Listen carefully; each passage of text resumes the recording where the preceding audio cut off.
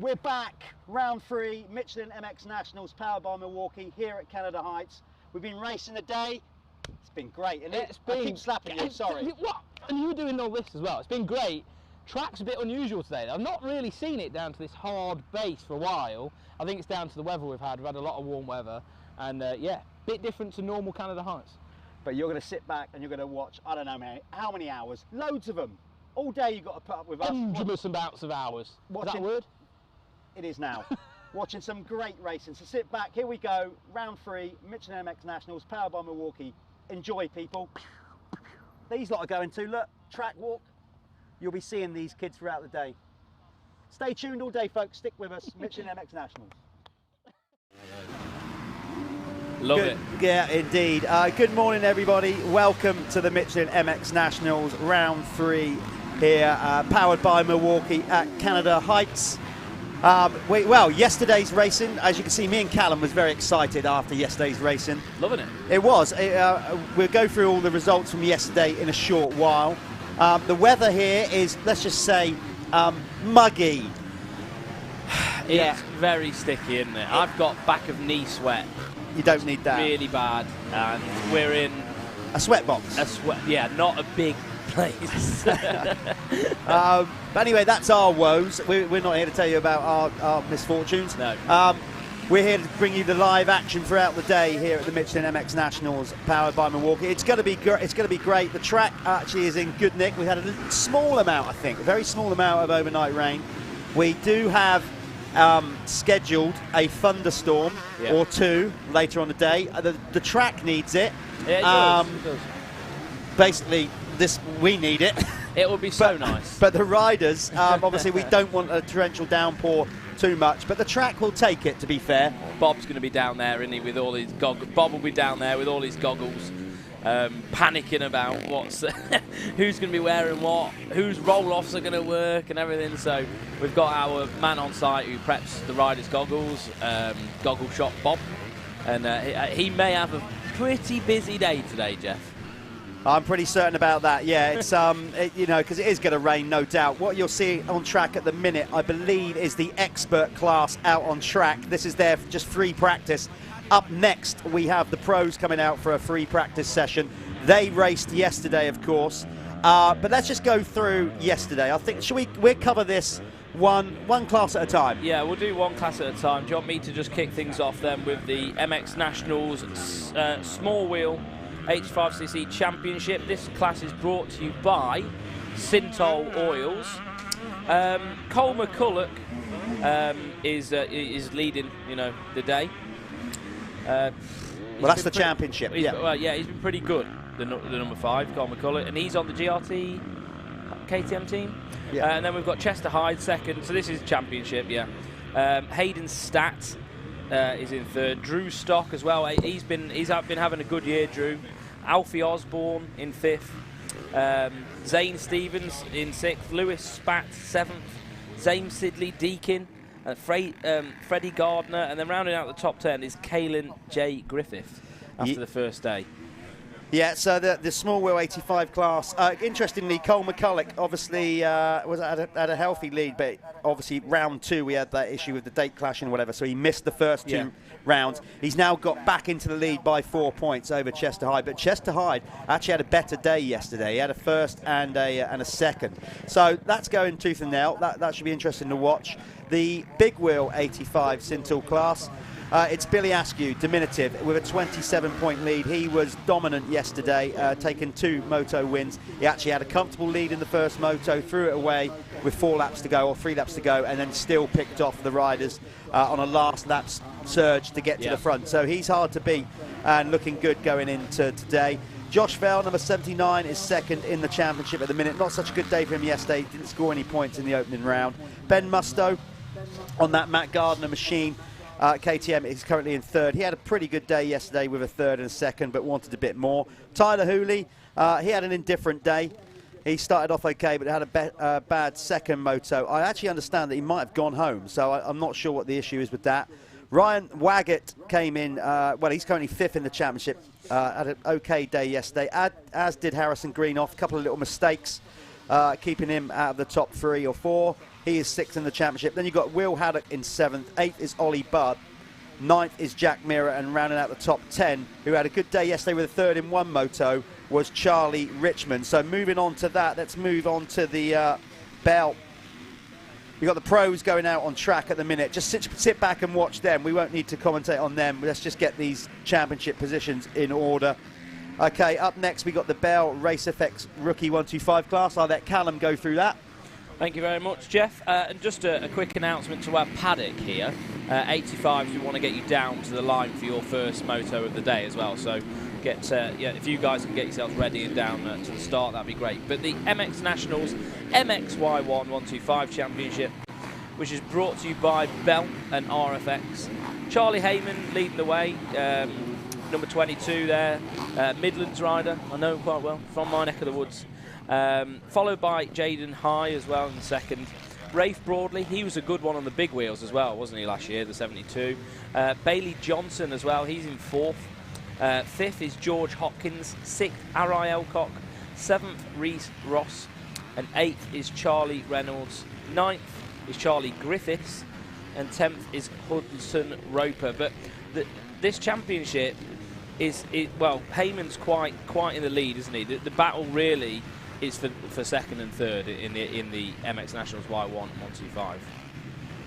Yeah, that's always a good one to watch. Remember, they're mixed in together with the MXY2 250 riders, which all the same age category, but scored separately within the race. So Alfie Jones is leading the 250 category. He had a great day yesterday, going 1-1 over Ben Clark to go back into the lead actually by 3 points. Because Alfie again was a rider that missed the first day at round 2 because of the subsequent date clash, competing in another championship. Ben Clark is now, like I said, back to second, 3 points behind. He took 2 seconds yesterday. Then Luca Pegg, he's in third, quite a ways back, 40 odd points back. Sam Atkinson was looking good yesterday. He's got some catching up to do as well on the Phoenix Tools Apico Kawasaki. Jude Morris, again another rider that's missed some races trying to catch up.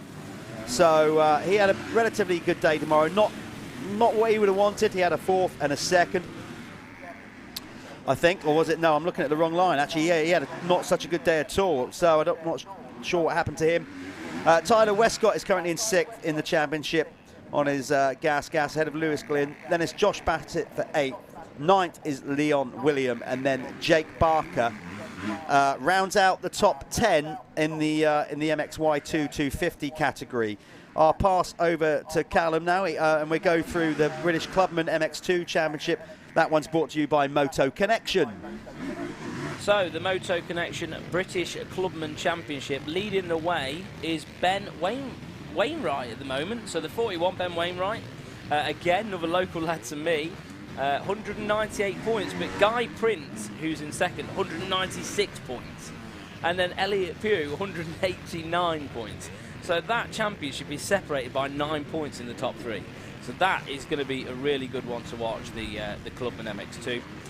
Daniel Schutt is in 4th, Mitch Collins 5th, Jamie Morteram in 6th, Ricky Roberts on the Suzuki there, number 111, I love a Suzuki, in 7th. 8th is Michael McAllister. 9th, Charlie West. 10th is Max Fletcher. But really, really tight, the front of that one, Jeff. It is indeed, yeah. It's well, across the board, the championship's just great. We keep saying it. It doesn't matter whether it's the pro class, the 85s, the Clubman. There's some real championship battles. As I said, just a few points in it. Here we are at round 3, and there's certain riders that haven't pulled away much at all. Moving into the Clubman MX1 Championship. These guys, again, brought to you by Moto Connection. We have basically got Alex Christopher and Ivan Kerr dicing it out. There's just 7 points between them in this one. So Alex Christopher has a lead of 2.26 ahead of Ivan Kerr on 2.19, 7 points. Matt Pocock had a blinder yesterday. Not only did he take his first MX Nationals race win, he then followed it up in the second moto with another race win. So look out for number 119 in the Clubman MX1. He's currently on course for a clean sweep. Jordan Andrews is in 4th, number 245. Then is Sam Cornwell in 5th. Charlie Green, who won a race earlier on in the year, if I remember rightly, round 1, I think. He's in 6th, ahead of Lee Tolan, the Acer United gas boss, who I saw on the deck yesterday. Sorry, Lee, bringing that up on the live stream. I think he was okay though, wasn't he? He did have a bit of a spill. Ashley Senior is in 8th. Carl Bennett, who was also on for a race win yesterday before throwing it down the track with 1 to go or something, he's in 9th, and Rory Watton is rounding out your top 10. Let's go into the Amateur MX2 class. Before then, though, we've just got an ad break, Jeff. Good call. I'm running you're on it. Schedule here, so you're running the show, mate. I'll just sit back, do what you have. Jeff was in his groove then, guys. I was, yeah. I was too. He was just going through it. I was too engrossed in the in the spreadsheets. Yeah. We're gonna throw this to an ad break now. Enjoy the adverts. Please support our sponsors, and I'll see you in a second.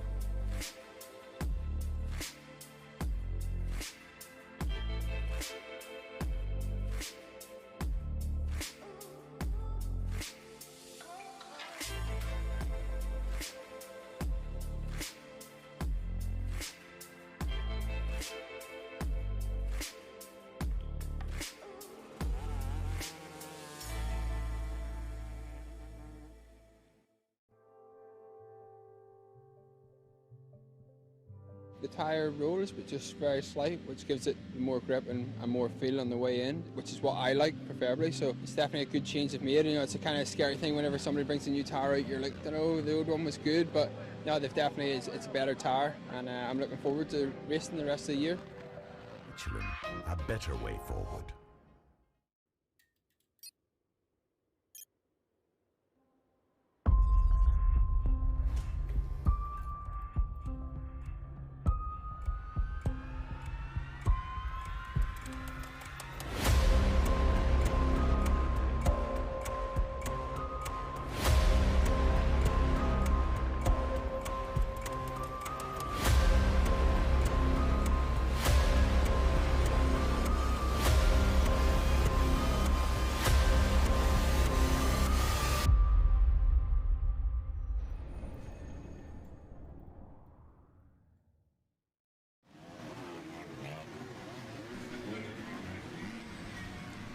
We good?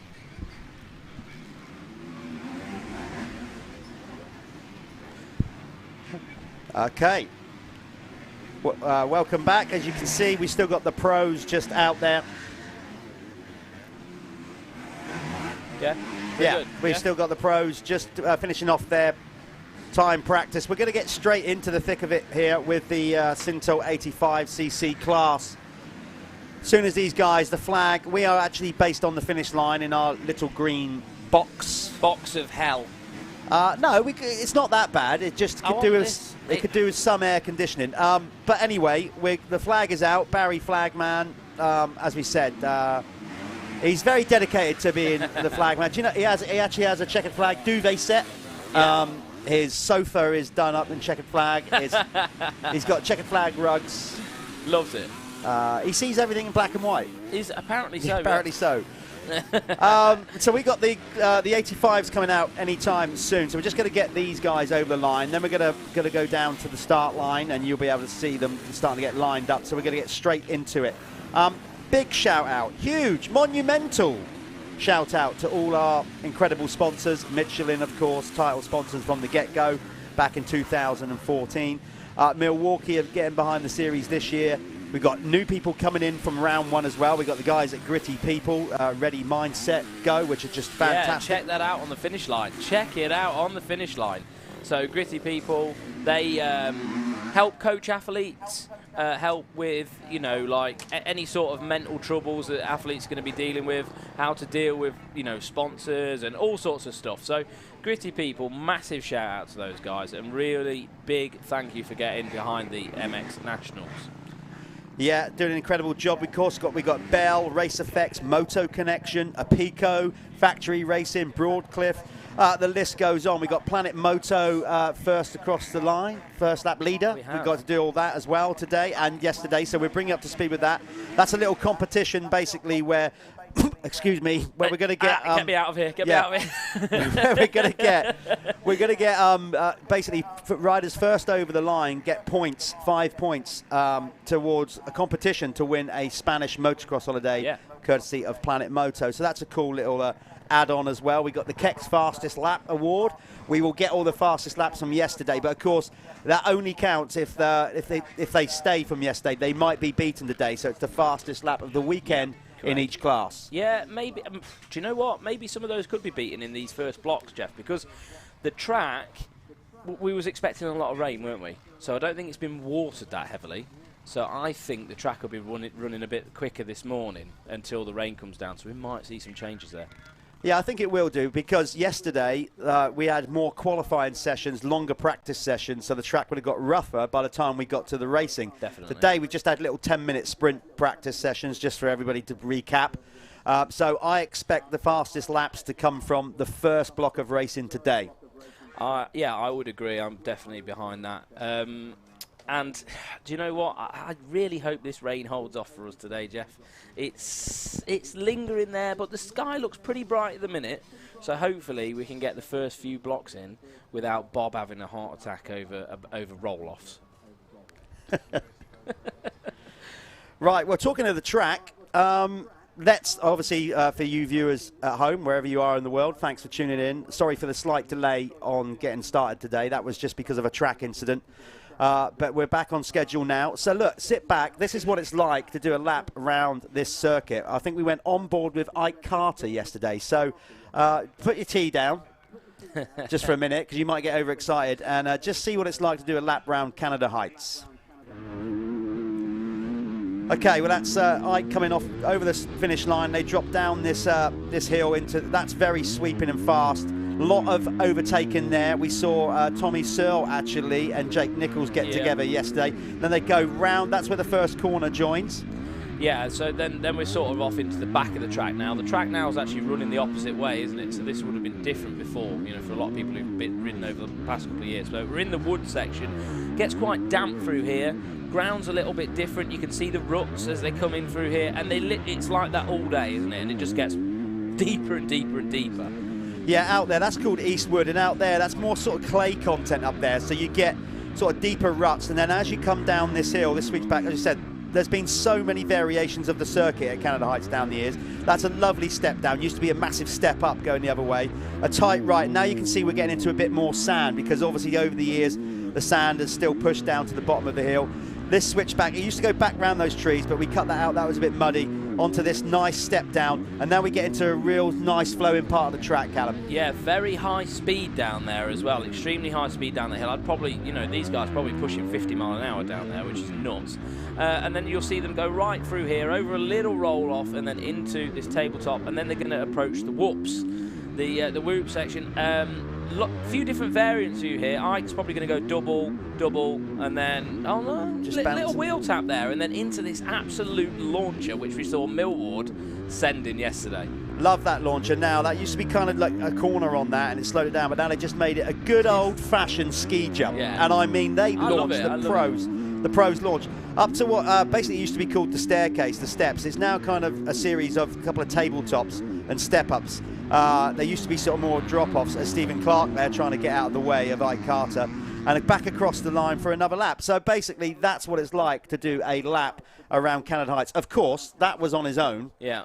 When it comes to racing, you've got dirt flying in your face, riders going everywhere, unless, of course, you pull the old holy, the whole shot. Yeah, and then you're just holding off the inevitable before you catch the back markers and have dirt and mud flying at your face. It's going to come anyway, whether you delay it or not.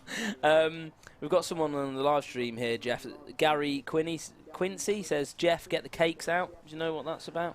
I think that's just obviously always everything I seem to do, whether it's a podcast, a man in the van, or whatever. There's always references to food. I became aware of this last night. I did another man in the van with Stu Edmonds, and again I ended up talking about food. It's what can I say? I love it. It's my passion, as nearly as equally as motocross. Talking about Stu Edmonds, did he manage to figure the front of his bike out?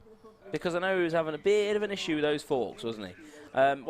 Wasn't too comfortable on the bike, and I know he went back to his practice fork. So, you got anything on that? Do you know what he didn't? He just said, to his credit, he didn't blame anything yesterday. He just said he rode pretty pants. Yeah. And he wants to turn it around today. So Stu Edmonds will be fired up in the pros. So I'm looking forward to seeing him, see if he can turn it around, because it wasn't the best day for him. I just heard the voice of God in my ear then. The producer's given us information, and it's just literally God stepping in. We've got the 85s lining up, haven't we? Look at that, number 5 on the GRT whole shot KTM there, leading the championship as well by just a smidge. Just a smidge in Cole McCulloch. Yeah, just a smidge now. But yeah, this is really tightening up in this 85 class. It's definitely one to get your eyes on. Yeah, the good thing about this, of course, is we've got different age categories, different size wheels, a big wheel and small wheel. So we've got all the best 85cc talent in one race. They are scored set, but we will bring you up to speed throughout the weekend. Again, apologies, we don't have the live timing. We've got an issue with that, but we have been categorically told we've got a new system in place for the next 2 rounds. Yay, that'll be good. Where are the next 2 rounds, Jeff? They are going to be, next up is Landrake on the 14th and 15th of August. Yeah. Now, we've had a bit of a change. We've had a bit of a change around, because the following week, on the 21st and 22nd, we are now going to Cusses. Which is going to be back-to-back weekends. But, oh, right. Okay, we're going to ads. All right. Oh, sorry. Well, we'll carry on in a moment. Please enjoy our sponsors and buy their products. See you in a minute. Sorry.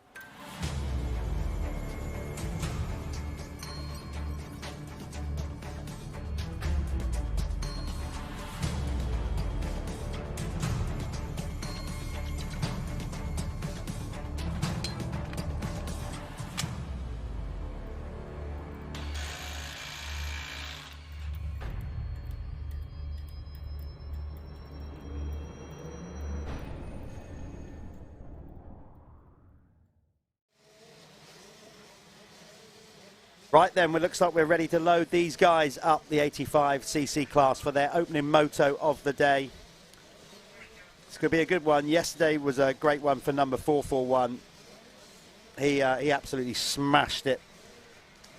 Billy Askew in the big wheels, taking both moto wins. Cole McCulloch had, like I said, a good day yesterday, but it was Chester Hyde, number 57, who took the a first and a second in the small wheels.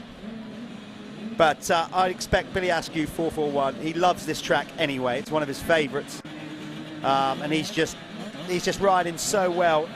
He's literally just got this.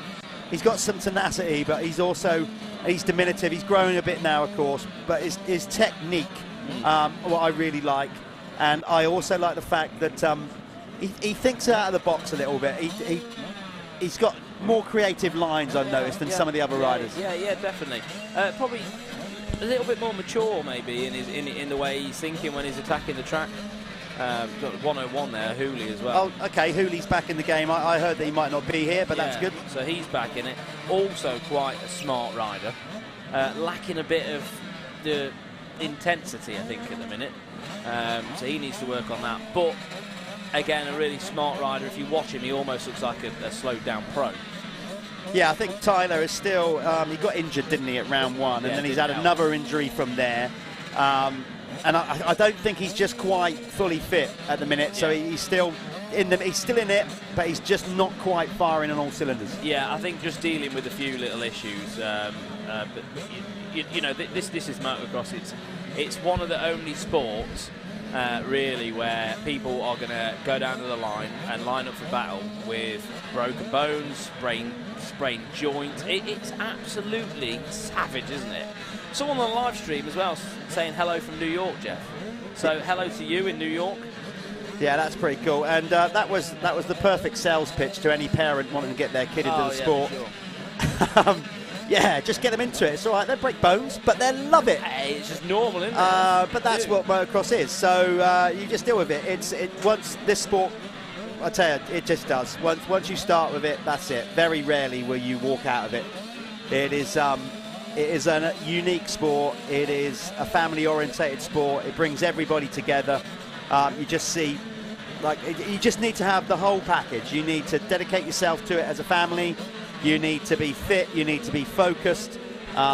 It is one of the most demanding sports in the world. But when it goes right, that's what makes it so very bloody gratifying. Yeah, definitely. But I think because of the hard work and everything it takes to be good, it just makes it that much more rewarding. A few people just going to mention on the stream here as well. Gutted I'm not with you guys this weekend, but watching from home, Team Michelin, that's Andy James. And also our man from New York, Jeff, is George Rosen. So George Rosen, hello to you. Sid's ready to go. Paul Lester Russell.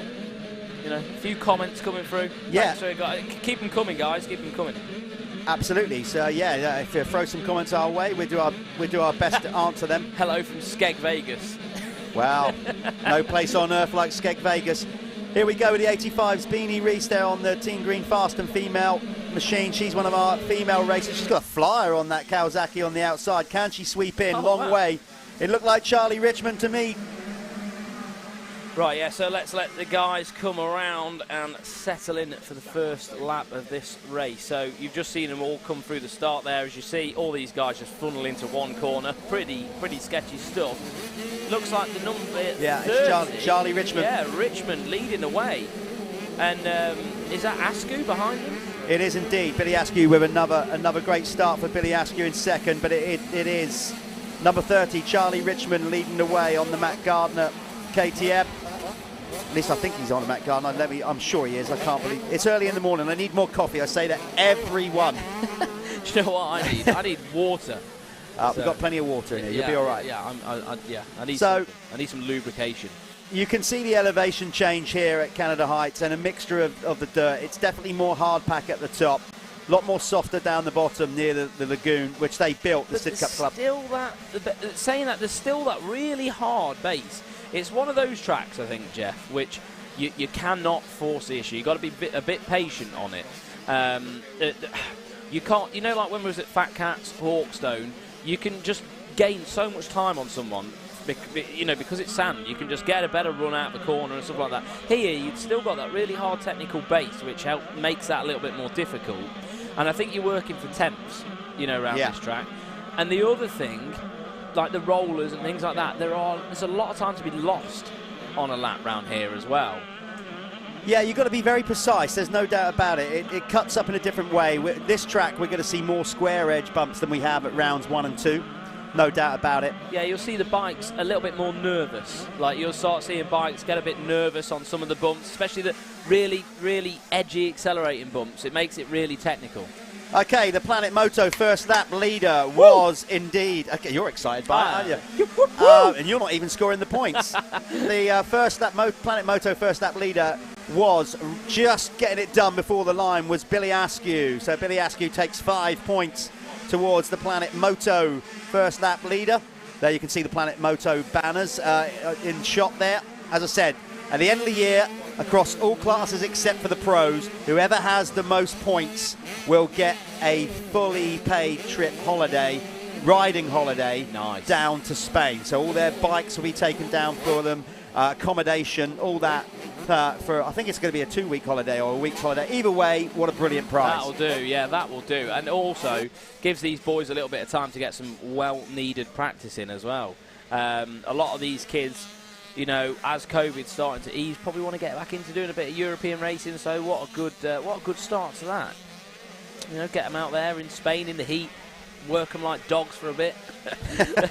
That'll be good. I tell you what, Askew looks really good, doesn't he, at the moment? Setting the pace in this one. Jeff's just going to get his timing and scoring up so we can see what's going on, see if we had any new fastest laps. But at the moment, Askew got a really clear track ahead of him, so he's just sort of going to have to manage this race. Just behind him, though, it's the number 30 still of Charlie Richmond. So Richmond in 10th place in our championship. So good start for Charlie, and he's also looking like he's in quite a comfortable spot on the track. Not too much pressure from behind him. I've seen Hooley now, I think, has got up to 3rd, though. Yeah, he has. It's so the running order last time across the line, which was basically the first lap round, the first, not quite full lap, but nearly. Billy Askew leads the big wheels. Charlie Richmond is in 2nd, ahead of 31 Will Haddock.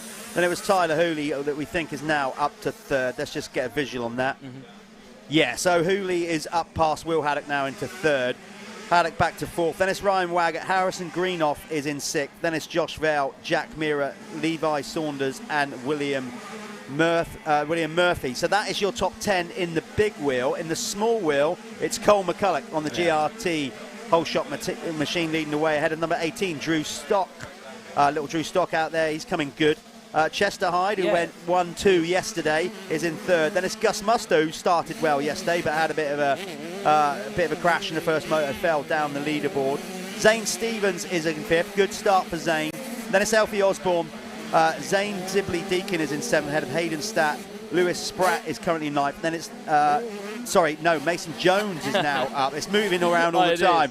And then Kalen J. Griffiths in 10th. That's your top 10 in both big wheel and small wheel. I'll tell you what, let's have a look at what Tyler Hooley's lap time's going to be this time around, because he has got around those guys, and look, he's pulled a right gap. So he's going to be getting right up to the back end of Charlie Richmond at any time now. So you see him there, the gas rider, 101, Tyler Hooley just going down the hill there into that really fast section of our track. Cole McCulloch, though, he looks good. And he's got some competition as well in front of him there. Cole obviously leading the championship by a long way. No, he's not. No, he's not anymore. It's only 3 points. 3 points. So Cole is going to have to... Oh, and a little kicker. That's what we were talking about. This track, you get all these little nooks and crannies that unsettle the bike. It's one of those circuits that you do have to just be that little bit more patient around. Oh, look at Cole McCulloch through absolutely flying. Look at that, sending that ski jump. Yeah. Into the little hole there that's formed. So Cole McCulloch moving up, like I said, leading his class, but making a move there on Will Haddock. Obviously, Will Haddock's on a big wheel, Cole on the small wheel. But just goes to show the speed that McCulloch's going at. Tyler Hooley is definitely closing in, I think, now. He's, I wouldn't say he's definitely closing in on your race leader, but he is pushing hard now, going for that 2nd spot and trying to pick off Charlie Richmond. And basically, trying to stop Billy Askew walking away with another one here. The track is, I'd say, in great nick. Just enough moisture in it at the minute. Yes, it's still hard underneath, but this is what Canada Heights is all about. You've got to read the terrain. You can't light it up too much in some corners. It's deceiving. It looks like it's nice and loamy. You think, yeah, I'm going to throw that in there, light it up, but it's hard underneath, and that's when you spin, hit hard edge bump, high side, all those kind of things. And we saw that a lot of the time, a lot yesterday, didn't we? You know, a lot of people having little incidents and stuff. Also, here another key factor is a lot of these riders will choose to run a paddle tyre for the start. Now, a paddle tyre, a scoop tyre, is what the guys would have used at Hawkstone Park. They'd have used it at Fat Cats as well on round 1. And the issue with the paddle tyre, because it's a scoop-shaped tyre, you don't have that sideways traction, or not with all of them. You don't have a lot of sideways traction. So, round this track, you're sort of using a scoop on the start to deal with the really deep, sandy bit down the bottom. And then as you get up into the woods on the clay, you're having to lose out a little bit. So it's yin and yang, isn't it, with the tyre choices? Yeah, all these little things, that's what makes motorsport so great, particularly motocross. There's so many differentials. Obviously, with our sport, compared with road racing, the margins are greater. You know, you've basically got in road racing, you gain a tenth, and it's a lot. But with motocross, you know, just from a rider error, you can comfortably, and poor line choice, you can lose 4 or 5 seconds a lap out of that, let alone how your suspension's set up, what gearing you got on, how fast your bike is, etc., etc. So there's a lot going on in a motocross race that can make a difference. Yeah, so up front now, there's a big battle going on for the lead of this race. So I'm sure the guys working the cameras can get the focus on the 101 of Tyler Hooley, and we can catch up with that.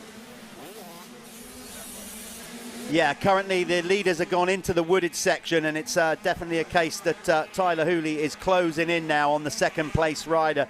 Big time, he's all over the back now. There's your race leader, 441 on screen, but just behind them is the battle for second and third between number 30, Charlie Richmond. They were just going to come into shot there, so it's tightening up at the top a bit. There's the race leader crossing over that lovely step down. This is the battle. Hooley's already through, so Hooley. And Hooley on a 1:58. Right. That's fast. So Hooley is running 1:58 lap times. No one else is anywhere near that. We've got a 2:01 from Charlie Richmond. Billy Askew, 2 minute dead. 2 minute 2.7. So, yeah, I mean, well, Tyler Hooley is on the charge at the minute. This is going to be good because Hooley has taken 2 seconds for the last 2 laps out of your race leader. He wants it. Absolutely wants it today. Didn't have a good day yesterday. Then look, I love some of the shots over these jumps. Those 2 big jumps down the hill. Brilliant. That's a great shot, TV, the way they pop back in. And Hooley looks so calm and relaxed, going for a roll-off in midair. These kids have got the funk. Launching that ski jump, he is going to close in. But Askew is a tough little cookie, and we've seen him under pressure before, and he just hasn't. He just doesn't fold. No, he doesn't. And Askew is, he's arguably one of the stronger riders in this class, isn't he? And look, these guys know how to deal with pressure, don't they? They know how to deal with pressure. Hooley's obviously going to put it onto him, and Askew, it'd be silly not to think that he isn't going to put it onto him. It's down to who can manage the track better, who can find better lines. If you look at the screen at the minute, you'll see that Hooley's opening the track up a bit more, carrying a bit more momentum, and I think at the minute you see everywhere just a little bit wider, staying out of those bumps, and really riding clean. Yeah, lovely technique from Tyler Hooley up round that, where it joins back onto the start. He had his knees gripping the bike really tight, had the bike bent over, but his body upright to counterbalance. Looks good. He is getting closer and closer, and Askew is definitely going to come under attack within the next lap or 2. Yeah, I think it's going to happen sooner rather than later. Hooley is looking very strong at the minute. Yesterday, I think he actually was riding with a flat front tyre. So he finished the last moto yesterday with a flat front tyre. I don't know where he came. Yeah, look at that style. Here it comes. Coming over there, and you see what he was doing with his goggles. He was just taking a little rip of the goggles there, which clears his lens for anyone who doesn't know why they're doing that. And that just gives the riders, a clear vision again. Look at the crowd, the fans up there getting into it. This is going to be a great battle between these two. right from the get-go here, round 3, day 2 of the Michelin MX Nationals powered by Milwaukee. We're getting straight into it with a cracking race. This is it. The Michelin MX Nationals providing just brilliant racing every round we go to.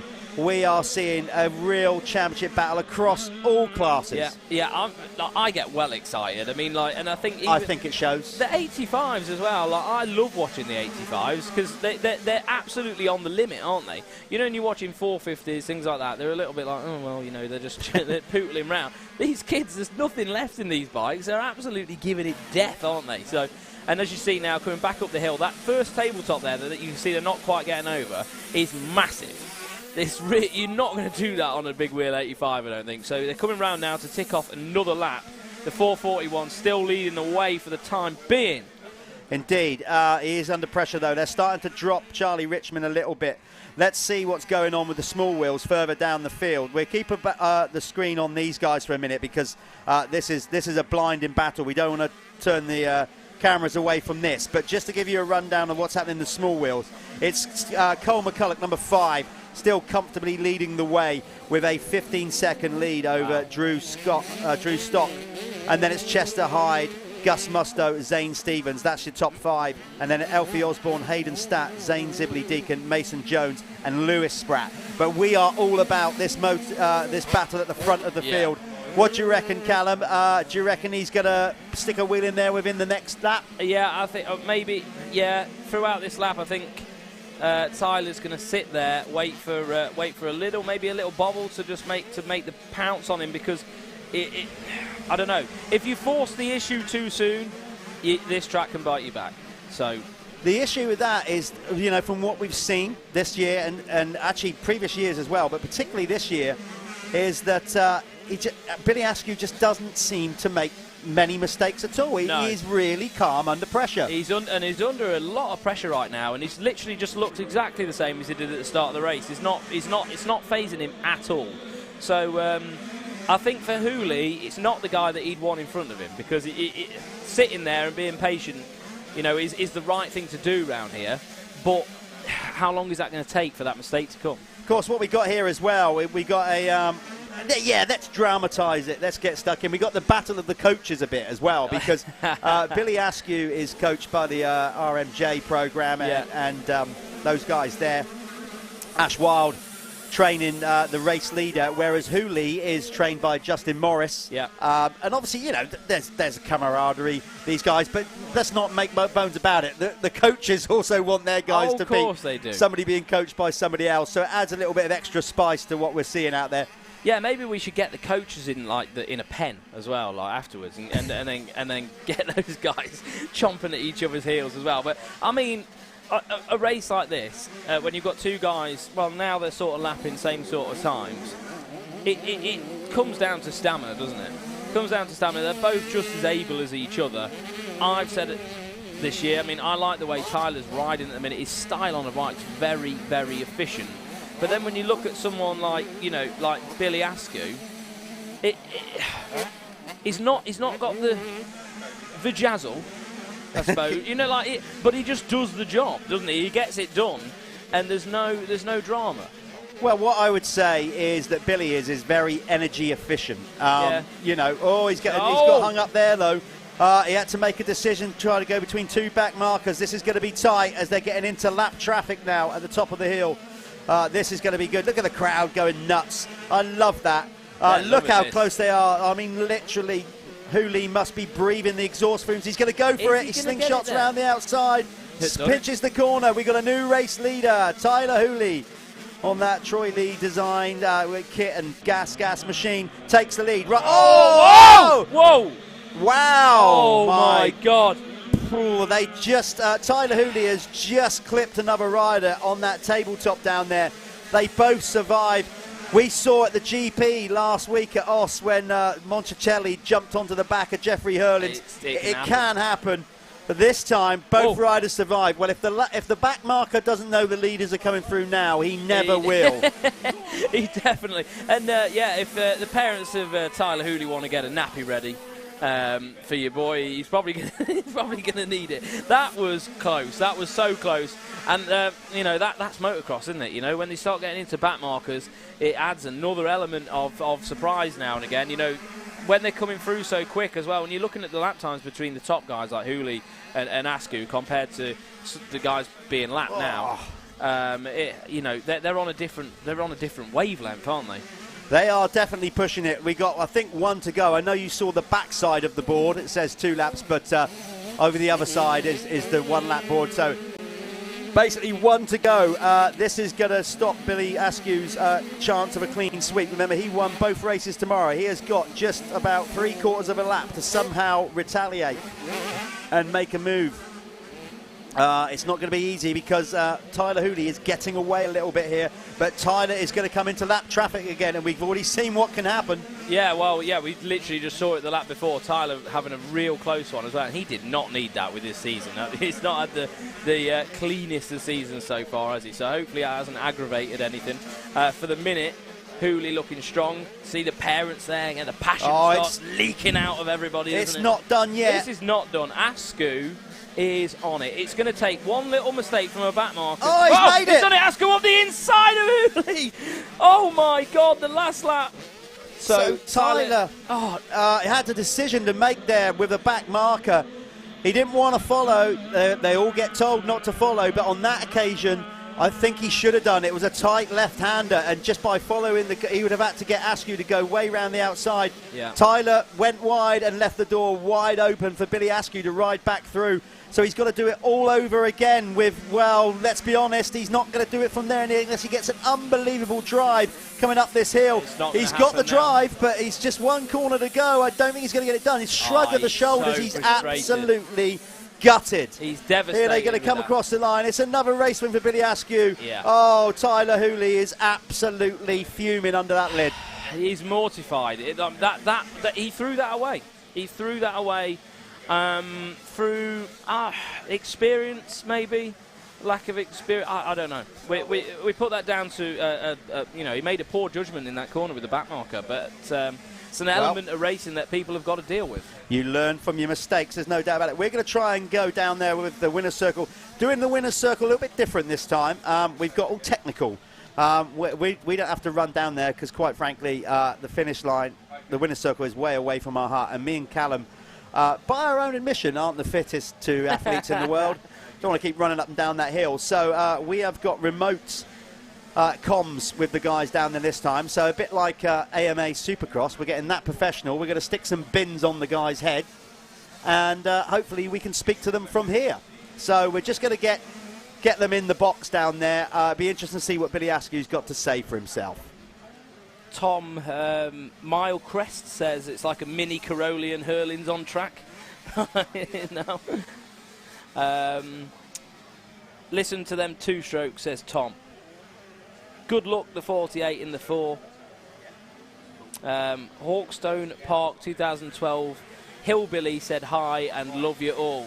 So if anyone's not watched the Hawkstone Park 2012 Hillbilly video, you probably want to go on YouTube and type in Hawkstone Park Hillbilly, and you will know who that guy is, and you'll probably want to follow him. Okay, we are. Hang on, I've just filled people in on Kyle Skipworth. Hawkstone Park 2012 Hillbilly said hi. Can you remember that video? How can you not remember? It went viral. We're going to try and get Billy Askew if he can hear us. Billy, can you hear me down there? Doesn't look like it. Billy, come in, Billy. He looks absolutely perplexed. No. Can you hear anybody? Yeah? Billy, just run us through. That was an amazing last lap. Did you think of the chance had gone and then he made that mistake? Oh, of course, got to get the branding on. Yeah, get the branding in. So, Billy, can you hear me down there? Just put your thumbs up if you can hear me, man. Oh, he doesn't want the hat on. He's got to look right. Can you hear me, Billy? Yeah. So tell us about that last lap. Just speak into the mic. Yeah. Did you think the chance had gone, and then were you surprised that Tyler went wide? No, I sort of when he got past the 1-2 grid, so, and I just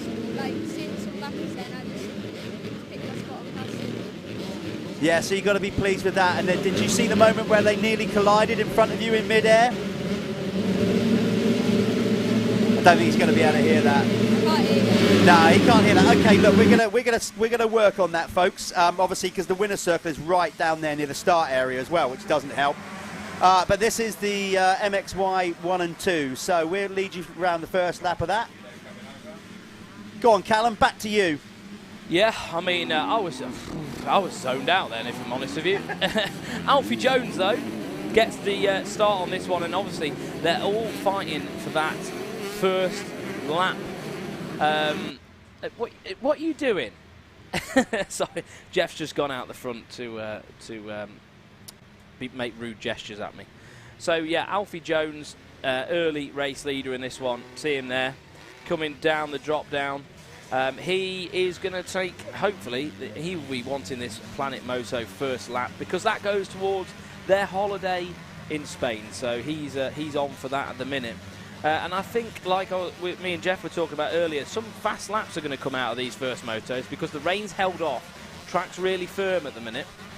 And I think that's going to add some speed to this circuit. So yeah, I think the pace today will be a little bit more, just due to how everything's going to develop until this thunderstorm comes in. And you can see the 22 there as well of Charlie Heyman. In third place at the minute, but he will be leading the MXY 1125s. However, Charlie Heyman, very competitive guy, very competitive family. He's going to want to get to the front of this round. Whoa! I just saw another landing on people thing happening. There was another mid-air collision. It's very dodgy. You've got to be. What's happened? Yeah, a lot of crashing.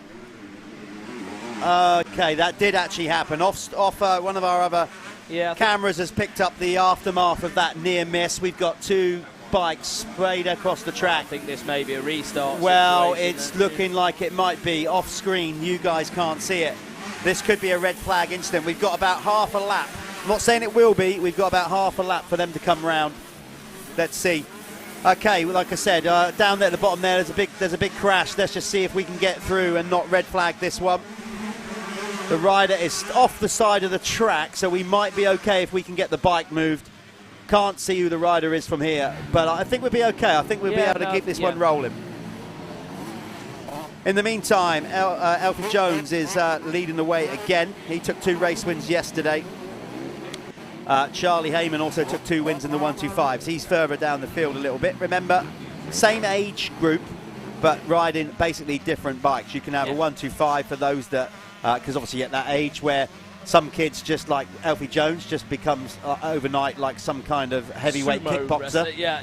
And then you've got more diminutive riders like Charlie Heyman and Rafe Broadley, who are now starting to, let's say, grow into their body. They get tall quick, but you know, they got muscles on their arms like elastic bands. So yeah, I think the 125 argument, it depends what you want to do, doesn't it, with your career. I think a lot of them held back on the 125s as well for the European racing, to hopefully go and do, like, obviously some of the EMX 125s, things like that. And then it does come down to your physicality as well. I mean, some kids are just too light for a 250F, and it's just no point, is it? You're just going to put yourself in a dangerous situation for no reason.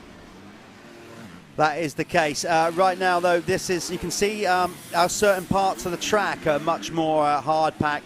That, if it doesn't rain, that will actually end up going blue groove, which is a term we use where you can always see the rubber being laid down. So this track has very much a bit of everything. Pretty, you know, like you definitely got some nice soft stuff. It's a very, very difficult track to get your settings right, your suspension as well, because you got varying types of bumps. Tyre choice, which Callum's already brought up. I don't think anybody feels. I don't think you can go around this circuit and just feel comfortable, unless you're like well in your groove. I think there's always going to be a bit where you're struggling, because no matter how you set your bike up, you can't set your bike up for sand and hard pack and square edge bumps and, you know, big flatlandy jumps and things like that. There's a lot of obstacles which do add to setting up the bike for this circuit. I think it comes down to a rider that can just adapt a bit more easily, and it isn't quite so sensitive sometimes. Let's do the running order. Just we're going to get Speed Hive here. By the way, if you're watching at home or here at the venue, just go on Speed Hive. It's an app on your phone. You get or your tablet or your computer, whatever you want to do. You can get live timing. So in the 125 category, not currently shown. We'll try and find him on track in a minute, actually, give him a bit of love. Charlie Heyman is leading the way ahead of number 72, local rider Rafe Broadley. Then it's Jack Taylor for third. George Hopkins is in fourth. Jacob Randall, number 89, in fifth. Then it's Liam Bennett for sixth. Seventh is Hudson Roper. Jaden Haig is eighth. Ninth, Reese Ross. Arai Elcock is in 10th. That's the 125s. They're normally, traditionally, buried a little bit further down the field. At the front of the field, Alfie Jones on the MXM KTM leading the way. I'll tell you what, Alfie Jones, he's having a good day, isn't he? A good weekend, really good weekend. Alfie's doing well. Jude Morris is in second. We've got a little bit of a rut going on here, haven't we? Little altercation there between two riders. Sam Atkinson on the Pico, Phoenix towards a Pico. We've got a red flag incident after all. Not sure what the red flag incident's before, but this will probably be a good opportunity for us to go to some adverts. We don't want to highlight any major issue here, so just bear with us. We'll find out. We'll come back to you and let you know why that race was red flagged. In the meantime, might be a good opportunity to go and make another brew. Yeah, or buy yourself some Michelin tyres. Yes.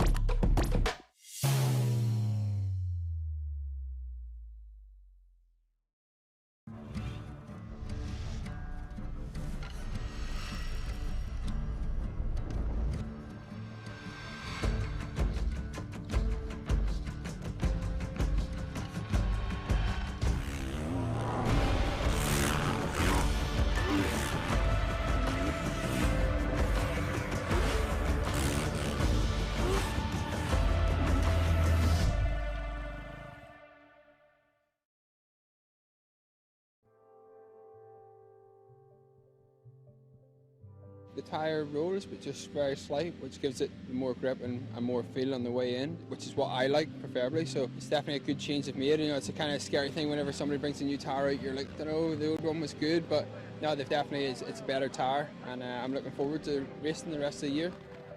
Michelin, a better way forward.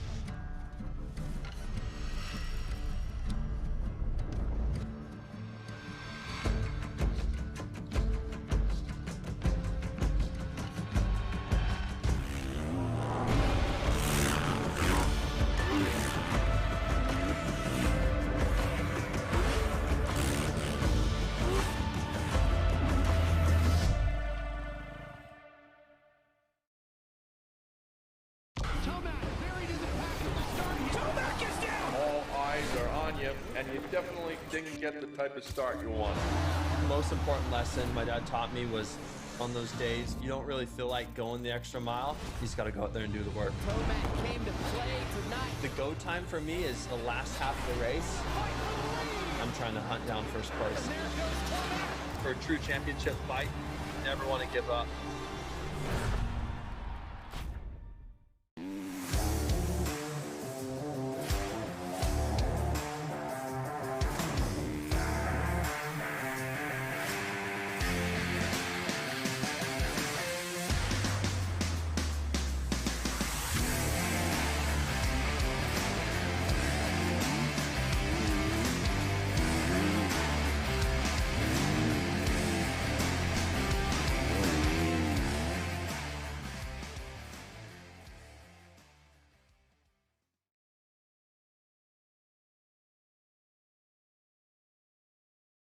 Great ride so far. I don't know if you know as much as championship rivals not having the best of races, but might well be an added surprise when he goes back to the pits. Of course, he has got half a lap to go. He just needs to keep his composure. The lead is looking very, very close indeed as we go up towards the central stadium section of the course here with those two.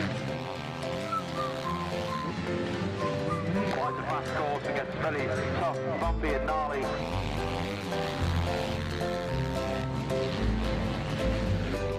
So now closing stages, and at the moment closing on victory.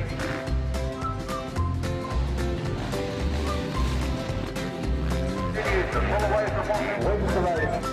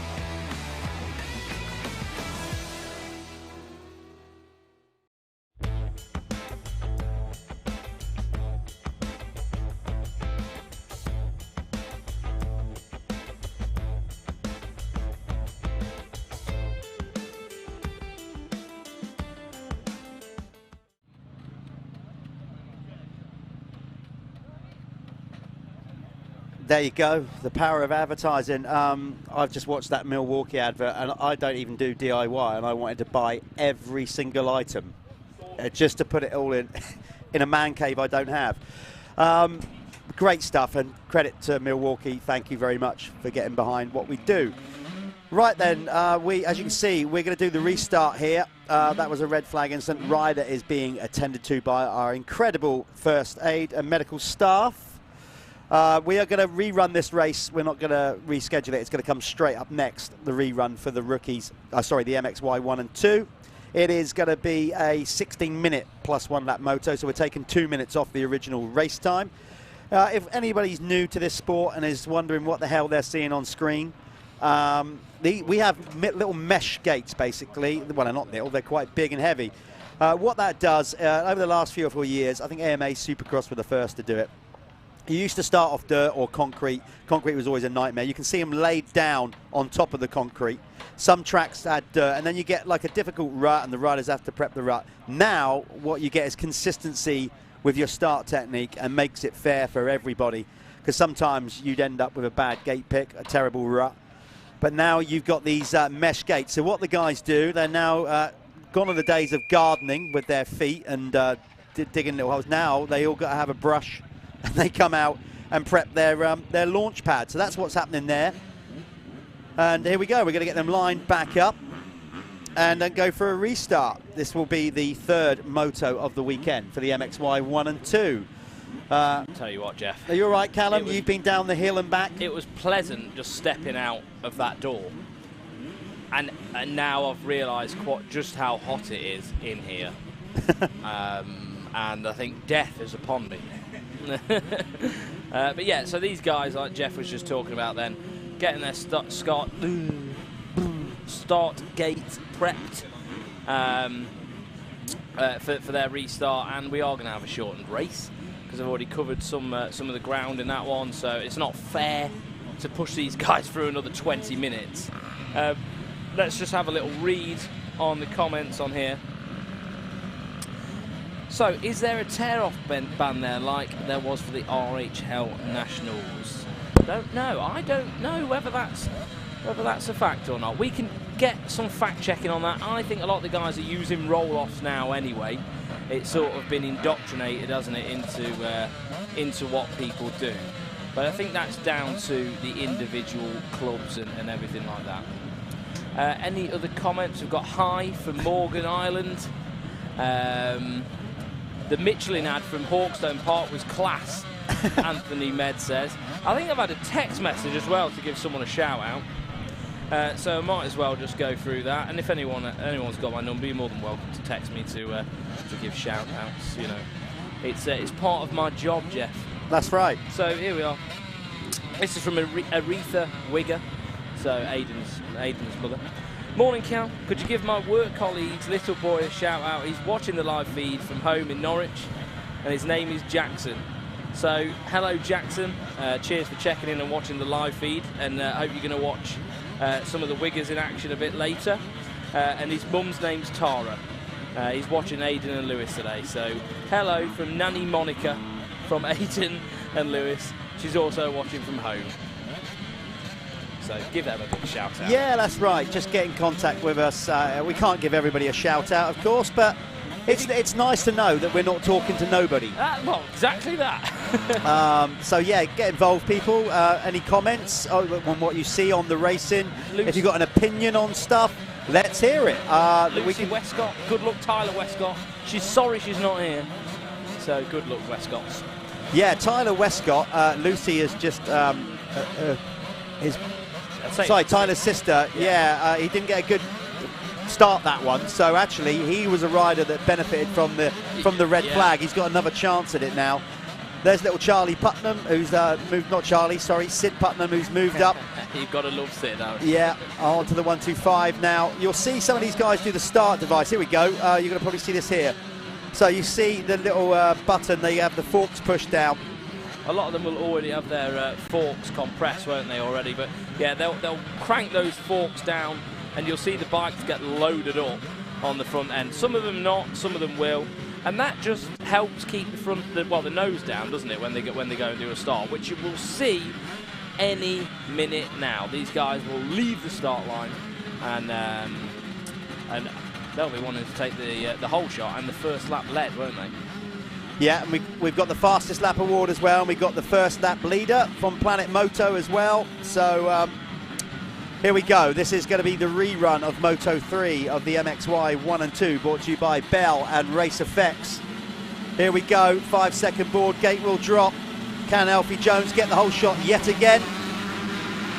Where is he? I can see him up the pipe. Yes, he's there again, controlling the race. So another whole shot from this time, though. Jude Morris already right on his tailpipe. Yeah, Alfie Jones was not going to want to let that go, was he? After that cracking start in race one, I'd say very important for him to just go out there and get that done again. So the 731 right where he needs to be, right at the start of this one. Looks like Rafe Broadley as well. A very good start from the 72, ahead of Charlie Heyman at the minute. Obviously, those two in competition with each other. Yeah, this is Rafe's local track. He knows his way around here, but he is coming good, very good. He is an arena cross champion on the 85s. And obviously, as I mentioned earlier on in the broadcast, he is now starting to fill out a little bit. Had a year on the 125 last year. He was quite small, maybe didn't have the strength to throw it around. But now he's growing up fast and coming good on that 125. I expect him to make Charlie work for this. You know, he won't be easy to pass. No, I think. But Charlie's right there alongside him already, so he's got to. Rafe's going to have to work hard to keep him behind. Yeah, I think if you're Rafe, it's important to just maybe show someone like Charlie that you've got that pace, even if it's just for the opening lap or 2 laps. Just match him.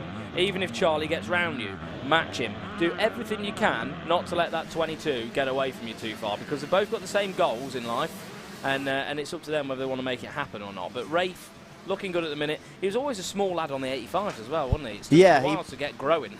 He was very good, obviously on the 85 with all the arena cross stuff, but there he goes. He went wide there, left the door open, and so the Heyman goes through. Yeah, the 101 of Jude Morris and Ben Clark, they're going to get a bit of a scrap going on as well, aren't they, for that second place? As you can see, you can probably hear, we've got the door open from the heart as the bikes go by. So sorry for the background noise on the live stream there, but we need to get a fan in here or something. It's ridiculous. Yeah. Ridiculously humid, but that's bad enough for us. So they will feel it out there, these guys. The humidity, of course, us Brits. Callum has just basically taken his top off, which is incredibly distracting. If those of you can remember that Reebok advert from, I think, the 90s, Belly is going to get you. He's currently staring at me. It's not a nice sight. But, you know, some ladies would love it. Hey, yeah, the dad bod's in fashion at the minute, Jeff. Okay.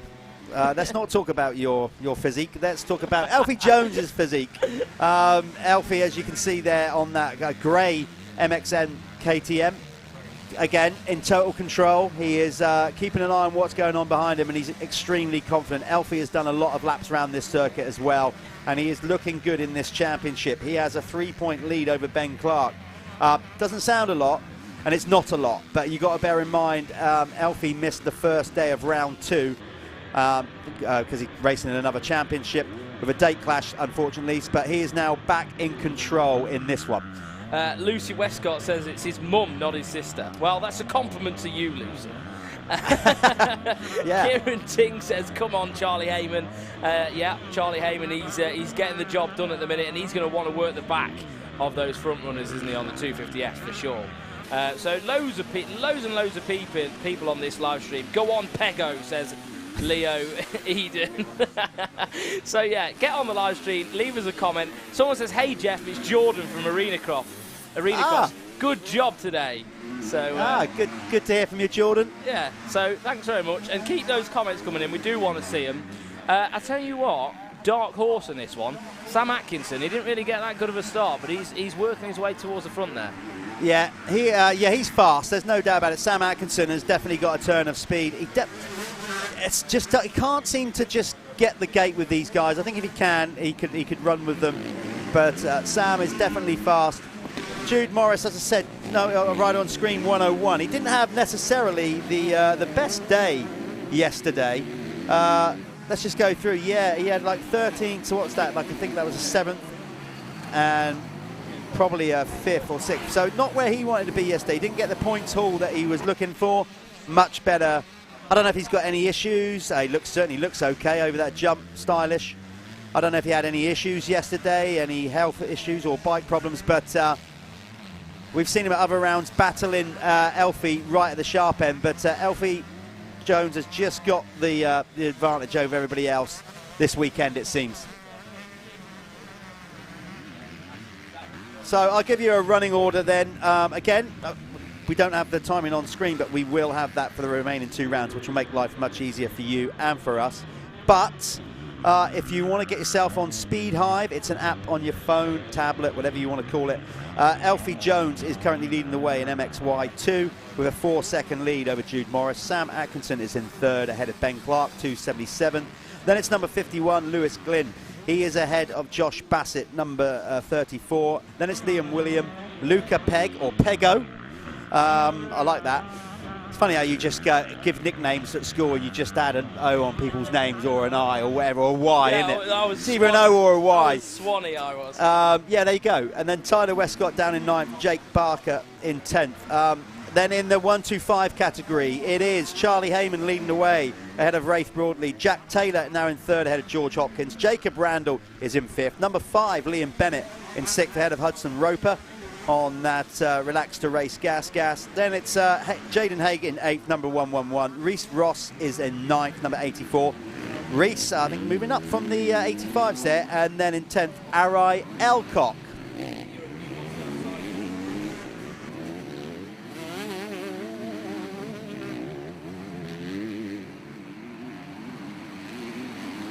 So Jeff's just been pinched away from me and taken outside. So you've got your eyes there on Ben Clark on that Husqvarna right now. So in the blue kit, Ben Clark, number 277. That was actually my old race number. So it looks like a faster version of myself, faster and slimmer version of myself going around at the minute.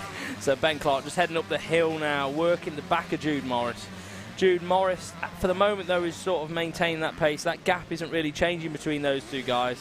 So, well, maybe last lap Ben may have took a few tenths out of Morris, but we'll have to see on that one. But I think this is the closest he's been so far. The 277 looking pretty good at the minute, and they'll be heading down into the back of the track where the rollers are. We see Heyman there as well, under a bit of pressure from Sam Atkinson. Obviously, they're not in the same race. Well, not obviously, but they're not in the same race.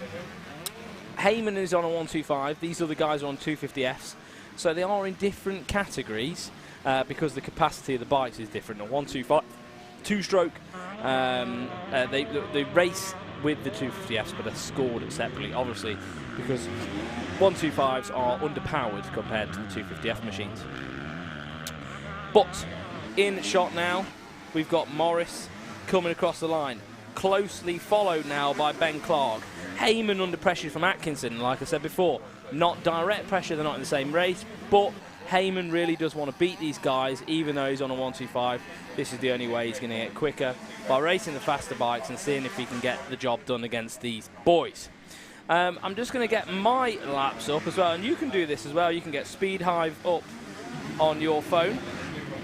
And while I'm doing that, I'd like to just wish Dan Bruff's youngest daughter, Laura, a happy 4th birthday. So happy 4th birthday to you, Laura. So thanks very much for that. So Dan just sent me that message. If anyone wants a shout out like that, then just ask. Just text me or message the stream. I'm just going to get my laps up now, and you can do this on your phone as well. Heyman is leading the 125s. Lap time 1:57. Fast lap time, that is, from the number 22. Broadly just behind him, and they're all on 2 minutes or above behind Heyman. So 1:57, he's definitely on pace, and yeah, he's working these 250F boys at the minute. If we just switch to the 250 class, I might as well run through the top 10. So Alfie Jones leading the way, followed by the 101 of Jude Morris. Ben Clark, as you see there on screen, the 277 in 3rd. Sam Atkinson on the Phoenix Tools Kawasaki behind Heyman on the screen. He's in 4th. Luca Pegg 5th. Lewis Glynn 6th. Leon Williams 7th. Tyler Westcott in 8th. 9th is Josh Bassett. Jake Barker in 10th. In the 125s, obviously, we've got Heyman leading the way, followed by the 72 of Rafe Broadley. Jack Taylor in 3rd. George Hopkins in 4th at the moment. Arai Elcock rounding out the top 5. Charlie Reynolds is 6th. Hudson Roper 7th. Charlie Griffith is 8th. Ty Jones 9th. And Liam Bennett rounding out the top 10. There you go, Callum. You're back, aren't you, mate? I'm back. Little team debrief there on a few little other things happening we got to sort out here. I would like to, at this moment, as well as we're in this class, give a big shout out to Jamie Luffman. Jamie in this class got injured yesterday, quite badly. We understand that he's broken his hip. I had a message from his dad this morning, actually. So listen, he's going to be out for about 8 weeks or more. So we wish Jamie Luffman all the best with his recovery. Jamie, I'm not sure what condition you're in. You might be watching this from your hospital bed today, not where you want to be, but either way, our best wishes go out to you and the Luffman family, and we hope to see you back next year. I'm not sure, you probably won't be able to make the remaining 2-3 rounds of this championship, but hopefully you'll heal well and be back with us next year. Right, so back to this one. Jude Morris doing his best to try and keep Alfie Jones in check, but he is not. If anything, Alfie's getting away, and he's coming under pressure from Ben Clark, who Ben Clark's having a good ride here. Yeah. He is, he's battling for this championship. He's only 3 points behind Alfie coming into today. I say he's been really, really smooth in this race. There's not been a lot of change up the front there. Atkinson still not being able to do anything on the Heyman either. So Ben Clark, he's in the driving seat at the moment at 277, I think, because he can just sort of pace himself around, you know, behind Jude Morris. Jude Morris, is he a direct threat to his championship hopes? I don't think he is he? So I think you know, Ben Clark is in a comfortable spot. Obviously, he's going to want to work up to the back of Alfie Jones because he doesn't want Jones getting, you know, running away in the points because there's only 3 in it at the moment. Yeah, Alfie Jones has a 3-point lead going into this race. Obviously, he's going to pull away a bit more now.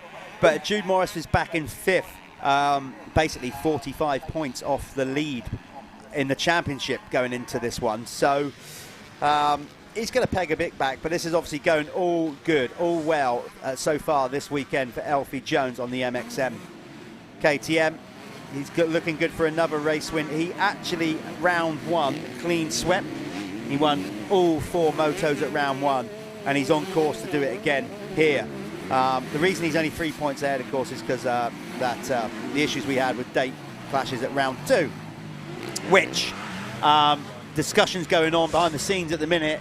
It looks like we will be able to resolve these date clashes going forward, because it looks like we're going to be switching federations and returning to the ACU going forward, which will, of course... Oh, I didn't think that was going to come out of your mouth. Well, there you go. Is this official statement? I don't think, well, it's official. It's certainly been mentioned in the press release overnight about the date change for for round 5. So I think I'm allowed to say that. Too late. I just have anyway.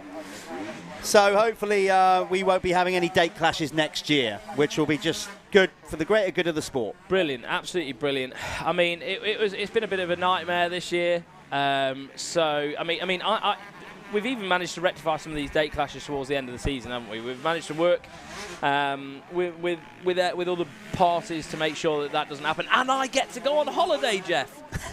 Very excited about that. And Jeff gets to plan a stag do, don't you? You got a stag weekend. I have got a stag weekend to organise. Yeah. It's all going on, isn't it? It is all going on. You saw the Michelin man there standing proud, just like Jeff will be on his stag do. I think my weekend will have more wear and tear. My weekend off will have more wear and tear on me than anything else. It'll be good though, I'm sure. But yes, so that's what's happening. So round 4 of this championship is going to be on the 14th and 15th down at Landrake Motor Park in Cornwall. And then the week later now, we go with round 5 at Cusses Course. And of course, the Straight River. Oh, I cannot wait to be dressed as Spider-Man again. Not. And then a week after, Tenerife. I'll bring that live from beaches of the Canary Islands, where I'll be rocking the dad bod. So, leading the way, we've still got Alfie Jones in this one.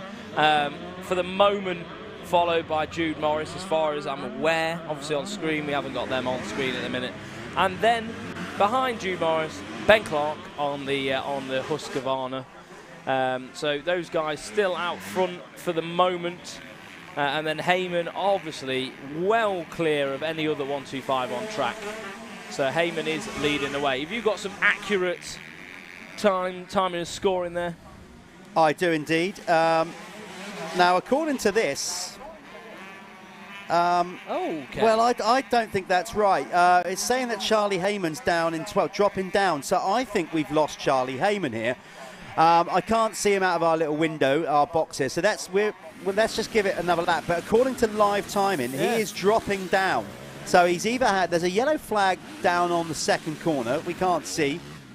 But it's showing on our timing. On our screen here. Well, there he is there. So he's still... It's just about to come through the lap scoring now. So if that doesn't tick off, we've lost a transponder, not Heyman. Well, he's now in front of the race leader, Alfie Jones. Now, I don't think he would have caught and overtaken Alfie Jones. So I think he's going to be nearly a lap down here. He's just going to get lapped. I think he has been off the bike here. Yeah, it's so basically Jack Taylor, 22, wild card, is leading the way. In the 125s now ahead of Rafe Broadley. That pushes everybody up. George Hopkins up to 3rd. Ari Alcock 4th. Charlie Reynolds is now in 5th ahead of Ty Jones. Charlie Griffiths is currently in 7th. Liam Bennett number 5 in 8th. Then it's Hudson Roper. So yeah, Reese Ross in 10th.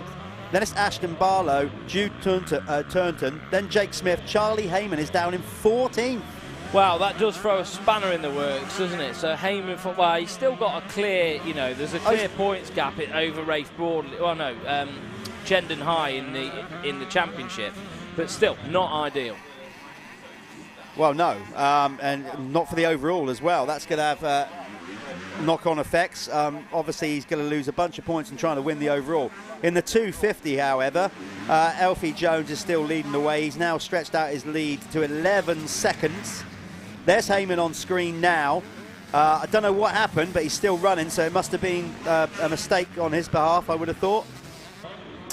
Jude Morris in second still, Ben Clark third, Sam Atkinson. Tyler Westcott is now 202 on the Planet Moto. Gas is now up to fifth, ahead of Lewis Glynn.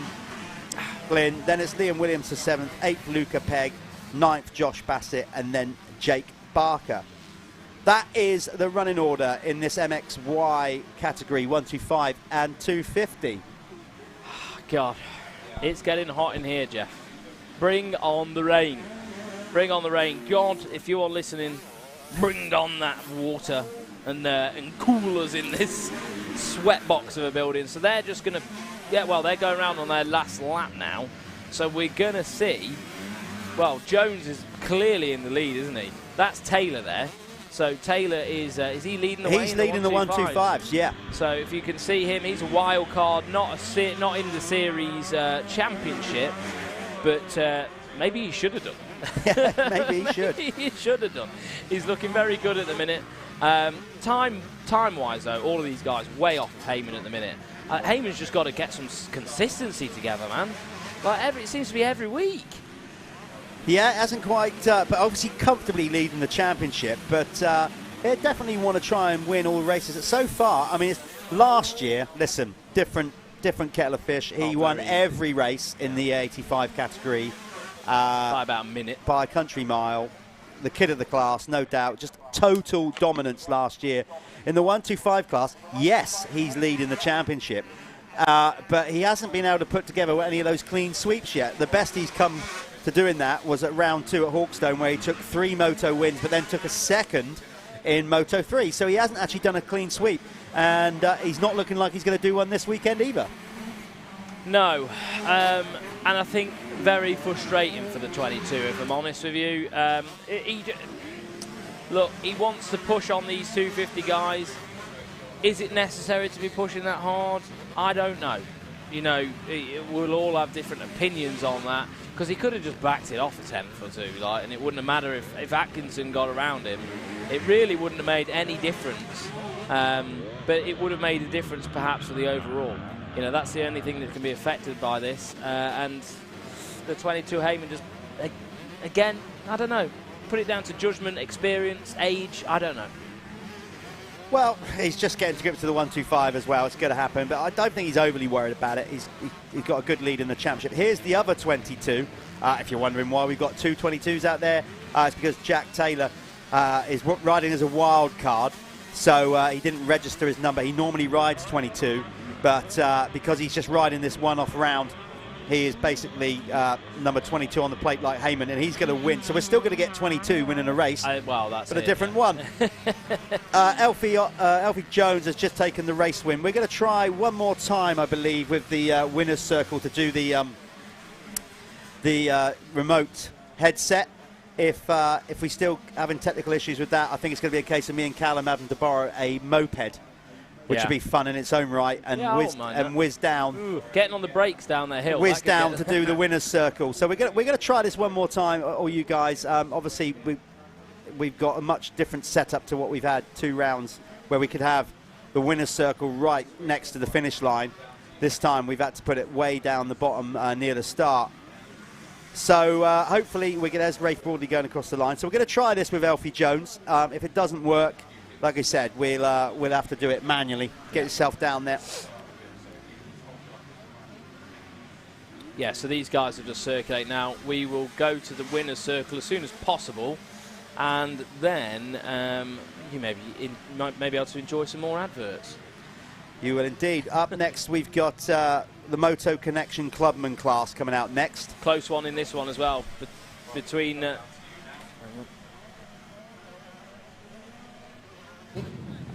Okay, Elfie, just put your thumb up if you can hear me. Okay.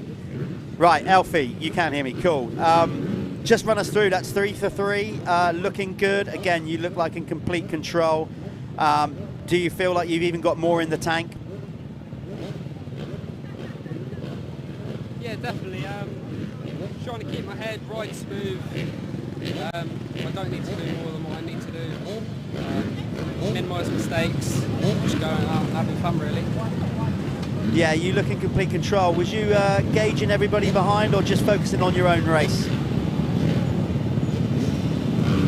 I was just focusing on my own race, hitting my markers, being as precise as possible, and yeah. Good stuff. Just give us a shout out. Obviously, I see a load of sponsors on your top. Want to give them a shout out? Yeah, definitely. I'd like to thank Tech Limited, SHJ, Commercial Lettings, Shore Haulage, Hard Jewellery, Grip and Roll Goggles, CI Sport, Alpine Star UK, Middlesex Max, sorting out with the bike this year. So Rocket, about 4 out of 4 whole shots so far. So yeah, thank you for everyone who makes it happen. Good stuff, Alfie. We'll probably, the way it's going, we'll probably see you again in a couple of hours back in the winner's circle. Nice one.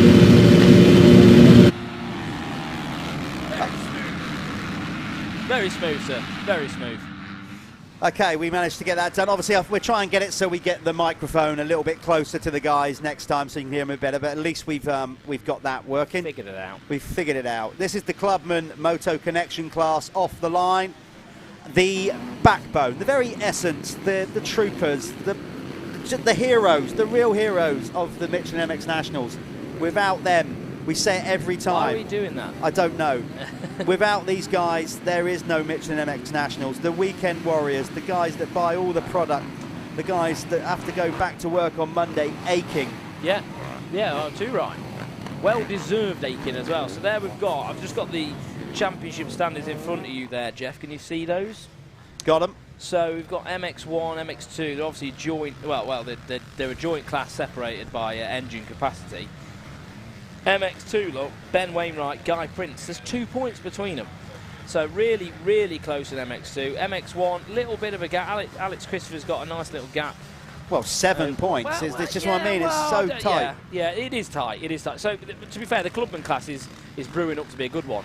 Jack Taylor looks good this weekend as well. He's had a bit of a mare. So Jack Taylor on the gas, I think it was in second there. Father owns K-Tech suspension, but he's had a nightmare all year. So, you know, look, he's in 12th in the championship. Absolute nightmare. So he's having a good weekend, and I think he did well yesterday as well. You got the race leader, Alex Christopher, so consistent. Let me just run through where he's at race-wise with the Clubman MX1 championship. He's leading the championship 7 points. Now, with this level of consistency, you would have thought that his points lead would be bigger. This is the results he's had up to this point. He's gone first, second, first, second, third, first, second, fourth, and he has a 7-point lead because Ivan Kerr is like not obviously matching him blow for blow, but not far off. Not far off. So Alex Kerr in second, number 45. And then we got Matt Pocock gaining points now because Matt Pocock, number 119 of the Pocock Racing Dynasty, took his first race win yesterday and then went and backed it up with a second. So a second moto win. So Matty is looking good for the overall here. And only 21 points behind the leader. So if Matt Pocock can carry that momentum into the next 3 rounds, have a good day today, you know, get Landrake out of the way. Nice result there. We could be into for a battle, a three-way battle for the win in this Clubman MX1 class, which is nuts, absolutely nuts. Yeah, that will be good. Christopher again getting away here, but we're trying to find Alex Kerr because Ivan Kerr, can't see him out there. He took yesterday, he took 2/3, and he's not showing that high up at the minute, so he's going to lose more points here. But Pocock yesterday was like just resurgent. It just was really strong throughout the motos and then came really good halfway through. So I don't know if Matty has been training more or getting more advice from obviously brothers, you know, like Matt and Brad, who Mel and Brad, that raced British Championship high level. Of course, Mel Pocock won a European Championship as well. Very Mel well Pocock, I qualified. would like to point out Mel Pocock Jr., not Senior. Mel Pocock Senior has done a lot of great things, but he didn't win an EMX 250 Championship. He did not. So yeah, these guys, Pocock family, just been around the sport so long, and it's great to see Matty out there now coming into his own. Just looking at MX2 now, so last time across the line, Guy Prince came across in second. Obviously that's quite important for the championship because he's only 2 points behind Ben Wainwright. So Guy Prince, and I can see him there, I think the 232 may have just got around him, so a bit of, no, he's in a different class. So Guy Prince still in second in that one, and Ben Wainwright all the way back in 6th last time around. As they're coming through now, can just see Ben Wainwright cross the line. You can see him on screen there, the 41, still in 6th place. So, for the moment, Jeffero, Guy Prince is now our championship leader in MX2. Yeah, it's now saying on my timing that Jake Taylor is leading the Clubman MX2. So I'm not sure what's happening there. Yeah, he is. He is, there you go. Yeah, right, yeah. okay, so yeah, so Guy Prince is in second. Guy took a race win yesterday anyway. So a quick running order then of the Clubman classes, top 10. In MX1 is your race leader, 240, Alex Christopher leading the way. Then it's Charlie Green, Matt Pocock now up to 3rd, ahead of Colby Walker. Ivan Kerr starting to make a move now into 5th, ahead of Ashley Senior. Then it's Jordan Ambler for 7th, Rory Watton is in 8th, then Carl Bennett for 9th, Jordan Andrews in 10th. In the MX1 category. In Clubman MX2, it's Jake Taylor leading the way, ahead of Guy Prince, number 141. Then 111, Ricky Roberts in 3rd, ahead of Charlie West. 5th position is number 6, Max Fletcher. Then it's Ben Wainwright. Elliot Pugh is in 7th, 8th, Daniel Shutt. 9th is number 99, Matthew Fuller. And then currently in 10th is Jack Colley. There we are. It's tightening up at the front of these championships, isn't it?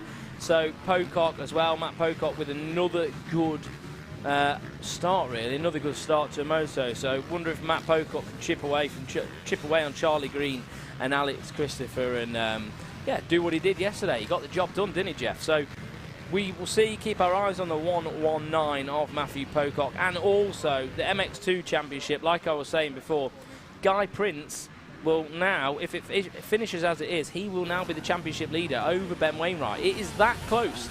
It's going to change moto to moto going through this, which is just really cool to see. And it's also good to see the 269 of Jake Taylor getting a good start for once and actually running a good meeting. It's been a bit of a struggle for him all year. So, and Ben Wainwright, I'm just looking at him, 41, really struggling to make any headway at the minute, Jeff. Yeah, I mean, he was really dominant. Well, not dominant. Well, he was actually. He won a lot of races, didn't he, at Fat Cat round 1 and looked good. But and he was good at Hawkstone. So maybe like a slightly harder packed circuits and not really Ben's thing. You know, maybe he prefers sand tracks. Of course, this has got sand down the bottom, but it's got a hard surface underneath, which we've spoken about. It works more like a hard pack track, doesn't it? So, especially today. Especially today, yeah. I mean, well, it's holding up well. We were meant to be getting this like thunderstorm that's scheduled around lunchtime. Still no sign of it yet. The track will hold it. We'll get through this now. The race won't be cancelled from here on in. It would take a thunderstorm of almost biblical, you know, Noah's Ten Ark. Commandment, Noah's Ark type stuff to stop us getting through the day. You can imagine Neil, couldn't you, in Noah's Ark, just rowing along. I could just I think we're going to be all right with that. Yeah, so if we do get the rain, I'm sure we'll get through the schedule, no problem. Love some of these Clubman riders. There's a rider out there. I'm looking forward to seeing him on screen again. I didn't quite catch the number, but he's on a Kawasaki, and I love the fact he's just keeping it real. No graphics, the good old-fashioned way. No backgrounds, just numbers straight onto the plastics. Wheelie bin numbers. Yeah, wheelie bin numbers. That was the way, wasn't it? That was the way of the world. Even if going back to when I first started riding, mid-2000s, that's what it was. You got your bike, you stuck wheelie bin numbers on it that you got from Halfords, job done. That was it, and they were away, go racing. I remember my first bike being like that. It was like that for years. Number 27 I was, Jeff.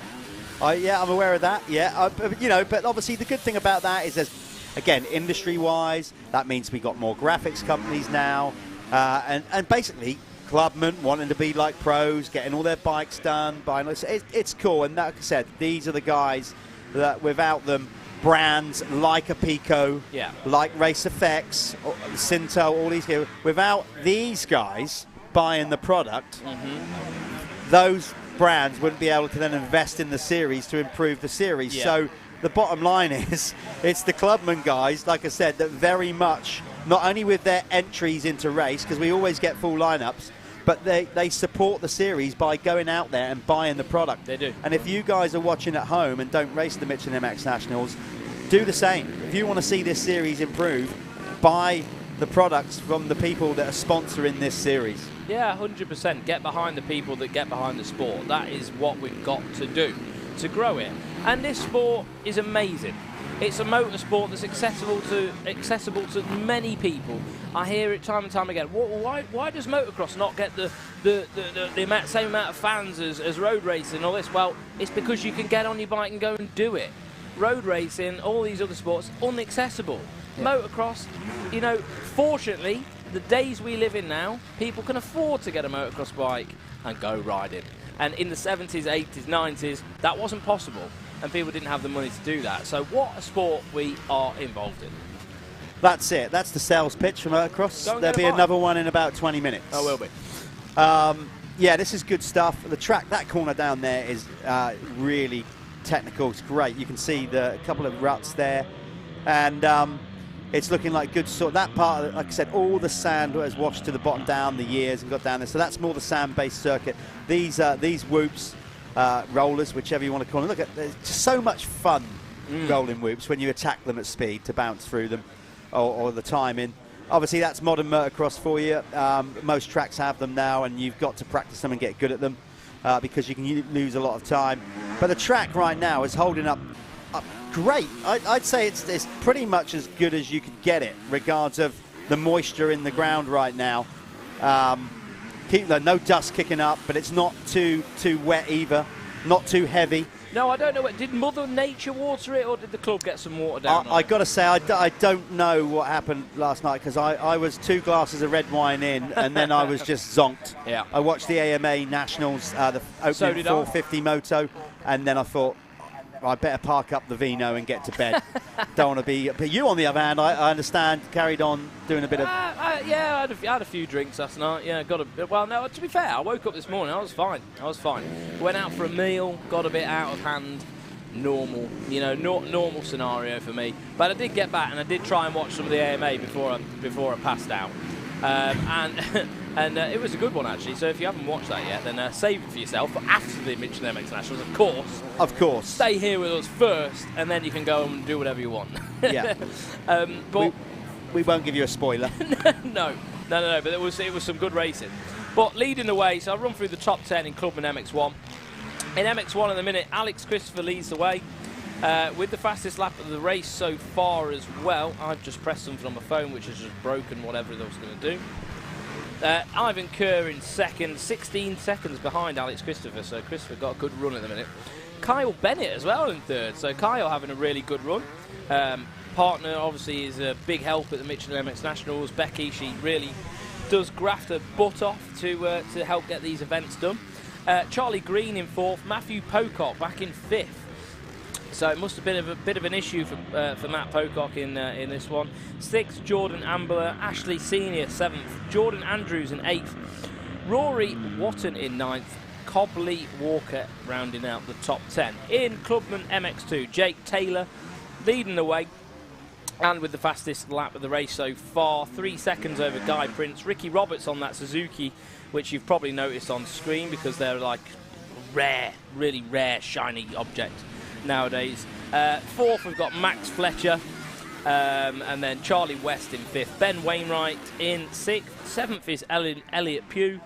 Eighth, Daniel Schutt. Ninth, Matthew Fuller. And rounding out the top 10, it's Jack Colley, which I believe works for Moto Connection. Right. Did not know that. Sorry. I've just hidden your mute button. We're just muting everything. That's So Alex Christopher still leading the way, stretching out his points lead. We must be getting close. Right in front of us is Barry Flagman. It's not going to be long till that last lap comes out, is it? I'll tell you what, It's coming out next lap around. I'm pretty certain of that. Oh, Alex Christopher nearly stalling the bike, but he's got a nice lead. Well, not that big, but he's in control. Are you concerned at all about the humidity in here? Yeah, we're all pretty concerned. I'm not. The director was nodding his head. No, I'm not. Are you good? I'm like a gecko. I'm fine with this, man. It's all right. I'm going He says to need some new pants. if commentary, if like midway through the second moto, if I just suddenly drop off air, it's because I collapsed. So, but we can't have the door open because then we get the noise of the bikes going by. Yeah. So we'll live with it. Oh, the things we do for your viewing pleasure. Nightmare. So Will Cormack says, "Come on, Elliot Pugh in 7th." Callum McEwen says, "Go, Colby!" So he's up for him. Come on, the 111. That's Ricky Roberts. Andrew Davies cheering on Ricky Roberts there. Fantastic ride, Kyle Bennett. Freddie is loving seeing you on the screen. And that's from Mitchell Bennett, obviously part of the family. Wow, we love it. Do you know what? That was close. Literally 8 seconds they missed the 1 lap to go board. Gutted. So Alex Christopher and the rest of the gang have got at least another 2 to go here. Tell you what, and he's getting chased down. I tell you, the front Guy Prince is getting close. Sorry. The whole bunch at the front, top 4, are really starting to get close now. This is going to be a good last couple of laps. Yeah, I just saw "big push" written on someone's pit board there. So, being the clubman, they're going to be pretty gutted about missing that last lap, aren't they? We're just getting some instructions from the race director. Jeff, you got that? All locked and loaded. But as you can see, at the minute, the 240 of Alex Christopher really leading the way in this one, setting a really good pace and just showing really why he's leading the championship. Nothing extrovert, nothing crazy, getting the job done. But Taylor is behind him, but they are in different classes, aren't they? They are in different classes, but Alex Christopher has been, as I said earlier on, just when I went through the lowest result he's had is a 4th. Yeah. Load of race wins. He's had 1 third, 1st and 2nds. Other than that, super consistent. You can't even say that he's sandbagging either to be in this class. Sandbagging is what people refer to somebody who should be in a faster class, but it's not the case with him because pace-wise, he's not leaving the pack by tens of seconds. They're all there together. He's just been the most consistent man out of all of them. And Ivan Kerr has found himself in 2nd place again, worked his way up. That's the trouble. You see, Alex Christopher has a 12-second lead, but yet again, Ivan Kerr is right there. So again, Ivan Kerr has lost points to Alex Christopher, but he never loses a load.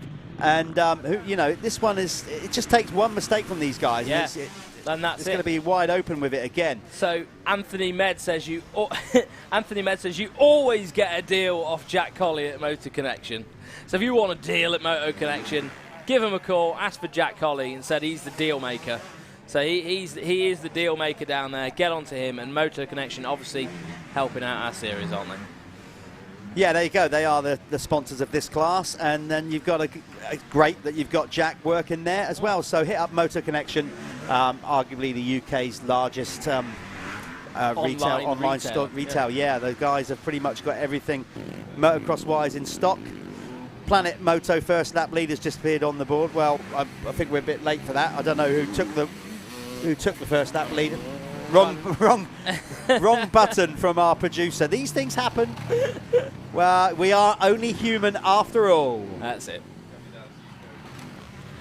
So, Jeff. Yes. Are you okay?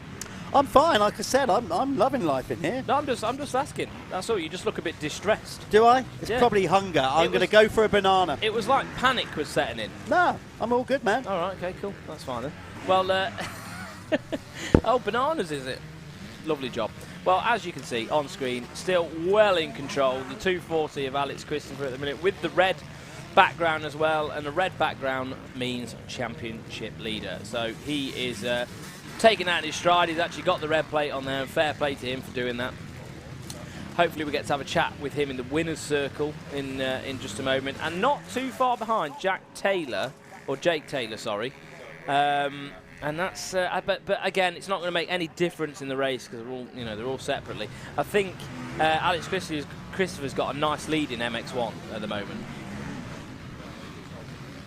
Yeah, he has about a 12-second lead actually over Ivan Kerr on this last lap. So your race leader 240, Alex Christopher.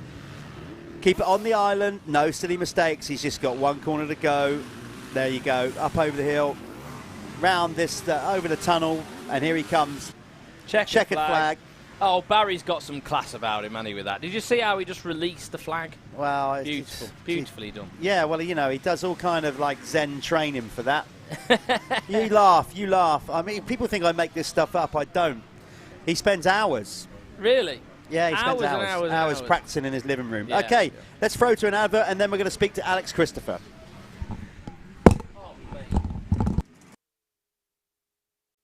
Great ride so far. I don't know if you know as much as championship rivals not having the best of races, but might well be an added surprise for when he goes back to the pits of bush. He has got half a lap to go, he just needs to keep his composure. The lead is looking very, very close indeed as they go up towards the central stadium section of the course here with those two. Quite a fast course, it gets very tough, bumpy and gnarly.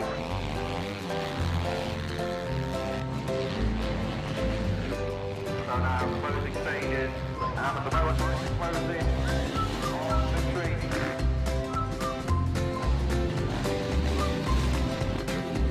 Continues to pull away from one wins the race.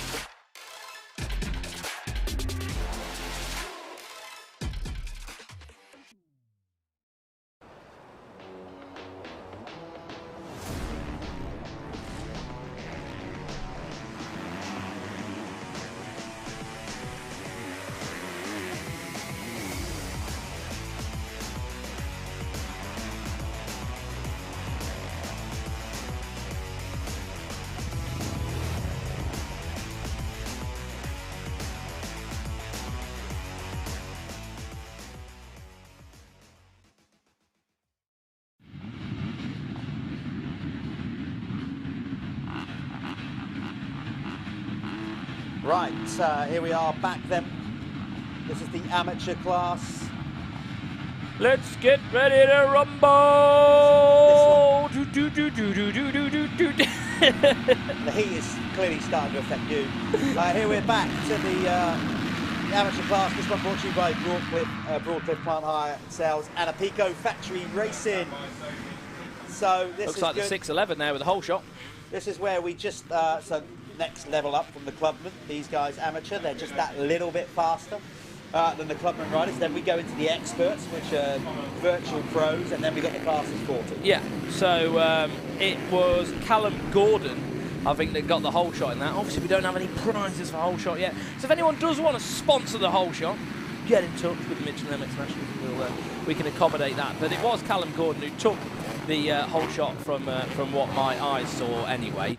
So we'll let these guys circulate, get this first lap out of the way, see who's where and what's going on. But it looks like Sean Wainwright out front, I believe, on the... It is. Yeah, on the Fast Eddie Honda. Now, in contention with him yesterday was Harry Bradley. Where is the number 4 of Harry Bradley? Did you see him come through on the camera? I didn't see it. It's a pretty distinctive bike because he pretty much runs it all green. Where? There he is there. Oh, over absolutely buried back. So Harry Bradley not with the start that he would have wanted. No, not at all. Going into the championship positions then, we're going to get them over the line for the first lap leader award, Planet Moto. But before we get there, let's quickly run through the championship positions. Sean Wainwright is leading the MX1 championship ahead of John Kirk, Brad Thornhill, David Rushton, Callum Gordon.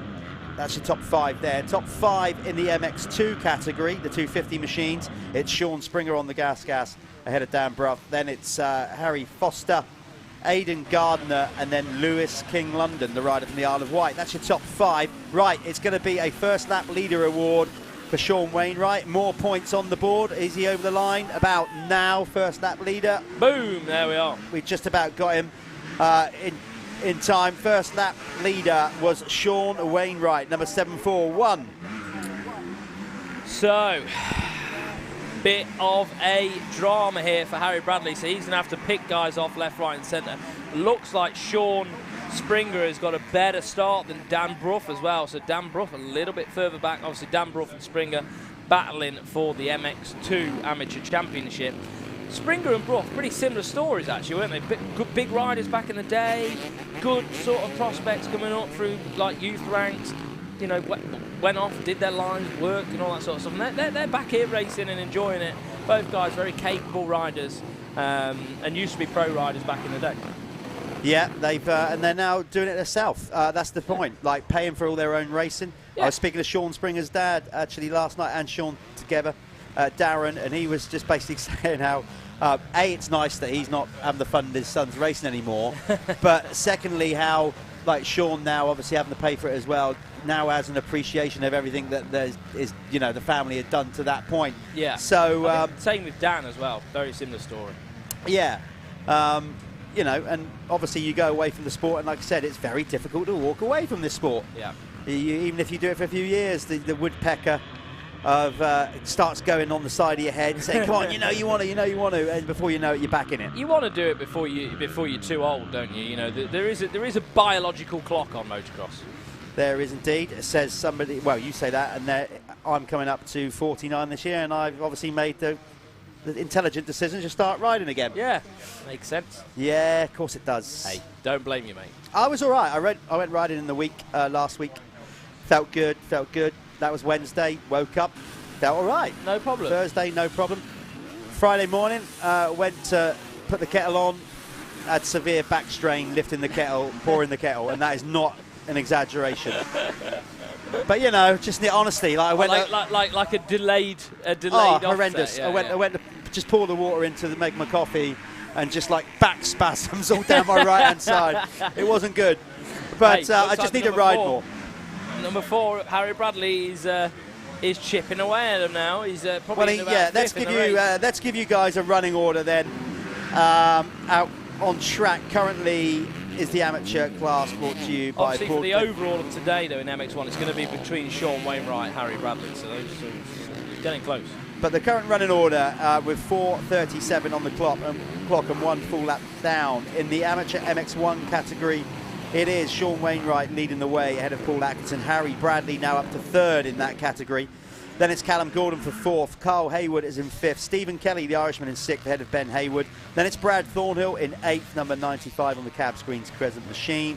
John Kirk is currently in 9th. Then it's Joe Roberts in 10th in the amateur MX2 class. Sean Springer, local rider, done loads of laps around here. Number 818 on the gas, leading the way ahead of Aaron Ongley, another local rider. And then it's Aaron Gardner in third. Dan Bruff is currently in fourth ahead of Lewis King London. Then it's Harry Foster for sixth. Toby Newbold is in seventh, number 46, ahead of Callum Watson, number 5. Then it's Toby Lightbound, number 771, the Bell brand manager out there who works for Race Effects. And then in 10th, it's number 28, Ollie Sheldon. Well, there we are. And look, we're going to have a pass into second now. So Bradley finding his way round, I think the 282 of Connor Baldry, is it? Yeah, it looked like Connor Baldry. We're in MX2 there, mate, I think. There you go, 282.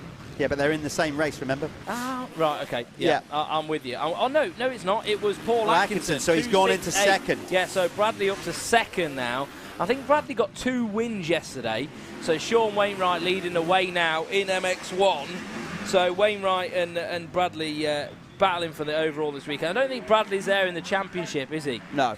So Harry, yeah, back in 18th. So a few issues for Harry. He's literally only just started to find his groove now. And last weekend as well at the Bridgestones, he had a very good weekend as well. I thought he's shown a bit of speed. So he's finding his feet again, because he used to be in our expert class. Well, he hasn't scored points in the first 2 rounds, so I can't recall him being at the first 2 rounds, was he?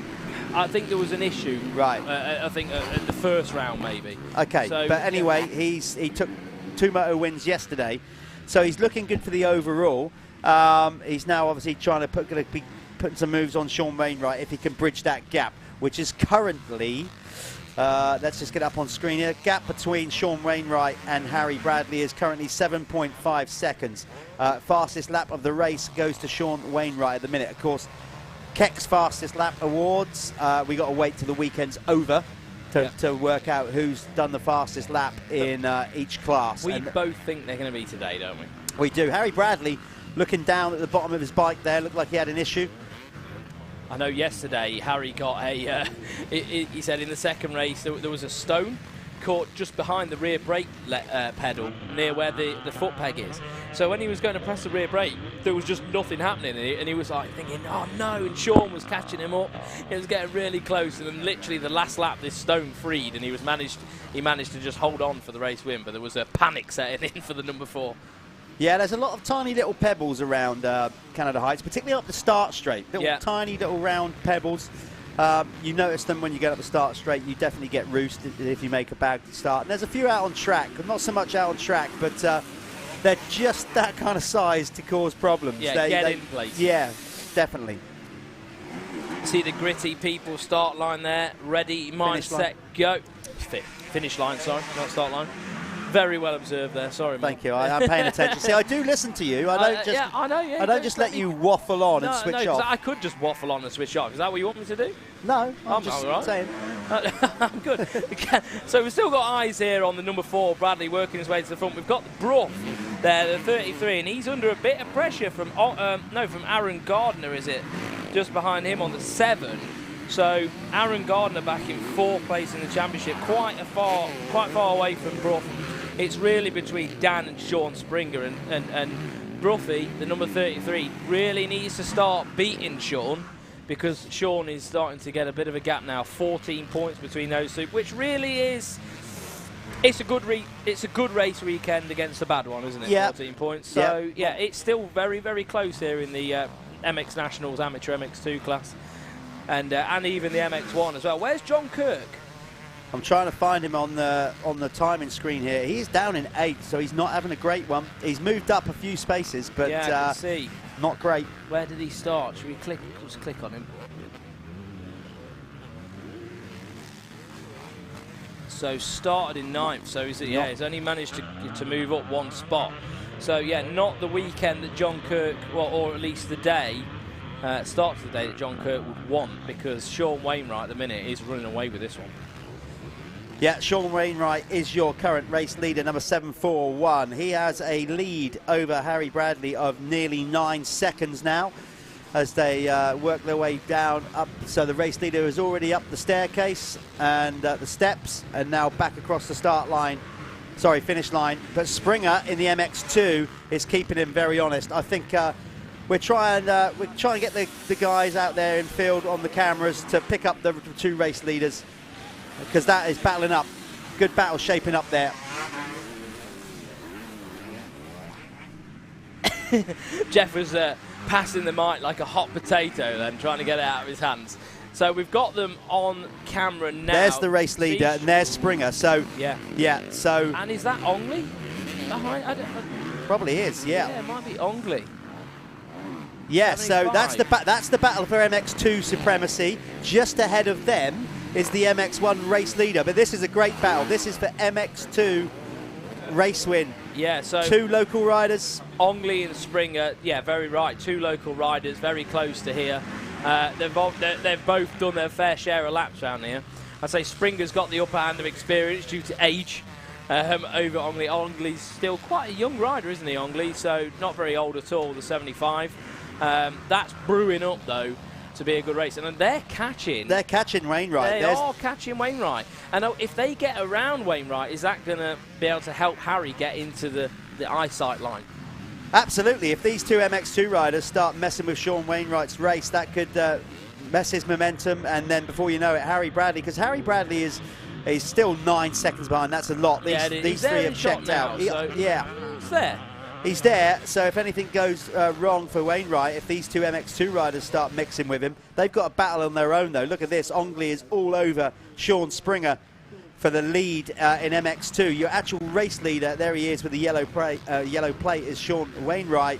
But this is the battle for MX2 supremacy straight behind them. It's Sean Springer, 818. He looks across. Ongley goes long. Has he got the pass done? They're going to come into view. No, oh, he's out. Oh, so no, close. so close. This is a great battle at the front of MX2. Ongley, man, and is he going to go around the outside of Springer? He does. It's Springer that forced the issue. No. Springer was very kind to him then. Springer could have just ran him deep, chose not to, using his brain a little bit. But what happened then, coming up the staircase, Ongley was able to get over the first tabletop, which is really quite a big jump, and Springer just cased it, and it just lost a little bit of momentum, took some momentum out of the 818. Yeah, Sean using his experience there, he could have fought a bit harder for that, maybe pushed Ongley off the track, but I think he's going to go, do you know what? You have it for a little bit. I'm going to regroup. Yeah. I'm going to see where you're going. He won't drop Sean Springer here, I don't believe.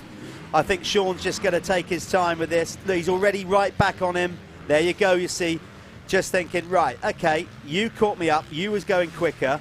Let's see where you're going for a bit. Yeah. And let's see how well you handle pressure. Yeah, for sure. And Springer's fit. You know, we've seen that. He's had good results, around some of these gnarly tracks we've had all year. So Sean, he's fit and he's experienced. Ongley is really going to have to use some sort of kid strength, some raw speed to just break away from him as quickly as he can. That's the only way he's going to keep Springer behind him. Just try and get that sprint lap in, I suppose. But do you see that?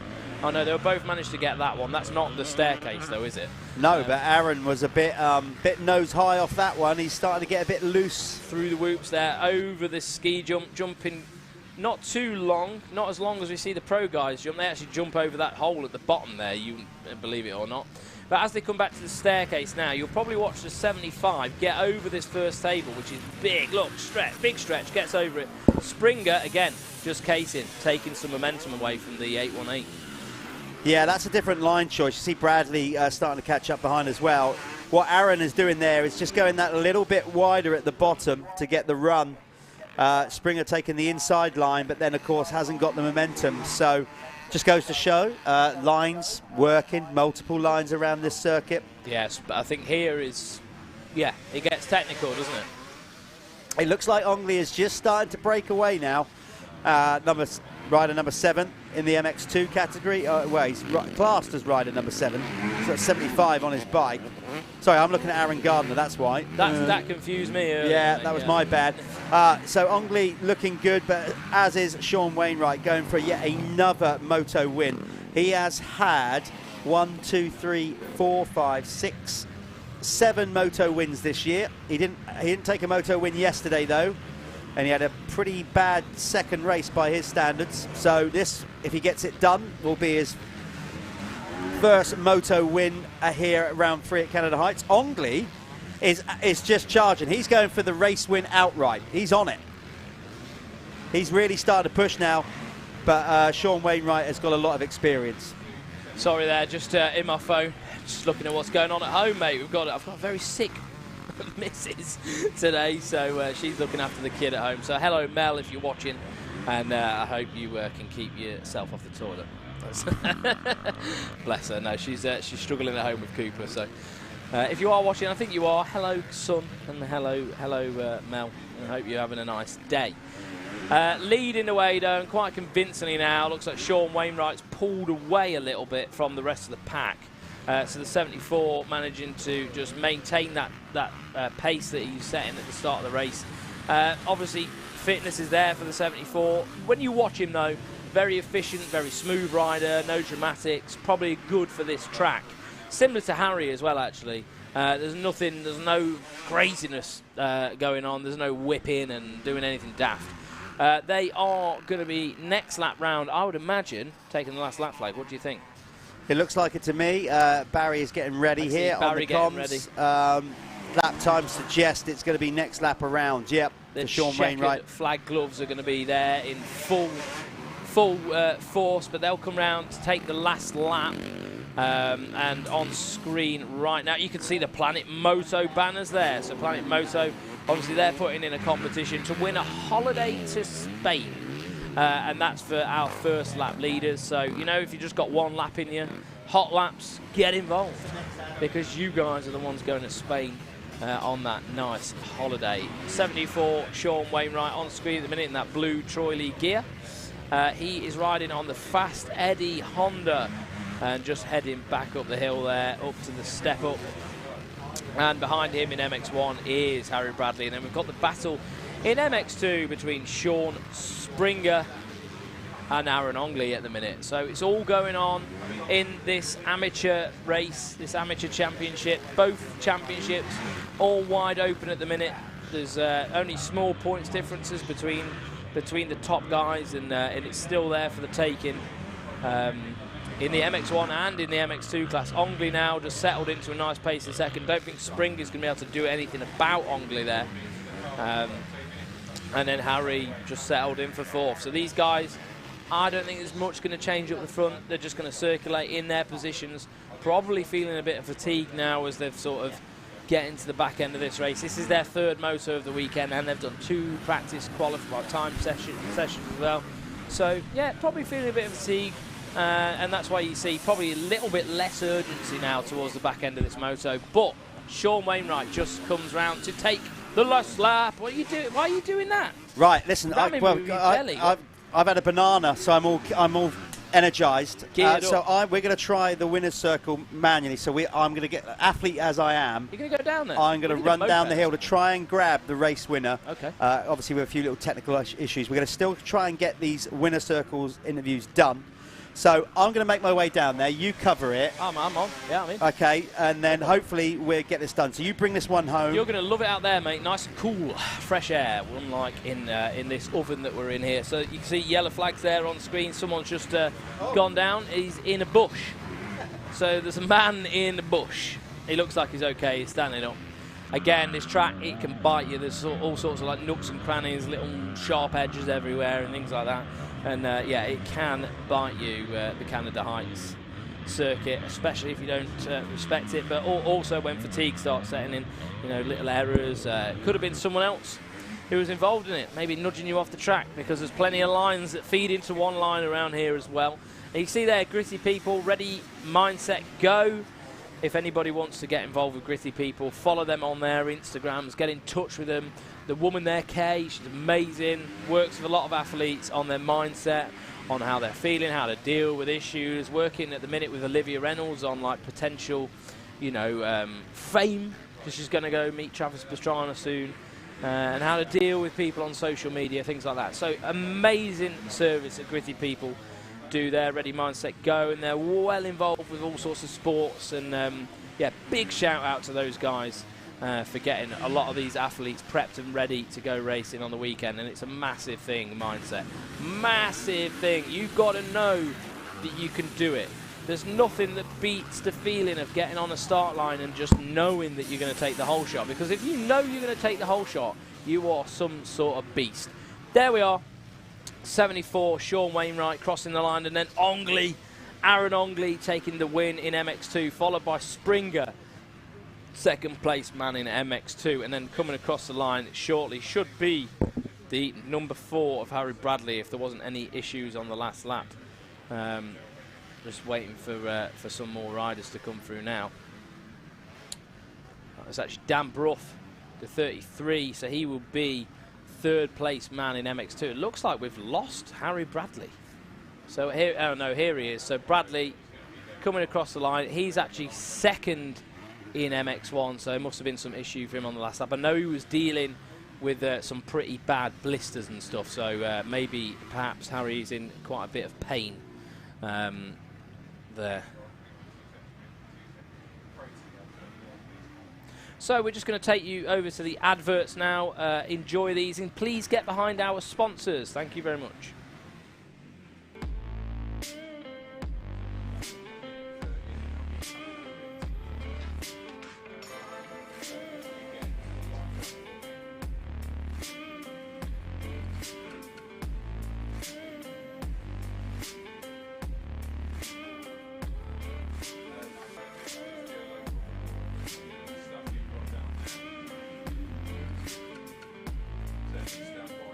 Yep.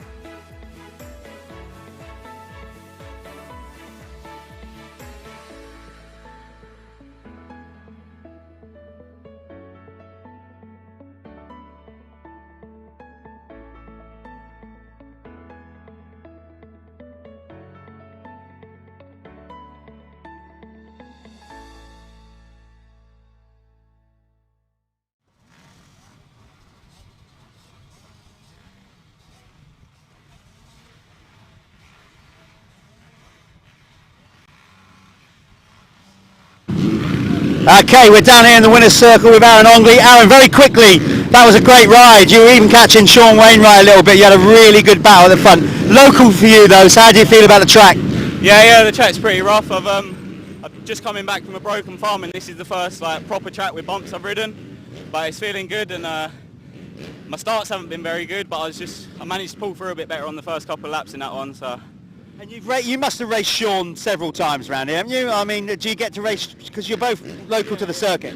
Yeah, we've raced a couple of times. I've never really been close to him around here. He likes this track, and I haven't ridden here that much because it's sort of, you don't ride it much when you're a kid, so I'm only just starting to ride it quite a bit, and yeah, but I like the track now, so.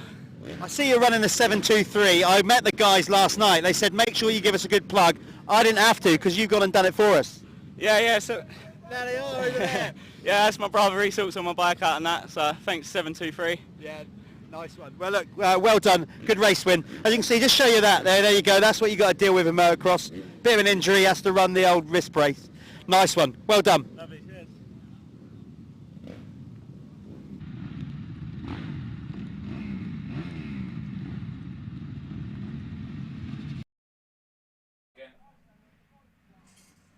We good? On the line now is our expert riders. You can see them there getting prepped up for their third race of the weekend. The rain has started coming down now on Canada Heights, and we were expecting this. The track's really dry though, so other than being quite annoying, I don't think it's going to affect any of the racing too much. And out front is the 57.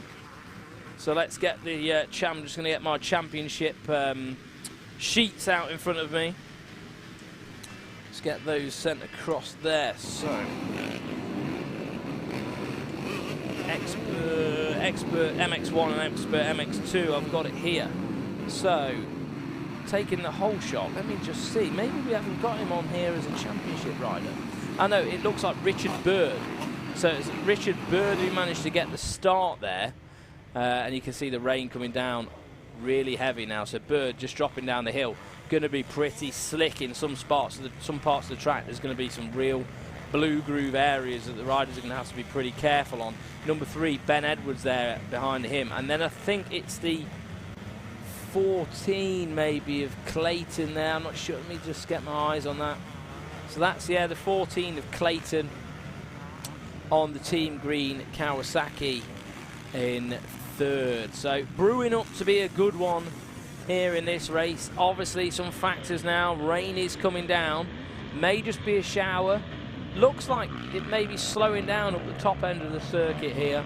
So hopefully just a little showering, but still going to make things a little bit technical for these guys on the track, especially on the real slick, hard blue groove spots where you've got pebbles coming through and things like that. So definitely adds another element to the racing here at Canada Heights for round 3 of the Michelin MX Nationals. So Bird's now been passed. So the lead has been exchanged, and it's the number 3 of Ben Edwards leading the way through from Bird to Joe Clayton. I'll get my timing and scoring up. You guys can get your timing and scoring up as well, and just use Spotify. Speed Hive. So the first lap leader was Ben Edwards as well, and big shout out to Spanish Motocross Holidays. He's going to be in for contention. He's earned some more points towards his holidays at Planet Moto out in Spain. So Ben Edwards takes the first lap leader for the MX1 Championship. So let me get my timing and scoring up. As they came across the line, it was Ben Edwards who took the Expert MX1, and then Bobby Bruce on the 125, getting a good start on that 125. He would have took the points in MX2. So I'll run through MX2 just because you haven't seen them on the screen perhaps yet. So Bobby Bruce leading the way, the 579 on that AC United gas, followed by Louis Kessel in second. Cullen Scott on the team green Kawasaki, number 16 there in third. Ollie Beamish, so the 771 of Ollie Beamish there in fourth. Fifth, we've got Tom Murphy. So Tom Murphy rounding out the top 5 in the MX2 as they came across the line. The Expert MX1, it was Ben Edwards that crossed the line first, followed by Richard Bird, but he's been pushed back to third now, and Joe Clayton is now up to second.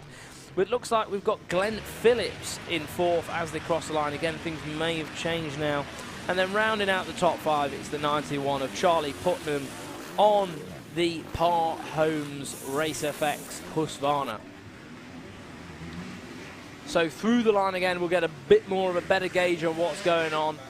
Oh God, Bobby Bruce looks fast. He's on it. So Brucey, the Bobster, is up there on that 125 and ready to show these guys what he's made of and what that machine is capable of with the right pilot on it.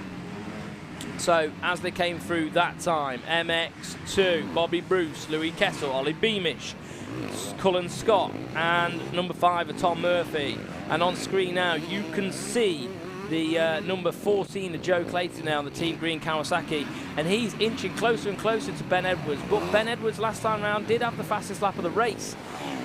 Is Joe Clayton going to pip that this time though? Because Clayton looks like he's found some speed from somewhere. So Clayton looking really good. Supercross specialist Clayton. You know, he's had to adapt to do some outdoor racing due to COVID. The indoor stuff hasn't been going on. So Clayton moving to the outdoors, and yeah, he's picking it up. I mean, this expert class, these guys are just bordering on sort of pro riders, sniffing the back end of the pro, you know, the fastest 40. So very capable bunch of guys. And the number 14 there of Clayton looking absolutely point perfect at the minute, and really putting the pressure on the back of Ben Edwards right now. Whoa! Bird just getting a little bit skew whiff off that tabletop there, getting a little bit sideways. Clayton looked real nice and smooth through the rollers. Jumps a bit longer on the jump there. Can he squeeze Ben Edwards for the corner? Let's see who comes out of this one. in the lead. It looks like Edwards still holding the line. Clayton to the inside though. Clayton gets on the gas and just pushes Ben Edwards slightly wide. So Clayton out front there. You heard the scream on camera there. Someone getting very excited, but Clayton really making a point in this moto, and he is currently leading the way. The 14 on the team green Kawasaki just about to head up the hill, and they've just chipped off another lap.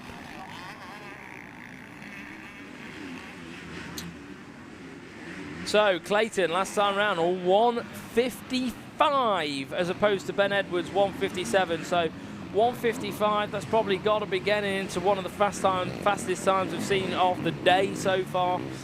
Bobby Bruce leading the way in Expert MX2, 157. Everyone else in that 2-minute mark. And then we've got Ben Edwards 157 as well, Richard Bird 158, and then everyone else creeping into the 2 minutes, Putnam as well, just under that 2 minute area. So that seems to be the sweet spot at the minute.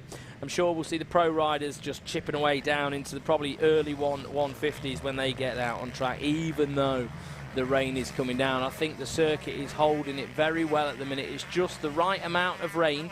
It's going to be annoying for the guys. It's going to be really bad for the goggles. But I think the track's going to want it. I think the track really does need it. So Clayton at the minute, though, making it nice and easy for himself out front. Looks like Clayton's got tear-offs on as well, so not sure. I think it looks like he has. So he isn't going to want to take too much roost off the back of someone. So Bird there, you see Bird being under a lot of pressure now from Bobby Bruce. So they're just about to come up the top again. And yeah, so they're coming over the ski jump now just after the rollers, and they'll be coming back up the staircase, back up to the top to chip off another lap. Clayton's still out front. Bruce still out front in the MX2, but Bruce working the back of Richard Bird right now, taking a different line, trying to get a big stretch over that tabletop going up the hill. You see, it's very difficult for some of these bikes to get over that. It'd have been interesting to see if Bobby managed to do it on the 125 actually. But the Bobster, the 579, working really hard, just flying under that gritty people mindset go finish line. Followed by Putnam there, the 91 on the Par Homes Race FX Husqvarna. And then we've got Kessel here, number 7, fighting off the 51.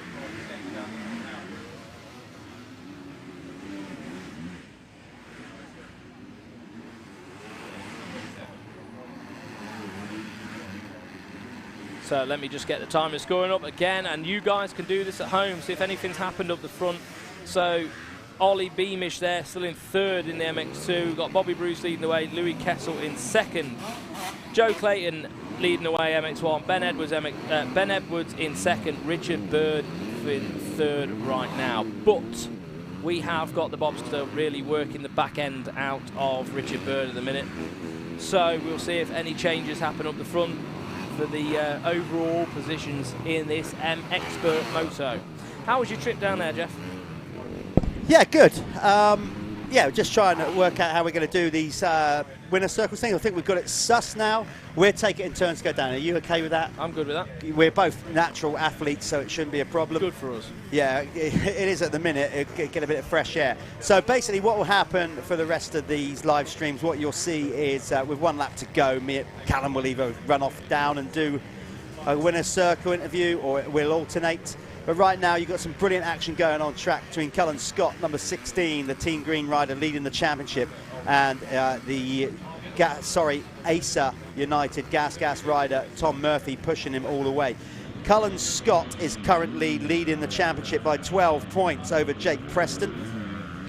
Number 154 coming into today's action. Tom Murphy is 32 points behind Cullen Scott. But good battle going on there. Ollie Beamish out in it as well. So some great racing in this expert class, brought to you by Pico Factory Racing. I'm sure Callum's just brought you up to speed anyway while I was out of the room, out of our box.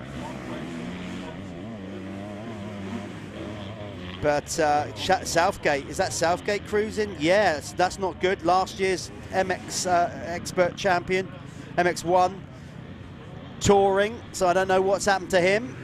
Joe Clayton is leading the way in Expert MX1. Bit more Joe this is. He didn't really like Fat Cat. Not a great lover of Hawkstone. Obviously arena cross champion. I did fill them in on that. Yeah. But this is a bit more Joe, more hard pack, jumpy circuits. So he's leading the way ahead of Ben Edwards, Richard Bird, Charlie Putnam, Jay McCrum. That's your top 5 in MX1. MX2, it's Bobby Bruce, who you'd expect to be leading, really. He is going to be pushing on for that European Championship. One of the top riders in British motocross at the moment, coming through the youth ranks on the Acer United Gas. So he's comfortably leading that class ahead of Ollie Beamish, Louis Kessel. Cullen Scott is down in 4th with Tom Murphy in 5th. So great racing in the Expert MX2, Expert MX1.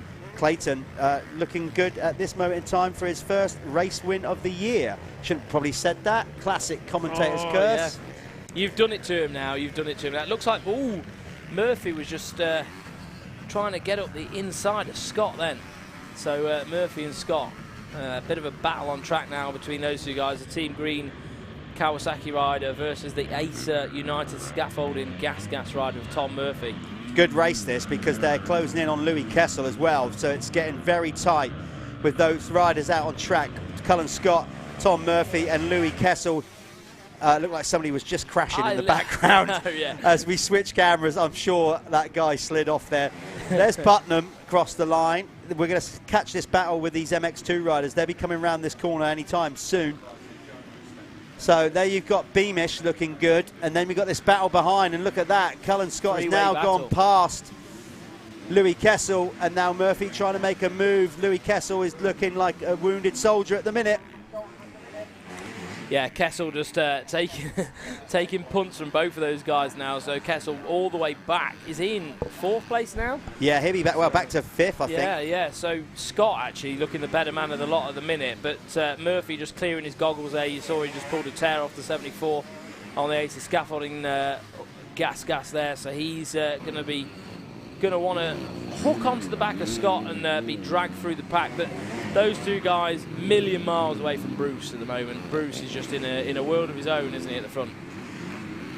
Yeah, no doubt in Bobby Bruce's talent. We've said it time and time before. You know, I don't want to wax too lyrical about it all the time, making out that, you know, dump load of pressure on him and that we're siding with his talents. But right now, Bobby Bruce is definitely one of the UK's leading talents coming through youth motocross, and obviously would love to see him. He's more than capable of winning EMX championship rounds, maybe even the championship. He's didn't have a lot of luck in Italy. He's leading the race, or was second, and had a big perler, set him back a little bit. Obviously at the British GP, he had the issue where they got deducted points, which actually I didn't think was legit. He didn't gain any advantage. No advantage. And if he'd have gone back on the track where he went off, he'd have been turning straight into traffic coming off that triple. It seemed a harsh fine to me. It seemed a penalty, sorry. England sort of fine. I don't know. We seem to get punished more than others in sporting events, don't we? Especially European stuff. Controversial. Ooh, we do though. We do. We seem to get the sharp end of the stick. Here we are back at the front. Joe Clayton is leading the way, but I can tell you right now that Ben Edwards is a tough Scottish cookie. He's like shortbread, not cookie. What, like crumbly? He's just tough. And he is leading the championship with 52 points lead because of that. He is very fit. He's always there or thereabouts to the end. So Joe Clayton is going to have to work for this. Ben Edwards, of course, is even better in sand.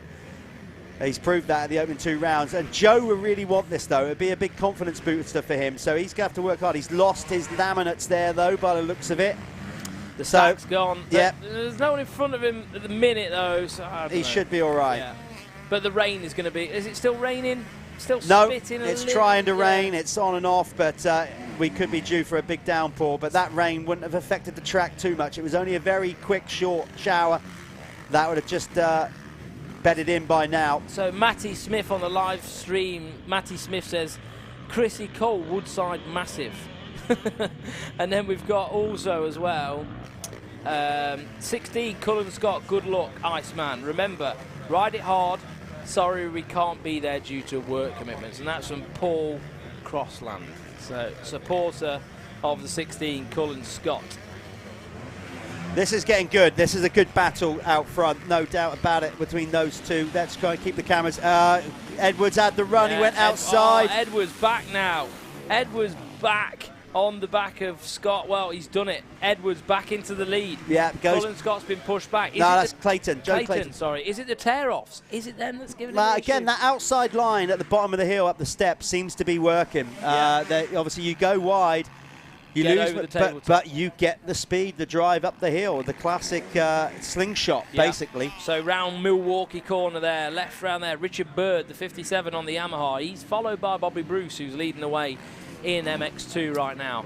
But Edwards looking fantastic on the number 3, nice and smooth, reading the track really well. It looks to me like your man, Jeff, Joe Clayton, he's struggling a little bit. I think he is a bit now. Yeah, he's lost a bit of momentum. He's got to regroup. Now he's been overtaken. And, of course, now he's going to get a lot of Kent fine soil roosted into his face off the back of Ben Edwards' KTM there, Kanagi Fuels KTM. So, yep, he's going to have to manage the vision here, Clayton. I'm sure he'll go again, but as I said, look, the leader, Ben Edwards, has a 52-point lead in this championship. He has been the dominant rider in this series. He has had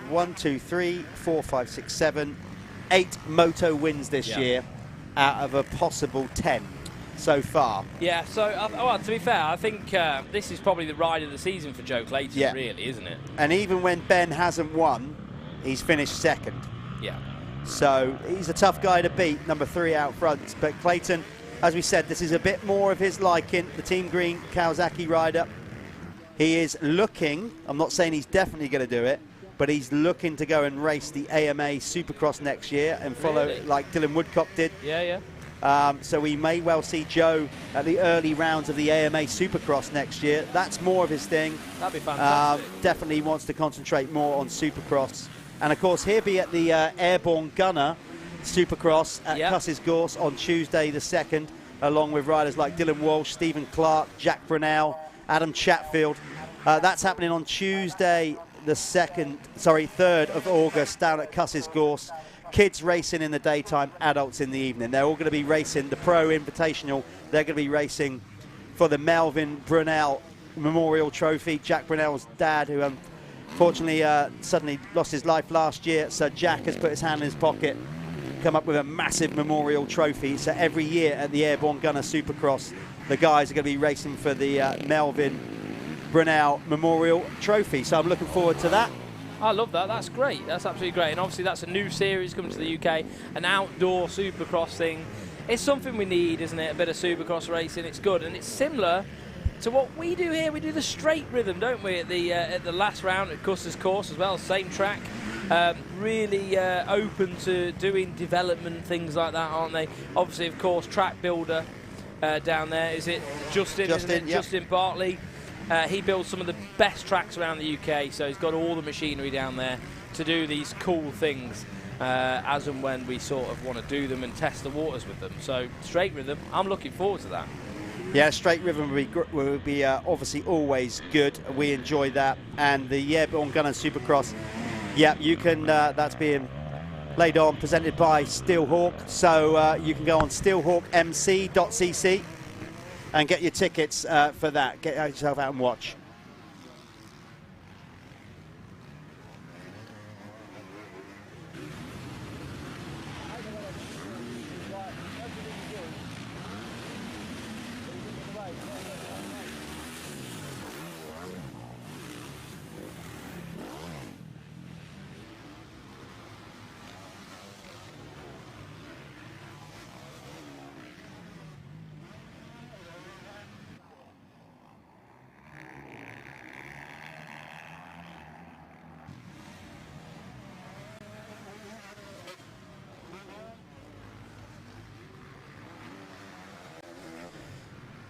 Okay, Callum's gone down there to grab a word with whoever the race winner is going to be. At this moment in time, it's looking like it's going to be number 3, Ben Edwards, Kanagi Fuels KTM, the rider from Scotland. Joe gave him a good run, but right now I think number 14 is hoping at best for a mistake from number 3 to get back into the lead of this one. That's your MX MX1 leaders. MX2, let's just give you a rundown again of who's where in that. So it's Bobby Bruce with a massive 24-second lead over Ollie Beamish. Tom Murphy is now up to third past Cullen Scott. Cullen Scott in fourth. Then it's Ben Kennedy, the Ulsterman, down in fifth. Then Louis Kessel dropping down to sixth ahead of Jake Preston. Jack Lindsay in eighth. Kieran York for ninth. Gareth Paget, who just had a tumble in front of us not long ago across the finish line, he is in 10th. But again, this guy out front, Ben Edwards, class act of this expert MX1 class. This will be his 9th win of the year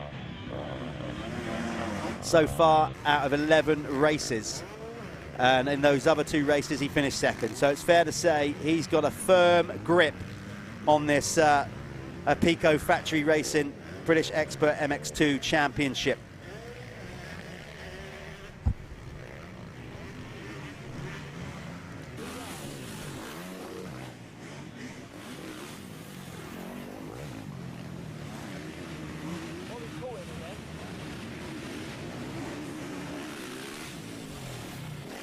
All safely, it's 1 lap to go then. So most of the riders now, Bobby Bruce just crosses the line in front of us. You can probably hear his 125 ripping past our commentary box here. Got the door slightly open, get a bit of air in. There's Bobby Bruce on screen actually. He's just miles ahead in the Expert MX2 category on that. 125 ASA United Gas. But there's your actual race leader going past Jamie Dixon. Jamie Dixon, number 134, just trying to find his way back after injury. He had an ACL injury and then never good by any stretch of the imagination. Obviously, that's the main ligament in your knee. And so he had to have surgery on that. And Jamie is just quite understandably just finding his way back, probably lacking a bit of confidence to really attack the track. It's a tough old game. No doubt about it, and a lot of it is a head game, and you can't really go fast at motocross unless your body and mind is absolutely willing to do that. So Jamie just trying to find his way back into the sport, get some confidence up. But right now we're watching number 3. He's been pretty immaculate. I've been watching him off screen as well. He has been really hitting his marks, doesn't get out of shape too often, in complete control. He's got a laid-back demeanour off the bike, and he seems nice and relaxed on it as well. So he's just got to go up the steps one more time. That first tabletop, they get over that, bit nose high, but that was just to get up over it. Nicely up the step up the final step. They go out of view, and here he comes round the corner. He's going to take the checkered flag, fist pumps in front of us. So that's a race win right there. There's Ben Clayton crossing the line. There's Joe, his elder brother. So Ben on the MX2 bike at least didn't get lapped by his brother. That would be a hard one to live down. So we're going to go to an advert right now, and then we're going to go to winner's circle.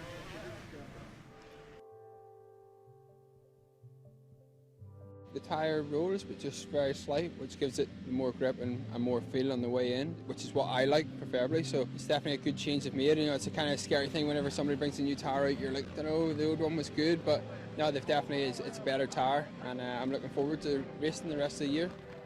Michelin, a better way forward.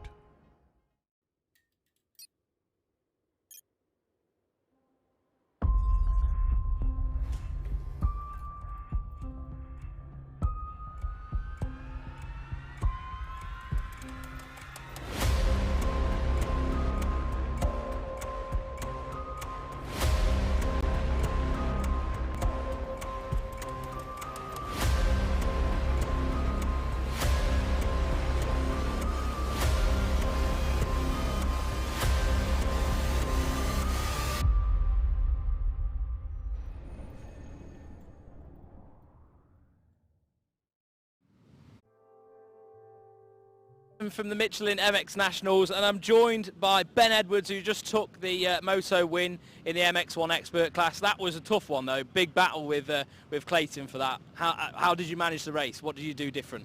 Yeah, it was a hard race. The tracks, some bits aren't the best for passing, but you just have to keep pushing and try and make space, and just kind of momentum around the deep ruts and stuff. But yeah, it was a tough race with Joe, but hopefully do the same in the next one.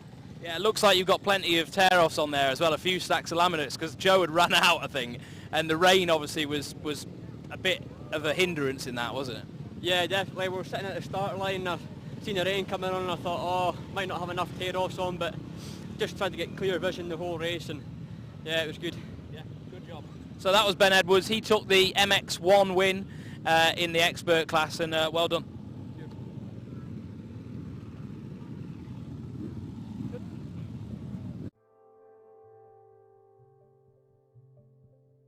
The tyre rolls, but just very slight, which gives it more grip and more feel on the way in, which is what I like preferably. So it's definitely a good change they've made. You know, it's a kind of scary thing whenever somebody brings a new tyre out. You're like, I don't know, the old one was good, but no, they've definitely it's a better tyre, and I'm looking forward to racing the rest of the year. Michelin, a better way forward.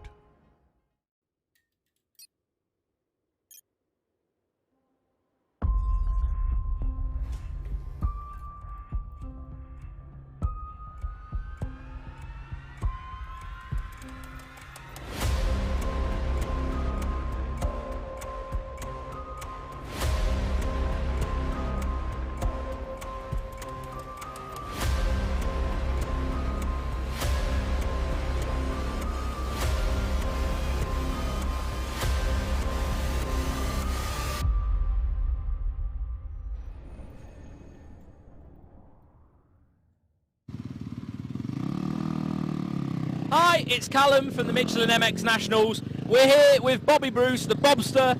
You took the win in the MX2 expert class. How was that for you? Yeah, it was good. The track's getting quite slick now. It's down to like the rock hard bottom, and it's starting to rain a bit, but it's good. It's nice and rough. It's good some racing. I got a decent start and managed just to ride my own race, and yeah, it was nice. Yeah, I mean, like compared to the other MX2 guys, you're riding at a different level, aren't you, really? But I suppose it's good practice for you to still try and push on for one of these race wins.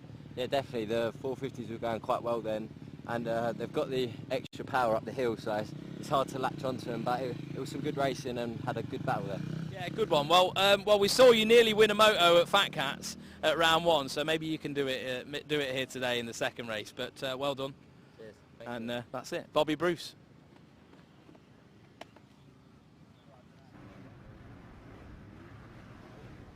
Swan, Callum. So there you go, there's Bobby giving an insight of what's going on out there racing a 125 against the 450s. Interesting stuff. You can see now this is the fastest 40 sighting lap. These guys been quite a while since they've been out on track. So here are the big boys, the pros, out on track right now for their sighting lap. This one brought to you by Michelin and Milwaukee. So the best riders in the country, MX1 and MX2 combined, scored separately of course, but what you get is just all the best riders in one race. This will be their opening moto. Then we'll stop for a short break. We'll be doing a bit of track maintenance, I'm sure, not too much but some, and then we'll probably run a few VTs, I think is the technical term. I've heard other people say that. A few things we recorded yesterday, a little history about the track, etc. And then we'll be back to it with the 85s for the second block of racing. Hope you are enjoying the coverage so far, having a good day. So far, the rain is holding off here. We've had a little short shower. It was nothing serious. I am actually going to be, I'm not going to do a Michael Fish on it, for those of you who are old enough to remember, and predict it's all going to be good. And then we have a hurricane sweep through. But I am going to go here on my little Met Office app here and see where we're going for the regional weather, and I can hopefully give you an update. Right, it's basically saying we're due a heavy thunderstorm at 2 o'clock. So this could be interesting regards of the racing. But right now we are avoiding all the rain, and it's looking good out there. I can see the Eastwood brothers are just up here by the finish line. Yes, Scott and Mark. Obviously, Dad Vic has took loads of races round here, as has Mark and Scott. So they're here watching the day. Of course, the shop just down the road. Eastwood Motorcycles just literally the other side of the M25 down there at Swanley. So it's good to see the boys here. Lots of regular faces here at Canada Heights. It is one of the more popular circuits. And as we said, this one, the club, Sid Cup Club, they've been here for many years. I think they first formed in around 1938 was the first scheduled race to happen. I mean, it didn't happen, but then basically since the 50s, the Sid Cup Club have been riding up here and running all kinds of off-road events, from motocross to trials to enduro. In fact, the first ever event up here was actually a hill climb, believe it or not. But we're gonna do a little piece later on about that in the live stream. So they're getting stacked up down there. We are not far away now from the opening moto for the Michelin and Milwaukee Fastest 40.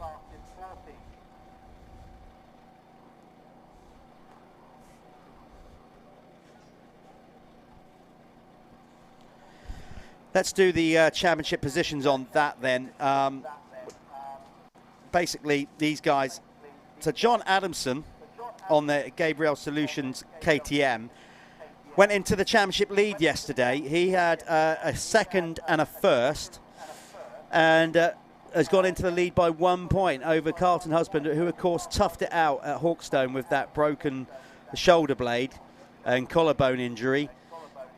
But he's still toughing it out. He's still not 100% fit by any stretch. And he is now being overtaken at the front of the field in the MX2 category by the Scotsman John Adamson, who was very fast yesterday and seemingly having a great time up there. He seemed very relaxed, having good fun with it when he came off the track. Carlton Husband, as I said, is in second now in the championship. Jamie Carpenter is now up to third, just 7 points back off the lead. Then you've got Nathan Dixon in fourth, number 360 on the White's Transport RFX machine. Jamie Carpenter, by the way, is on the Crescent Yamaha 184 machine, and of course Carlton Husband on the Phoenix Tools Apico Kawasaki. Tom Grimshaw on the Chambers Husqvarna is in fifth. Then it's Callum Mitchell on the Par Homes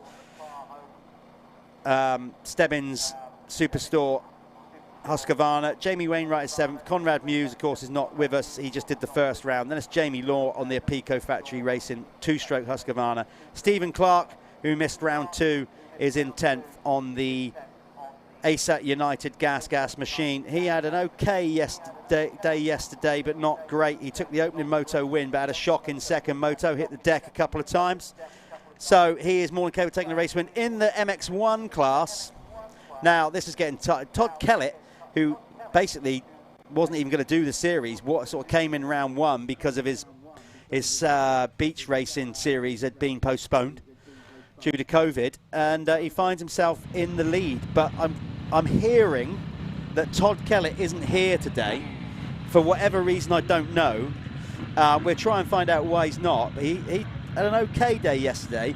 He's got a 32-point lead, but I understand that he's gone home. So, but then on top of that, Harry Koulas, who was chasing him all the way, was violently ill yesterday, couldn't ride, got taken to hospital, put on a drip, was just drained of all energy and violently throwing up.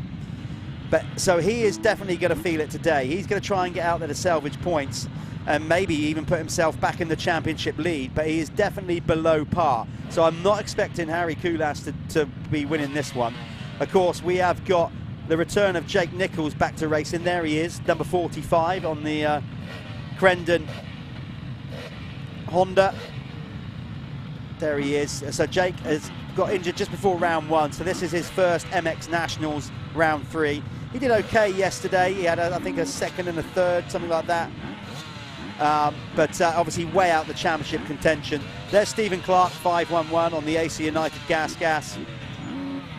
Anyway, back to the MX1. Sean Simpson is currently in third, but of course he's off racing GP, so he's not here. Liam Knight is currently in fourth on the Gabriel Solution machine. Another rider riding injured. He's sort of waiting for news on whether he needs to have a knee operation. Gavin Stevenson on the Honda. I think the Dixon Honda is in fifth, number 38. Then it's the Scotsman Tony Craig, still going strong in sixth. Then Jason Mira, the Irishman, on the Phoenix Tools Apico Kawasaki. Then it's Jake Millward, who took a race win yesterday. Opening moto, was absolutely flying.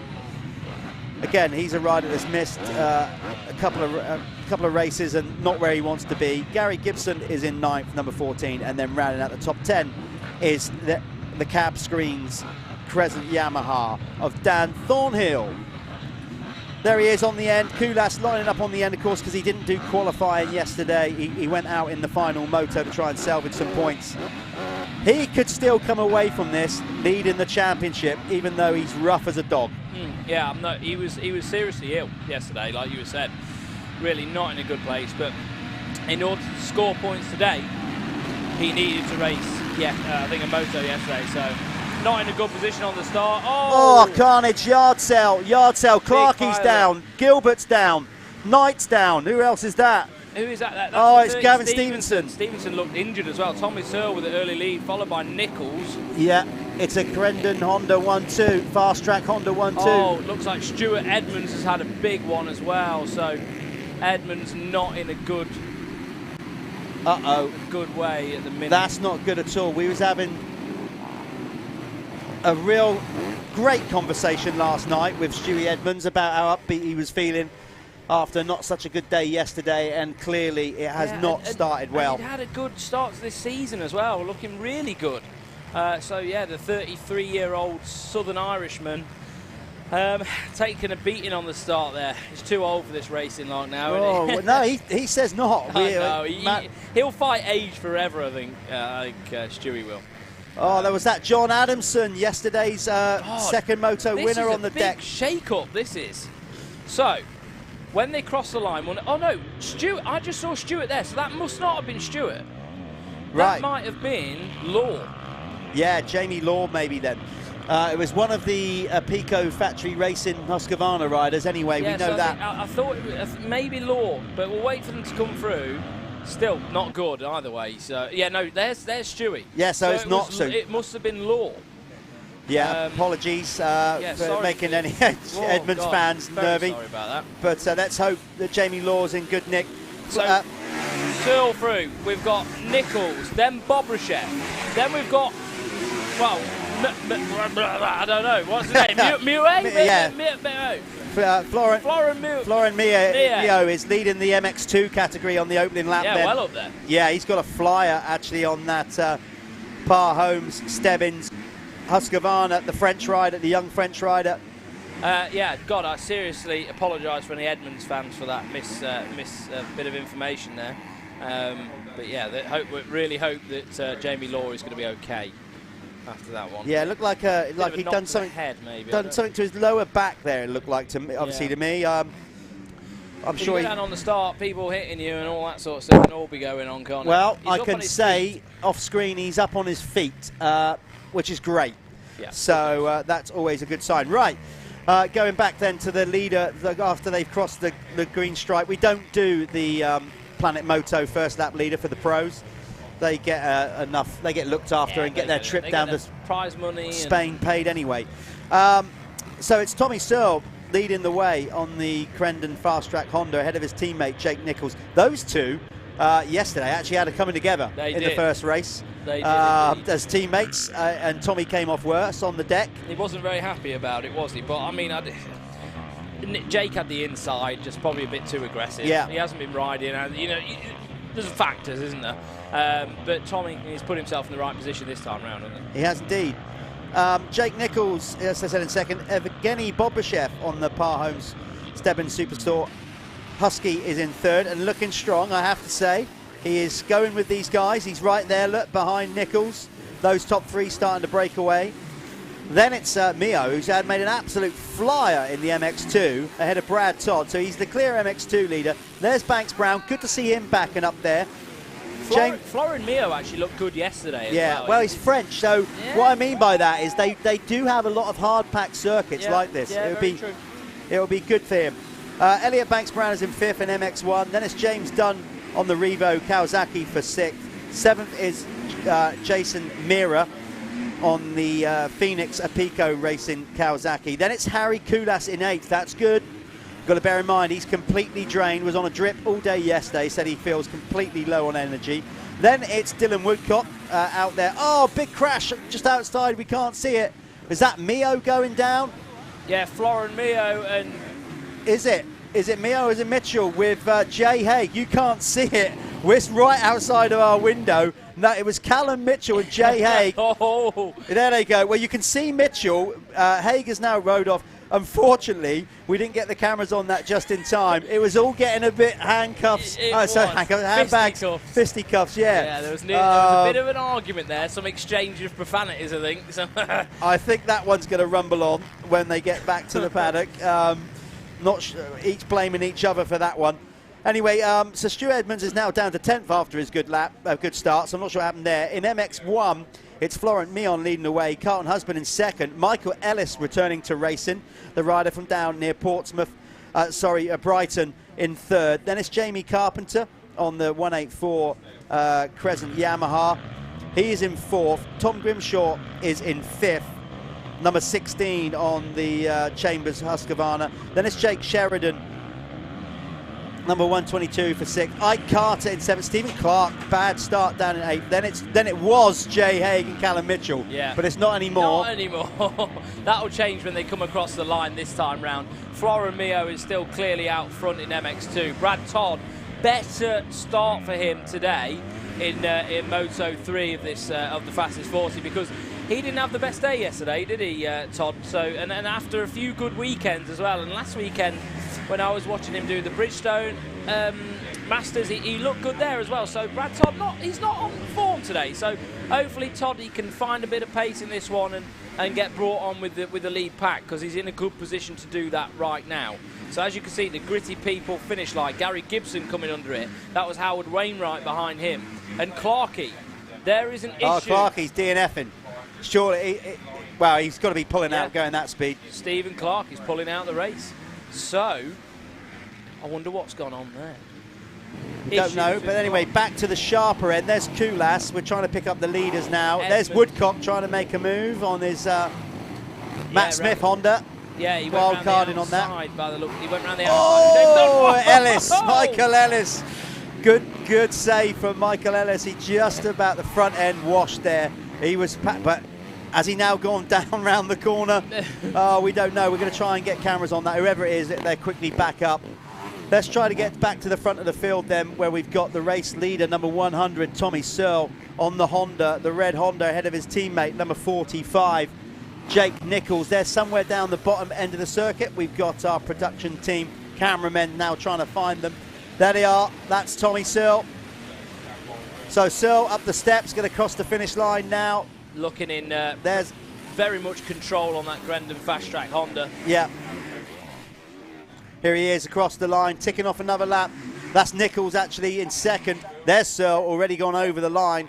There's Nichols, number 45, his teammate. Oh, washing the front end a bit. That's very choppy down that corner. So easy for the front end to tuck round there. You can now start to see, Callum, how hard pack it is in certain places, and those little edges are enough just to whip that front wheel away from you. They're just coming through now. The track's just starting to cut in. I think it's sort of now at the point where it's gone past its fastest, hasn't it? It's gone past that sweet spot, and you'll start seeing these little nooks and crannies start to unsettle the bike, make them a little bit nervous. And that's what we were saying earlier on the day. It's not the sort of track where you can just go and make up seconds on people. It's a temps track. It's just little bits of time here and there. Maybe finding a different rut that works better, that carries a bit more momentum going up a hill, just like Tommy there, staying out of the rough part of the circuit. You have to really use your noggin around here to be able to go fast. And that's not for everybody. Some riders are just pin it and wing it, you know. But if you watch a rider like Tommy Searle, that's you, isn't it? That's me.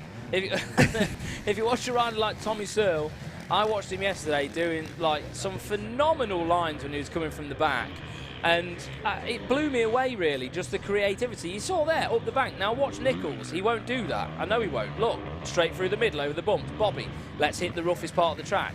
That's the difference between someone who's been at the sharp end of World Championships and someone who's just been at the back of that point, you know, throughout their career, I think, anyway.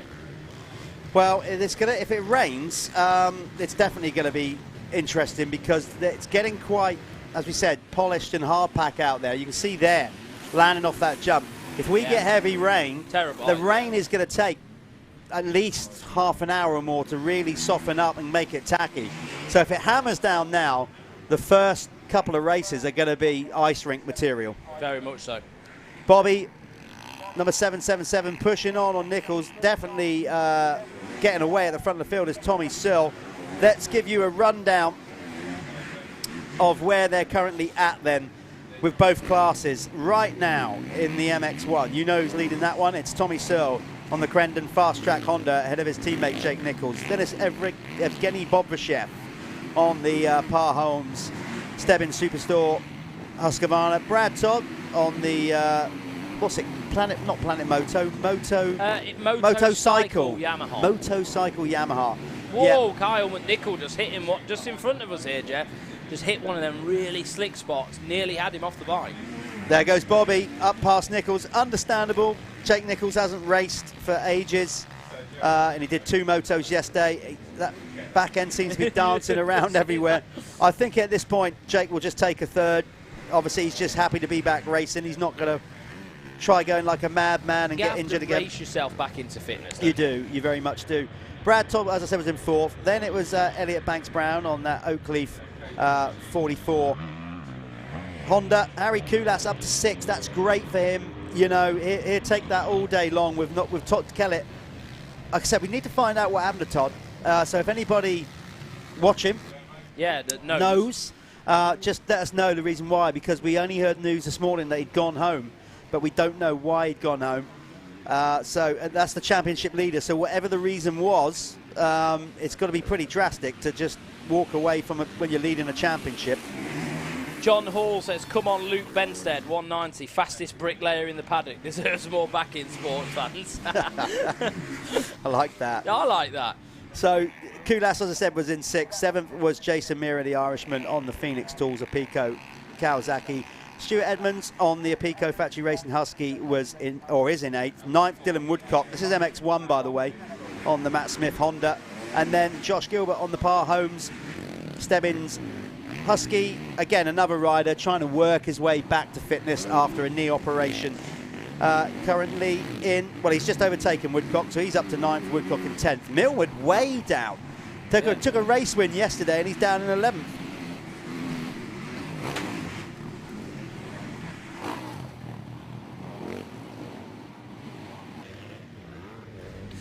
Yeah, Millward not having the motor that he would want. But Bobby, I've noticed Bobby, now he's got past Nichols, is taking the Tommy Searle lines. I've noticed him just getting out of those sharp bits, sharp edge of the track. So I don't know whether he's had eyes on Tommy and started learning some of that, or he's just got the same sort of level of experience and he can read the track. He's just a few laps behind the number 100 of getting on those smooth lines.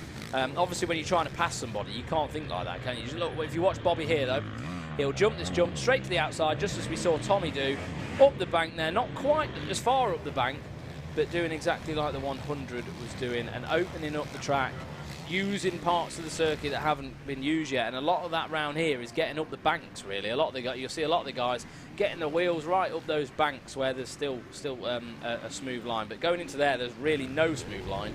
Very choppy going into the jumps going back up the hill. These guys obviously making quick work of these, no issues. Looks like Nichols though has ran out of steam. Just see him shaking his arm out there. He's shaking his arm out, so a bit of arm pump for Nichols, but he doesn't need to worry. There's a nice big gap between him and the guys back in 4th. Who's in 4th at the minute, Jeff? In the MX1 category, it's Brad Todd. In MX2, it's Florent Mio still leading the way, the French rider. There he is, isn't it? Is that him? No, that was Stu Edmonds. So Florent Mio is leading the way. This would be good for him. I can't remember him winning an MX2 race so far this year. So that would be good for the Par Holmes team as well. Carlton Husband is still out there toughing it out. Incredible. Incredible. Just saw Banks Brown staring at his hand as he came through the gritty people finish line then. Almost like, is there skin left? Yep, there's skin, we're good. As it stands at the minute, Carlton Husband... check. As it stands at the minute, Carlton Husband will go back into the lead, actually, because John Adamson crashed on the opening lap. No way. So he will go back into the lead of the championship. Michael Ellis, great return to racing for him in 3rd, ahead of Jamie Carpenter. John Addison now like a madman, but in a controlled way, I think. Medium control. Medium control way. He's worked his way up to 5th, ahead of Tom Grimshaw now. Dixon down to 7th. Then it's Ike Carter in 8th. Carl McNichol on the GRT whole shot machine is in 9th. And then Jay Haig on the Crendon Fast Track Honda in 10th. Just had some information about, while Todd Kellett's not here, unfortunately, and Todd, if you're watching this back or whatever, totally understand the reasons why. But basically being a family situation issue, I'm not going to delve into any more detail than that. But needless to say that Todd and his family had to get going. Of course, family always comes first. So Todd and Lucy, his fiance, we wish you, hope that all works out okay. As I said, not going to delve into too much more information than that, but family always comes first. Yeah.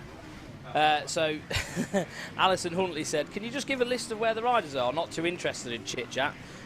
Well, should we just do that from now on? Should we just do a list of where riders are? I'm joking. No, I've said to her, you can do, if that is you, download the Speed Hive app. So obviously this weekend we haven't got the riders on screen. We will have that for the next 2 rounds, won't we? The list of riders. But you're more than welcome to download the Speed Hive app and you can follow the racing. To our credit, though, she must have put that post up because I've literally just done the... Yeah, so, I did think that. But we'll do the best we can there, that one with Alison.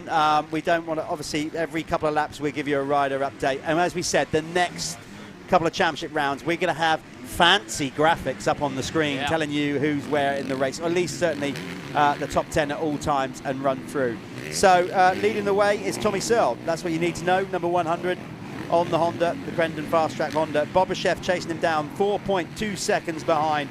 And then it's Jake Nichols in 3rd in the MX1 category. MX2 category, it's still Mio, number 247. There he is, but he's coming under pressure from his teammate. But it doesn't matter because his teammate, number 3, is on an MX1 bike. So Josh Gilbert can go past Mio here, no problem.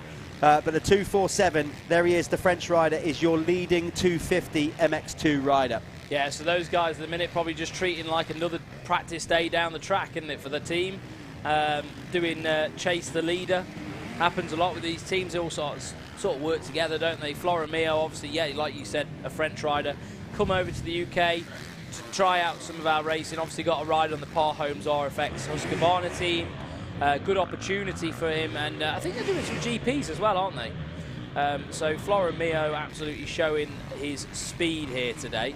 And he's needed to do it, if I'm honest.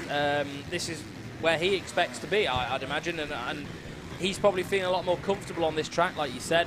Not too much sand tracks going on in France, a lot more hard pack tracks over there. This is probably, I suppose, it's quite a Frenchy-esque track, isn't it, with the elevation and stuff. So Flora Mio definitely in his comfortable place at the minute, and there's no MX2 riders near him. No, he's romping it in the MX2 category, and he's got a load of MX1 bikes between him. Mira's having a good day and as well. Yeah, and the second place rider, Carlton Husband. Carlton still not across the line. I mean, Mio is smashing it in the MX2 category. Let's see what his lead is over Carlton. There's Carlton across the line with the red plate. It's nearly 20-second lead for the number 247 in the MX2 category, so he can definitely let Josh Gilbert go by and just... Josh will pull him along, maybe, help him out with a few lines. There they are. So Gilbert now through. It's getting a bit very deep ruts up in the wooded section there. But Mio's got somebody to chase now, and he'll just keep it. Sometimes that's good. You've got such a big lead sometimes. It's so easy to switch off. Yeah, and you can get wrapped up in things that you don't need to be involved in as well, especially in his position right now. So I think he did the best thing. There's no point in him fighting too hard with Gilbert. Even these guys behind him, Millward and Mira. I mean, what's the point? You know, you could end up putting yourself in a position where you mess your entire race up for the sake of pride. So Mio obviously is going to try and manage this race and finish as far up the order of everybody that he could possibly do. But you know, there's no urgency there. He's got a massive lead in MX2. He can just spend the next few laps just chilling, settling into this track, and not doing anything crazy. And he will end up with a moto win here in race 3 of the weekend. I'm just going to go and see how long we got left in this one, because we don't have a screen clock on this one. Jeff's on the way outside now to watch the clock. I just saw Tommy Searle take a little bit of a look over as well as he came through there. So Searle actually under a bit of pressure now from Bobryshev. So Bobryshev is on the back of the 100 now. So Bobby's obviously found a bit of pace and is obviously feeling better from his shoulder injury. This is going to be good. We've got 5 minutes plus 2 to go, so plenty of time. Plenty of time here then. This is going to be good. Can Tommy Searle keep him at bay? Now, Tommy wants to win. Obviously, he had an illustrious career, finished runner-up in the World Championship, what, 4 times? Yeah, 3 times? Multiple times. Obviously, couldn't quite get it over the line and become world champion, but he's been undoubtedly the UK's best rider for a decade or more. But now, of course, in the twilight years of his career, and by his own admission, he didn't really want to do the 2 days racing at the Michelin MX Nationals. Not a lover of it. He's got, obviously, his little boy Alfie here. He's got his family now. He's paid to win. He'll still push on to win. But at the same time, maybe that little bit of edge has gone. And that's understandable when you've had the career like you've had and you get to the age. You know, he'll want to win, but he won't. There's no way he's going to push like he did 10, 15 years ago to keep Bobryshev at bay. No, we spoke about that the other day, and like you can sort of almost get lost in yourself, can't you? I know they were talking about it on their pod. Yeah, they're very close now. On their podcast recently, Tommy said he got really excited at Fat Cats and ended up hurting himself. I mean, at Hawkstone in qualifying. So we're going to go back to those now, battling. Tommy and Bobby, they are really in for a battle right now. Is Tommy going to push on for this one? Is he going to be able to dig deep and just find that bit of speed that he needs to hold the Russian giant at bay, the 777 of Evgeny Bobryshev there, and the Par Holmes RFX Husqvarna, because he's coming. Yeah, Bobryshev is all you can see now. He's there. He's definitely gonna light this thing up and push Tommy. Looks to me like Tommy's lit it back up though. He's gone, okay, he's there. We better go. He definitely has, but Bobryshev is pushing now. We're gonna stay with these guys because this is the battle for the lead.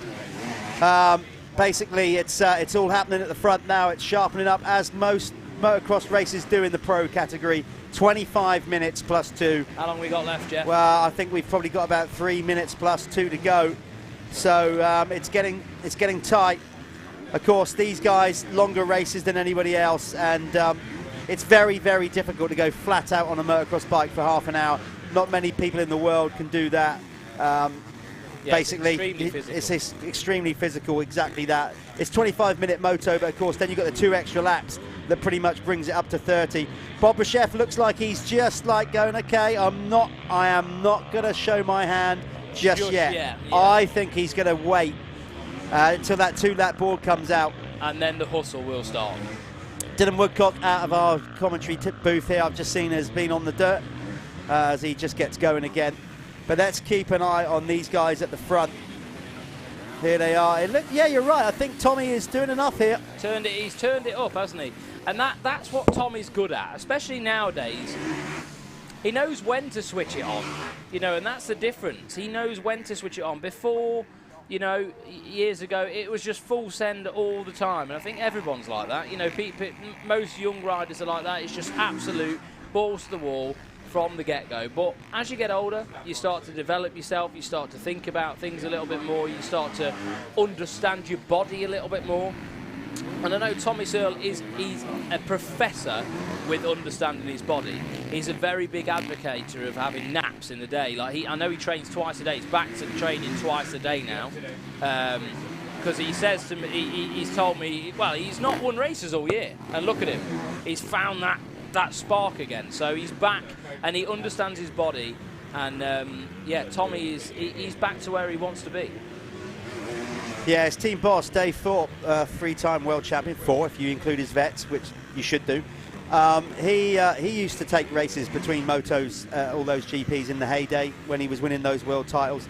Little power nap just for the mind to reset. Tommy's good. Yeah, he always does it. It seems to be one of his things that he really is a big fan of. You know, getting the sleep in, getting the rest in. He really he hates the kids who go to the weekend and get tired, and he's seen they've been out on mountain bikes messing about all week and all this sort of stuff. Oh, here we go. It's getting tight now. Bobashev going to make his move. Let's keep an eye on these two then. This is the battle.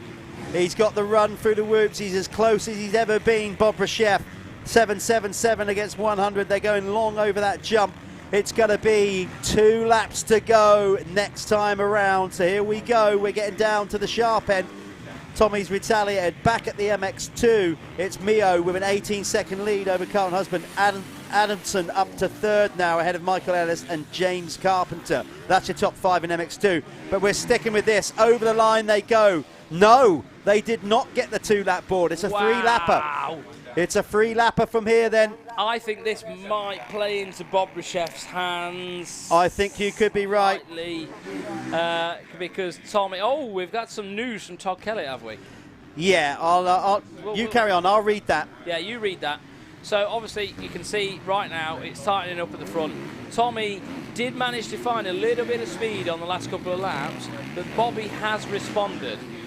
Is Bobby's charge too soon? I don't know, because they would have expected, I think, to come round and get the 2-lap board, but they were there 10 seconds early, so they have 3 laps to go in this one now.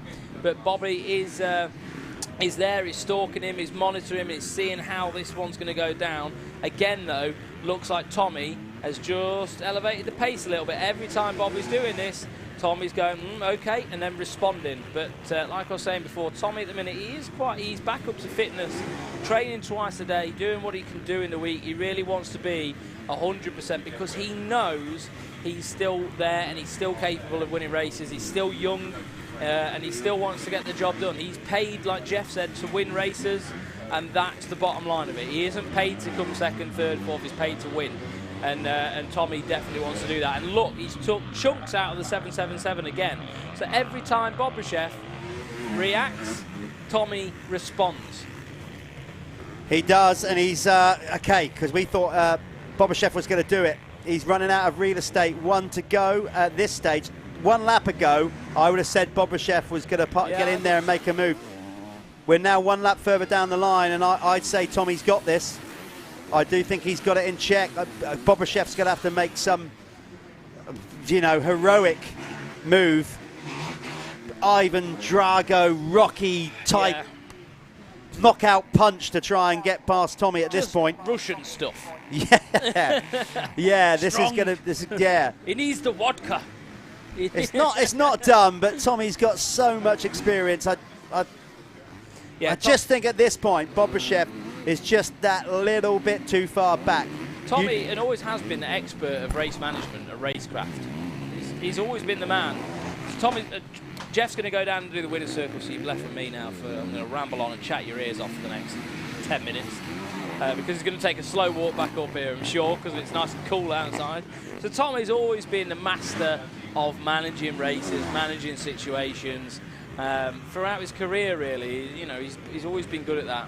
So, and like I was going on earlier, Tommy always says, why are all these people doing this, that, the other in the week? You should be resting. Massive advocator of rest, Tommy. And just shows he's coming to this weekend at the Michelin MX Nationals in absolute tip-top condition on that Crendon Fast Track Honda. Just dropping down there. Just 1 more lap to go as he comes round. And they're going to go down to the back section. Over the tabletop there, we've got a right-hander into a whoop section now. And Tommy's still managing to manage this race perfectly. Just saw Kyle McNichol on screen there, just going a lap down on the GRT Whole Shot KTM young rider in a development stage at the moment. And there we are, the 100, Tommy Searle, making this one look pretty easy right now. Every time Bobashev has tried to respond, Tommy's reacted every single time, and they've just got 1 lap to go now. Both of them are going to be pretty happy, I'm sure, to see that 1 lap to go board. They've just come under the gritty people, mindset go, finish line for the 2nd to last time. When they come through next time round, Barry will have his checkered flag waving with his checkered flag gloves, and if you cut that guy open, just black and white would just pour out of him. Crazy. It's actually a phenomenon. but here we are, on screen, 100, Tommy Searle still leading the way. Don't think Bobby's going to be able to do anything. We're going to have to see a mistake, I think, from the Honda one rider for Bobby to be able to do anything, but he is in that attacking position. He's, you know, within that second gap. He will be able to capitalise on any little error that Tommy Searle does. So Tommy's going to have to get through this last lap really clean, no mistakes, and get the job done.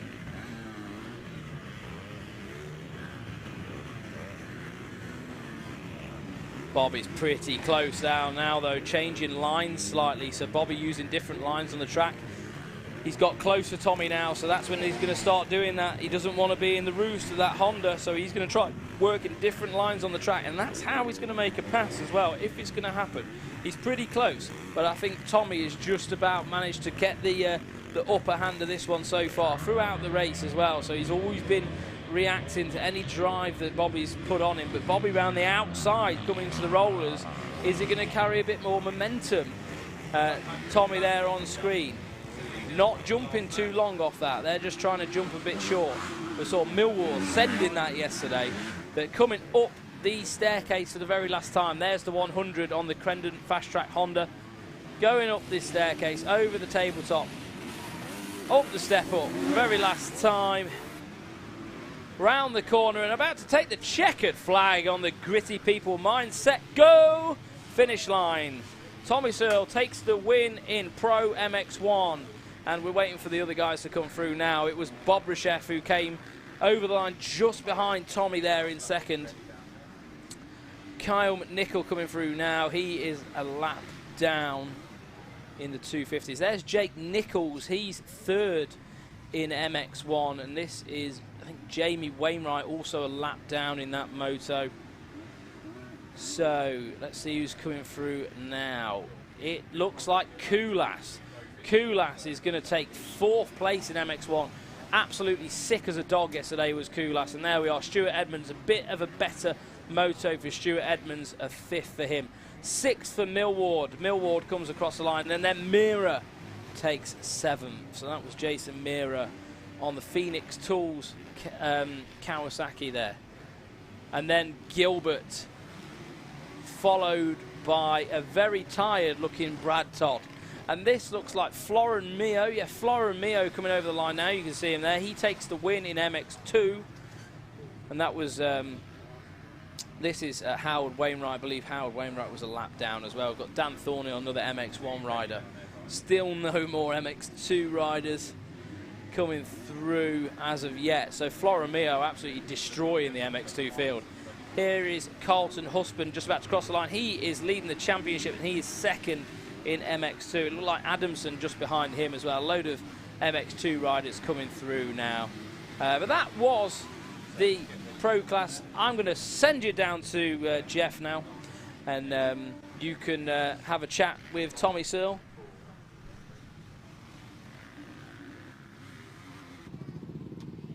Okay, we're in the winner's circle with the race winner, Tommy Searle. Tommy, it's humid, man, it's hot. Did you feel that out there? Yeah, no, it's really hot. But they've done a great job of the track. It was forecast rain, but obviously we've had none, and it's just min, loving it. That one, you looked like you had it under control. You got so much experience. We thought Bobby was going to make a big surge, but it seemed like every time he got within a certain distance, you just upped it. Yeah, no, Bobby's obviously fast. He's probably the fastest guy other than me in this championship. You know, he's raced GPs, he's won GPs. I think we're the only two that have won GP, so can never count Bobby out. And but he races fair, he races clean. So I sort of knew he wasn't going to do something dangerous on me, so I was quite comfortable being a little bit in front of him. But overall, it was yeah, good race. Enjoyed it. You've obviously raced here loads of times, quite a local track for you, and all the family are out. That's a big thing for you these days. You got your kid here, and you look super relaxed all weekend. Yeah, no, it's nice. My little man's here. Mum and dad, brothers come up, sisters come up. Yeah, it's just a nice day. I'm really enjoying racing at the minute. Obviously, I haven't had many wins this year, so to get two this weekend so far has a little boost in confidence. All right, well, look, we maybe see you back here for the second moto. Well done, Tommy Searle on the Crendon Fast Track Honda. We're going to bring in Florin Mio. Now, this one, my French isn't that great. I'm not sure how good Florence English is, so this could be an interesting conversation, because my French is definitely not that good. Florent, let's move around this side, actually. I'll come around here and do this. Look, that one, you absolutely hammered them. I mean, you won the MX2 so easy. How do you feel about the track out there? My feeling is very good. I like the track. It's very good. Yeah, yesterday, 2 good race, strong race. And today, my first motor, good start, very good start with the 450.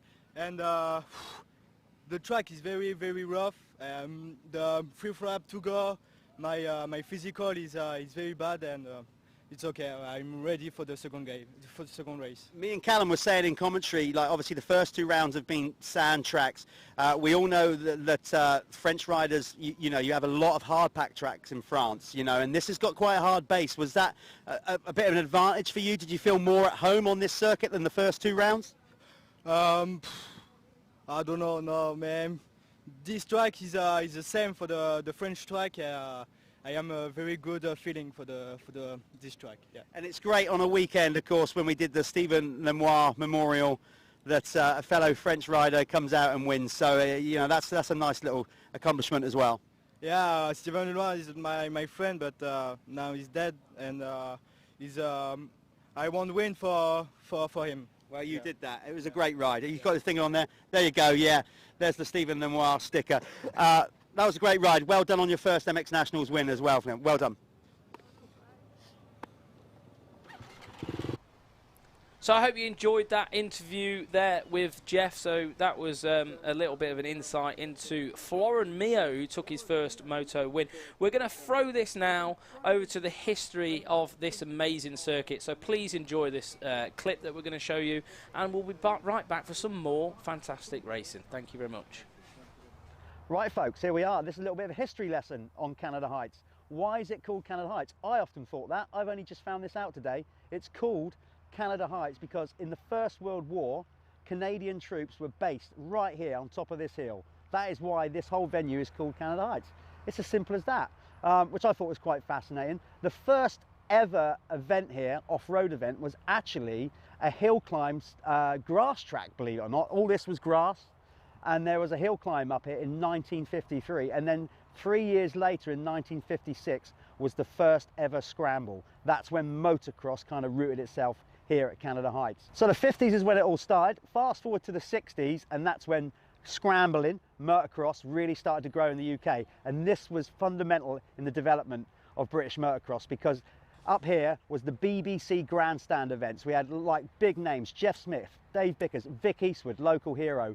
They all appeared on Grandstand, massive audiences around these places. It was huge. And then that kept rolling pretty much all the way through the 70s. And from there on in, we've always had major motocross events up here. The 80s were huge. We had the Early Birds, traditionally the first motocross event of the year. And then British Championships have been here ever since. This really is one of the UK's biggest and most popular tracks, and have done so much to promote the sport.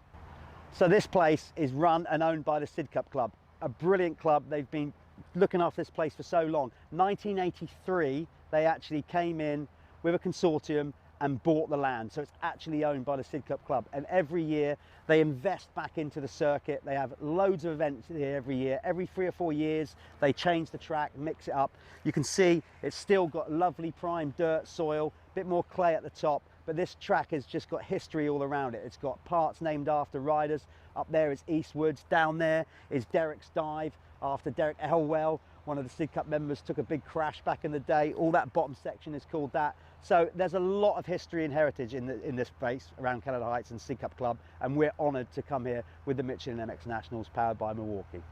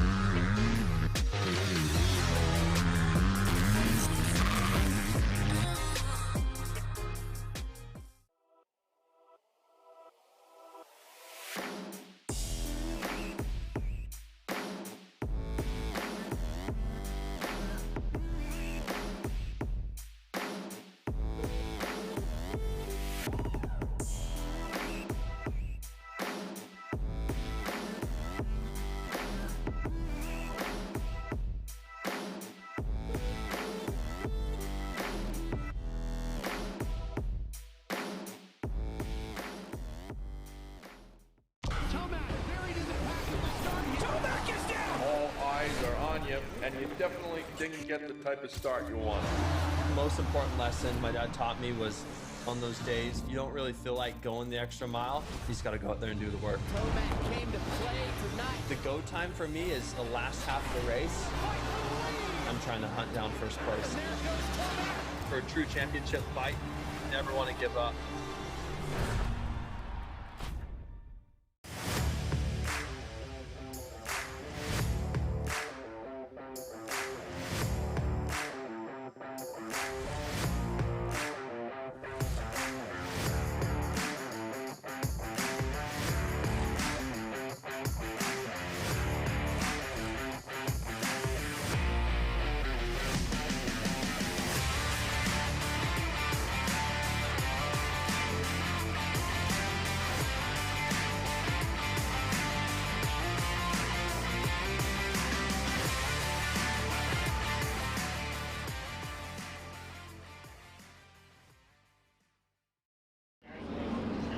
Okay. And it's picking up the microphone all right there, yeah? A little bit down. A little bit down. Yeah, Oh, that must be good. But it's picking up the sound all right at that. Yeah, cool. Okay, are you ready? Well, I'll count you in. 3, 2, 1. Okay, we're here with Dylan Brown from Apico Factory Racing. Dylan, just tell us a little bit more about the background of Apico and you know how you ended up being the boss man. Well, it's actually quite an interesting story, Jeff, to be honest with you. We both, obviously myself and Anna, worked for the company for over 15 years each, obviously in different roles. Anna was more on the purchasing side, I was on product development and sales. And then an opportunity came along in 2014. The founders of the business, Vesti and Diane, decided that they wanted to retire, and we were a perfect fit for the bill, really. And yeah, it was a big thing for us at the time. A lot of sleepless nights and that sort of stuff, but you know, we managed to pull it off, and you know, we're 8 years in now to being the owners of the business. But it's in your veins. You used to race. It is, yeah. You know, not at the level that we're racing at today, but yeah, I did over 20 years racing motocross, and yeah, it is in my veins, and I just love the sport. And I was very lucky that I was able to work, you know, in a position that I was in, which was my hobby. So it was the perfect setup for me, really, and I could work during the week, and then I could go and enjoy, riding the bikes, and it was all connected and rolled into one. So it was perfect for me, really. So very selfishly. Any business, you know, you can't build on your own. So you got these two able bodies to help you out. Absolutely, you know, what they do. We are partner in crime, husband and wife, business owners, company directors. But you know, without the likes of Scott, who looks after all our marketing and social media side of things, and all the other guys that we have, you know, in the warehouse, in the sales office, the sales reps out on the road, you know, without everybody else, it would be really difficult for both Anna and I, to operate a business. So it's good to have. You know, so Scott, your role, obviously, you know, like marketing. Over 10 years served now, Jeff. Is that? Yeah. Okay, must be... So I was taken on originally by Vesti and Diane as well, a couple of years before Dylan and Anna purchased the company, and I was from a professional marketing background, so I've got a degree in marketing, worked for the British Red Cross, Bob the Builder as well, would you believe it, before now. Bob the Builder? Yeah. That's a high accolade. Actually, yeah, not Bob, on my CV, but not Bob himself, obviously, a toy company that manufactured all the toys. So, yeah, no, I saw the opportunity. I loved motocross, used to ride a bit as a kid, and it was just a win-win fit, really, for me, and, you know, it's been great. We've gone through many different sections, so we've gone from traditional print media, we're now in the world of social media, and you know, it's just it's just a bit of a it's been a great ride so far, and hopefully it will continue for many years yet. Tell us more about the team, because obviously the team has grown, and the team is obviously a part of the marketing strategy as well. So that must, I guess, you know, from the outside looking in, it's the perfect opportunity to put all your brands on your bike and get it out there. That's it. This is our shop window. Yeah. You know, we have 50 different brands that we manage in the UK, and obviously Apico being our own brand and our main brand, hence the team name Apico. And then we've got the Husqvarna part as well. So you know, all the brands that are on the bikes, from Pro Taper, Polysport, Twin Air, Boyson, to the kit the riders wear. So our riders happen to wear former boots. We've got layout goggles, RI helmets, an Anta kit, and layout protective products. So yeah, you know, it's it allows us to showcase everything. And to be honest with you, the MX Nationals so far for me has been probably the best showcase of all, because we've got that free audience. Yeah. Which you're going out now. That everyone gets to see. Yeah. It's brilliant. And the figures have been great, and I can't thank everyone enough for tuning in, really, because it allows us to do what we do, and it allows you guys to do what you do, because we support the series as a main sponsor as well. So, you know, it makes a huge difference. Yeah, let's keep doing it. Absolutely. Anna, what's your, I mean, you know, do you have to keep these two in check? I mean, I think I know who really is the boss. Well, of course. You don't have to have that on paper to be the boss, do you? No, my background is a bit different, I suppose. I'm originally from Sweden, and I used to work for Hallman Motorsports. So I used to work for 4 times world champion Torsten Hallman for 10, 11 years before I met Dylan, and Bestie offered me a job, so I decided to take the plunge, move across the pond, and yeah, that was 15 years ago now.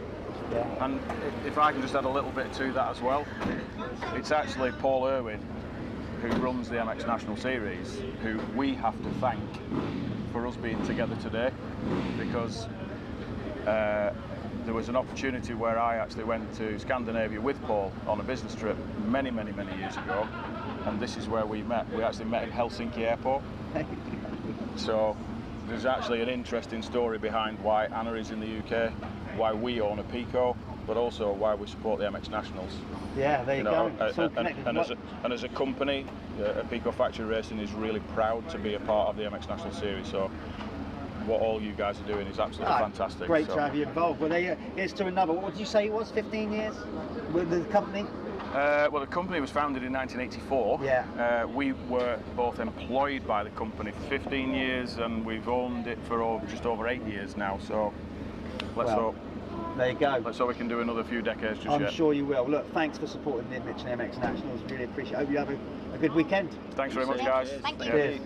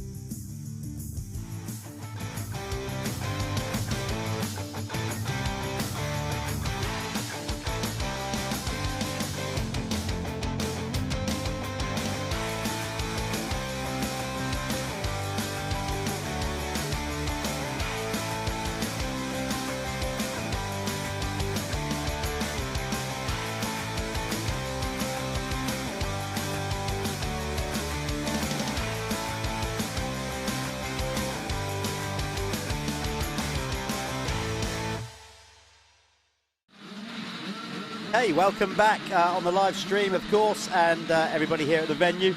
That was a little insight there of a Pico Factory Racing. Again, the passion of being fundamentally a motocross fan of anything else, and then before you know it, you're buying a massive distribution company and making your own products and having a race team like that. Well, most people end up going buying an 85 or a 65, getting their kid into motocross. It's a bit of fun, and then they've got a 200 grand motorhome, the house is mortgaged down, and everything else happens for the best of us, mate. It does. Okay, off the line is the second Cintal 85cc moto. Beanie Reese, another good start from the outside. Really good start for Beanie. I think she is the only girl racer out there. I have to double check that, but I'm sure she's a wild card in this round. It was another whole shot for Billy Askew. I ask you. You're like, we'll just pass the mic over. Like, nah, done.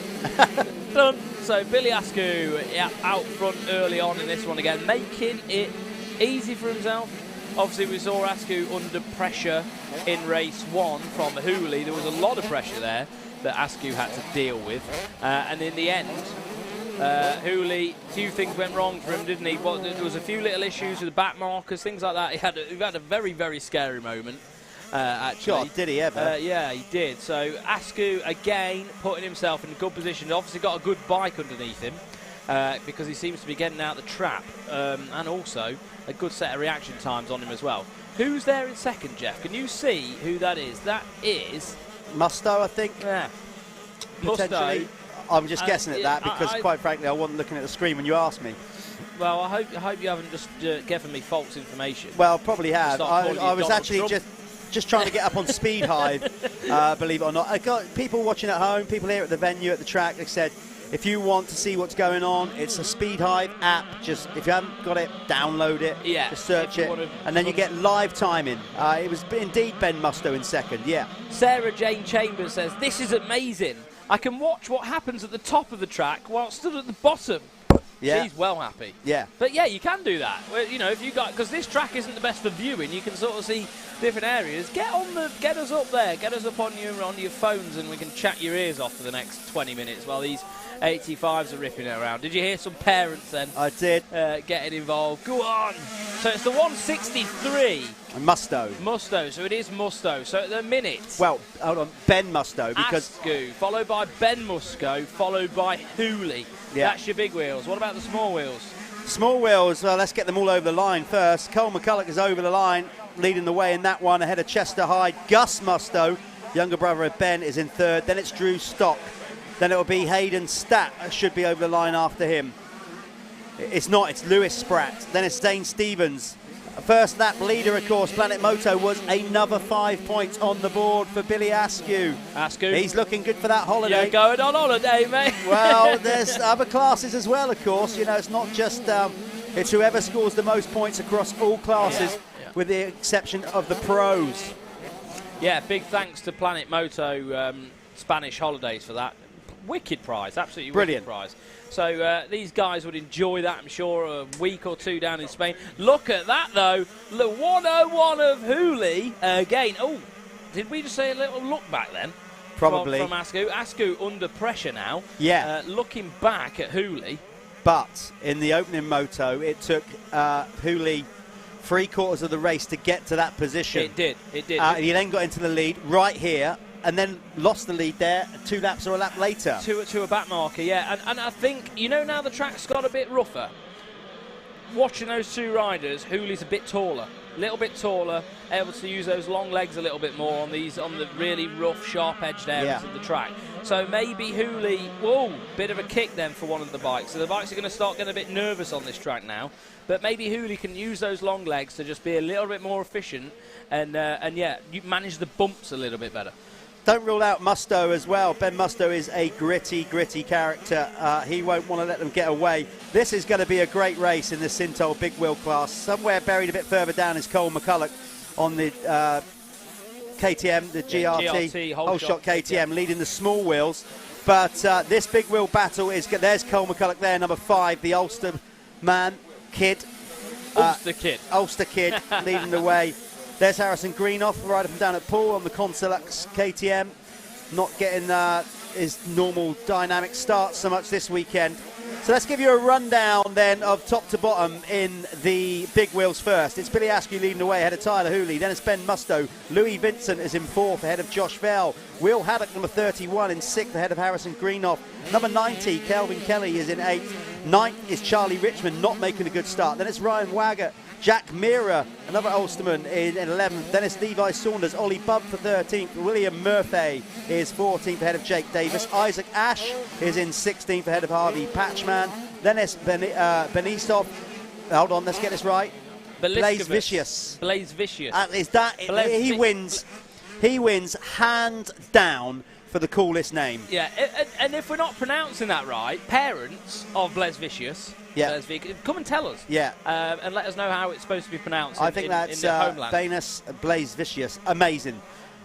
Blaze Vicious. So cool, I love that. Anyway, he's in at 18th. 19th is John Waghorn. Then it's Tyler Jones. Ashley John Matteson, I think that is, Matthews, sorry, is in, where was he up to? 21st. Dennis Harrison Bowles, Carl Harris and Beanie Reese doing it for the girls. You went all the way through that, didn't you? I did. I'm going to give it, well, because they all deserve a name check. They all deserve a name check, all our cool little 85cc kids. In the small wheel, Cole McCulloch leads away ahead of Chester High. Then it's Gus Musto. Drew Stock is in 4th ahead of Hayden Statt. Then it's Lewis Spratt. Alfie Osborne, the number 94, in 7th ahead of the Calen J. Griffiths. Then it's Zane Stevens down from Newquay in Cornwall in 9th. 10th is Zane Zibley Deacon. Then it's Mason Jones and Louis Challenger. That is all our 85cc riders. We've had a question come in, Jeff. We've had a question come in which I hope you can answer because I don't actually know. What ages are the 85 riders at? 10 to 15? He gets confused with the American series as well. Okay, so it's basically riders. Most of these 85 riders are from about 13 to sort of getting on to 15. The 65 riders sort of 10. We don't have 65 riders at this championship, of course, but they're from about 10 to 12. Yeah. So you're about 12 to 15 for these kids. There we are, mate. So, yeah, slightly different to America. I think in America, a lot of the kids stay on 85 till they're 16. But did you see that mistake from Hooley then? So Hooley making a bit of an error. And still there, not made any headway yet on Askew, really, as there's not been much of a change. I keep seeing tiny little errors from Hooley. I think a bit of urgency setting in, that was nice, but just slipped the foot peg there. But you see the traction he got on the hard pack. Musto is not out of this. Musto's having a much better ride. Ben Musto this time around in 3rd. He is sticking with these two. This is definitely a three-way battle, but yet again, Billy Askew just goes about his business. I haven't seen him look behind once. He looks completely unruffled by it all. I saw Hooley turn around then and go, who's that? Unlike the parents, look at Ben Musto in 3rd, styling it out. Oh, here he goes. He's going for that move again. Inside. He's done the same move again. I tell you, Billy Askew needs to check that out. He's just leaving the brake. He's letting off the brakes, mate. He's letting it roll. But he's just keeping the power on down the hill and doing the outside line. Right, so here we go. Let's see. And hopefully he won't get a repeat of the first one because Hooley made a bad choice once he got into the lead in the opening moto here today at round 3. He kept giving me and you mini heart attacks, didn't he? This time, if he gets to lap traffic, he's got to make the right call. I wouldn't rule out Musto in this one. He is pushing on. Yeah, what you're watching, ladies and gentlemen, is the Sintol Lubricants big wheel and small wheel class. You're seeing the 101 of Tyler Hooley on the gas there. He's now out front in the lead, looking nice and trendy in that Troy Lee gear.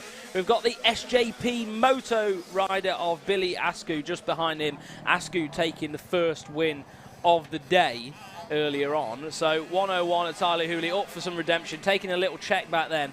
I think Hooley is in control of this one right now. What do you think, Jeff? I'd like to think so. We thought that in the opening moto today once he got into the lead. Yeah. But, either way you look at it, he could come in and say, and he probably did, back markers messed me up. I don't think they did. I just think on that occasion, although they're told not to do it a lot by their coaches, that was a tight hairpin turn, and he probably would have been better following that until he got out of the rut. But anyway, that's been and gone now. He did get overtaken. There's Fish Media. Looks like that's been a good lap. Very good lap for Tyler Hooley. He's starting to break away a bit now from Billy Askew. Yeah, Hooley's on the move. I think Hooley may be a rider that rides better when he's not quite under as much pressure. Seems to be that way anyway. So he's had to just get his head down and just get that cushion in between him and Askew. And maybe he's going to start feeling a bit more comfortable now to flow with the track a little bit and open it up and not leave insides exposed and stuff like that. But the 163. Musto looking good. He is looking very good, and I think Musto is actually a bit quicker than Askew right now. Of course, Billy Askew is in that position. Billy Askew is in that position where he has taken 3 moto wins. Yeah. Championship-wise, the urgency's gone, hasn't it? Championship-wise, he's extended his lead from 27, which it was coming into today. Yeah. So over Josh Bell.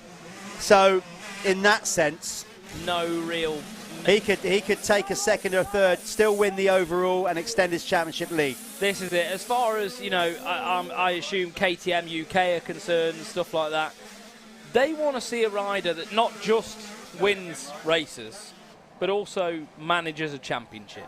Yep. It's important to do both, and it's important to be the fastest kid on the track, but it's important to be the most intelligent person on the track. Make sure you're the brightest kid in the room. And by doing that, sometimes you've got to let the guy by. There's no need. What's the point if it's for a championship? That is true. Did your shorts suddenly get tighter then because you went up a couple of octaves? Yeah. You're getting excited, clearly. I'm running out of oxygen. No. There's not a lot in here, is there? No. Have we mentioned that? Right, anyway, Askew is looking good. Look at that, lovely up on the pegs and almost enduro style around there. But Musto is pushing hard. That is Ben Musto, of course. Younger brother Gus is in the small wheels a little bit further down the field. Nice little line by Ben there. I think this is going to happen. I think Musto is going to stick a wheel in here at some point. Whether he'll make it stick, I don't know, but he is getting impatient. Mark Coody says, come on, Ben. Oh, that's brilliant. What's he doing watching the live feed while his son's out racing? Yeah, Mark. Leading the way. He's sat in the... He's sat in the camper, man, isn't he? I wouldn't have to. He's very casual about it. I'd be leaning over the fence and just nervous as hell. But Mark Hooley, Tyler's dad there, is also watching the live feed. But this is Musto is definitely getting closer. He's such an aggressive kid. If he gets half a wheel opportunity, he's very stylish, isn't he? He will stick it in there. Very stylish rider. So, a small wheel class, let's give you a rundown because they're not getting much love at the minute. We're going to try and, once we get this battle concluded with second, Musto going long, we'll maybe try and pick up some small wheel riders on the live stream for you. Cole McCulloch is still leading the way in that one, 15 seconds ahead. Oh, there's the move. There's the move. A little mistake from Billy Askew, big kicker going into the corner, and Musto was there to capitalise. Very rough coming into that section now. It's quite a deep part of the track there, and because there's so much braking coming into that corner, a lot of heavy braking from the bigger bikes and stuff, it really churns the track up, and you get these real big bumps that perhaps the smaller wheels of the 85's bikes sort of they don't float over the top of. They just go in, and that compacts the suspension, and that's what you saw happen to Askew's bike then. He would have been on the rear brake coming into that corner, which loads the rear suspension, and then a bump hits the bike, and that unsettles the rear end. And it's down to using your brakes properly and things like that. Motocross is very, very tricky sport. Doesn't look to me like he's going to settle for second though. He's coming straight back at Musto. I was talking about the small wheels, so it's Cole McCulloch leading the way on the GRT whole shot KTM header Chester High. Then it's Gus Musto on the Matt Gardner KTM. Drew Stock is in fourth. Then it's Hayden Statt, Lewis Spratt, Zane Stevens seventh. Eighth is Zane Zibley Deaklin. Then it's Callum J. Griffiths for ninth. 10th, Elfie Osborne. In this category, what you're seeing, the big wheels leading the way, it's Tyler Hooley ahead of Ben Musto. Then it's Billy Askew, Louis Vincent from down there. Cheddar Motocross is in fourth, ahead of Josh Vell, who's second in the championship, ahead of Charlie Richmond in sixth. Seventh is Harrison Greenoff. Kelvin Kelly, the kid from Ireland, in eighth. Ninth, Will Haddock. Then it's Ryan Waggett for 10th. Oh, exhausting this job, isn't it? Exhausting. It looks like Billy Askew is trying to respond, but Askew, we've seen during the races over the weekend, has been quite consistent. So Askew is going to definitely sit there. He knows the track. He's reading it very well right now.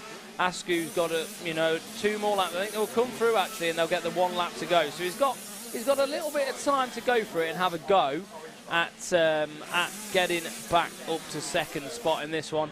But like me and Jeff have spoke about, championship-wise, he's well in the lead. Here's Cole McCulloch. But he's closing up. Yeah, Cole McCulloch, we got him on screen. Obviously showing a bit of small wheel action as well. Obviously the small wheels, they're just not quite as big and as strong as some of the big wheel riders, and of course those wheels do make a difference in the speed you travel around the track. Yeah, massive difference. So you see how much they get kicked, the small wheels, when they're coming into the corners. But Cole McCulloch, another rider from Northern Ireland, he is extending his championship year lead here on the GRT whole shot KTM. There he was coming up the steps. He's going to come across the finish line now, tick off another lap for the number 5. there he goes, flat out across the finish line, down the hill into that big sweeping right. Coming to view now. There he is. Yep. Callum's going to go down and do some winner's circles with these guys. Okay, should be Tyler Hooley if he keeps it on the island. We got 2 laps to go. So there is your small wheel race leader. Quite comfortably as well, I've got to say. He is checked out in the small wheel category. Let's see his current race lead on Speed Hive.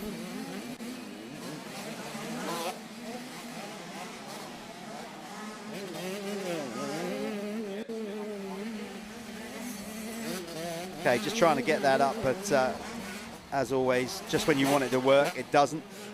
But Cole McCulloch is looking good for another overall here. Chester Hyde took the overall at round 2, and Chester is currently second in this small wheel race as well. But Cole McCulloch is definitely going to extend his championship lead. It was only 4 coming into today, but he'll probably stretch it out into double figures, I should imagine, by the end of this final moto of the day. Final moto of round 3 for these Sintal small wheel and big wheel 85 riders.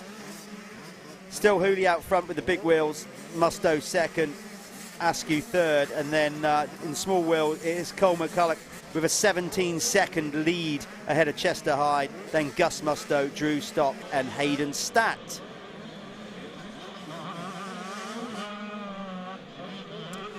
The leaders across the line for another lap, the big wheel riders. Hooley still leading the way. There he is on screen. Perfect. That's the race leader going past the Michelin man. There's the small wheel 85 leader on screen. So Tyler Hooley coming up to this step up, this tabletop in the woods, in the East Woods. There he is. Another roll off, number 101. Looks comfortable in this one this time. Made that mistake with the back markers in the opening moto of today, but looks good in this one. No mistake so far, and I think he's definitely broken away now from Ben Musto. Musto still within striking distance, but the gap's going up all the time. The gap is now 4.8 seconds at the front of the field, 101. Second place, number 163, Ben Musto.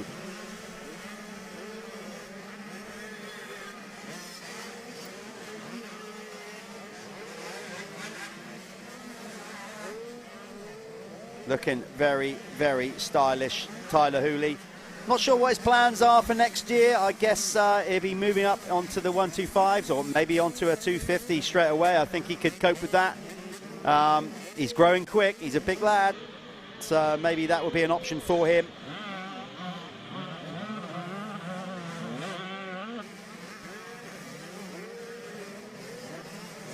We're going to follow him through. I think we're going to be 1 lap to go for him when he gets over the line next lap around. Well, he's on his last lap actually, so we'll probably follow the 101 all the way home now on screen. And then we're obviously going to pass down to Callum in the winner's circle. Maybe he can ask Tyler his opinion on that first race incident, not only when he nearly landed, well, he did actually land on the side of another bike, but they both managed to stay on. Here we go then, checkered flag. Tyler Hooley finally gets a race win this weekend. He's battled hard for that, I can tell you. Again, not quite 100% fit, but he's dug deep, got a race win finally, and Billy Askew, I'm sure, is going to win the overall with a 1-1-1-3 scorecard, but Hooley will be happy he got it done. Josh Vale over the line there, 74, and Alfie Osborne. So that's Vale dropping more points to Billy Askew in the championship. Here's Cole McCulloch. There he is, your small wheel winner on the GRT whole shot KTM. So that's both winners over the line. We're going to have a quick ad break now before we hand down to Callum, who will be down there. Callum will be down there with the 2 race winners.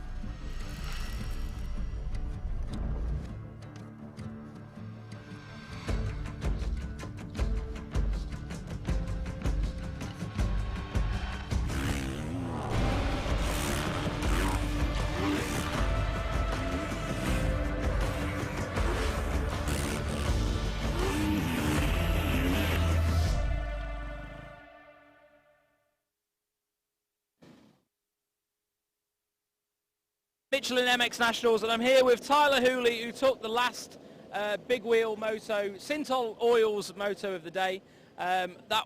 You needed that one, didn't you?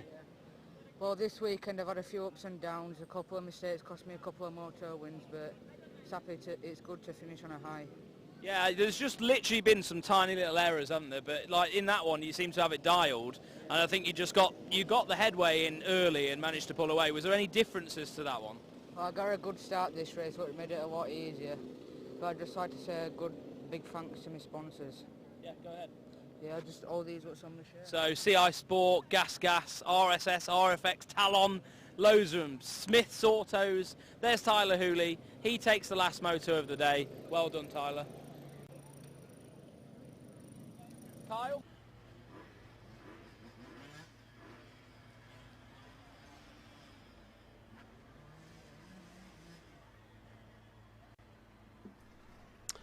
Yeah, Tyler there. Happy to get that one done. I think we're now going to get Cole McCulloch, if we can. And Callum's going to have a word with Cole, who I think, again, Cole's going to take the overall and extend his championship lead here, going into round 4 at Landrake on the 14th and 15th down in Cornwall. Great track if you're down that way.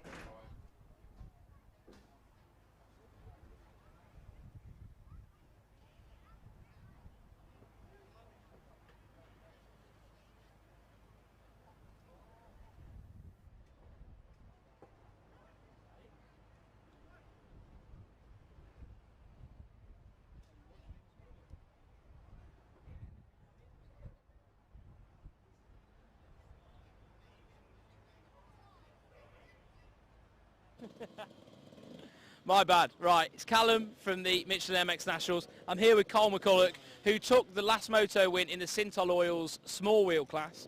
Absolutely dominated the weekend. Smashed it, really, didn't you? What did you have a good feeling for this track? Like, what was it that was, you know, better good for you this weekend? Well, I done the British here, but I didn't do the best at the British, and well, I knew Reece wasn't here. He battles with me in the British the most. And first race, I went down pretty hard in the woods, hurt my shoulder, so I ended up 4th, and then I won all the rest of the 3, so I did. Yeah, did you learn anything from the British, you know, like obviously coming into this weekend? Was there a lot of experience that you may have like took from that? Yeah, the ruts in the corners out the back, like deep ruts and all that. It gets really technical in the woods, doesn't it? It's really soft. So there we are, another race win, and well done.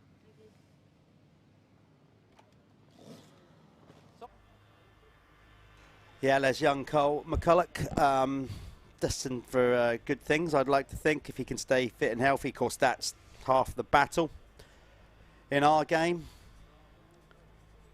It's a pretty brutal sport, so a good future ahead of these guys if they can stay fit and healthy. So up next, we have the MXY 1 and 2, brought to you by Bell.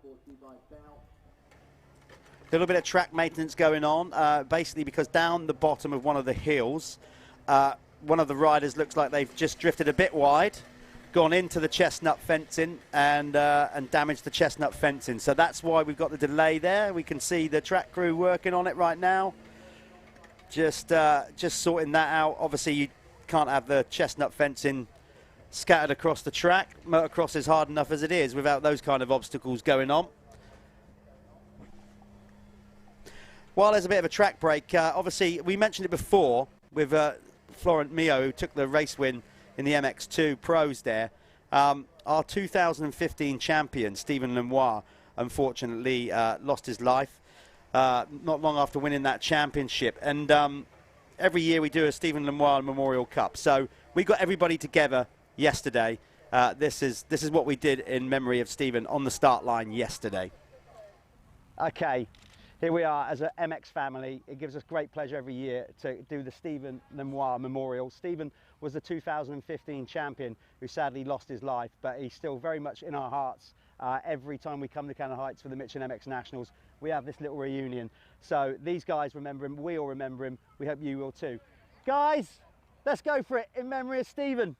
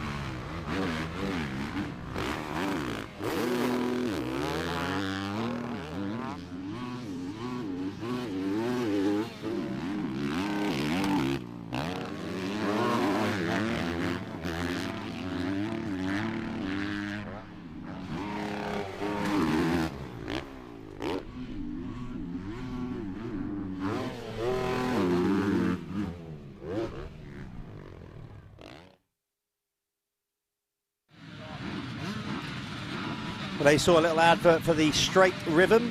That will be happening on the 21st, Saturday the 21st, for round 5 on the evening at Cuss's Gorse. Great night out. Just bring something different. We all get behind it. Obviously, pro riders kind of do it, but everybody else gets into it. It's a great thing to do. So that happens every year now with the MX Nationals, Michelin MX Nationals, powered by Milwaukee at Cuss's Gorse. So we're looking forward to that. Of course, before then, we have round 4 at Landrake Motor Park on the 14th and 15th of August down there in just into Cornwall, just basically the other side of the Tamar.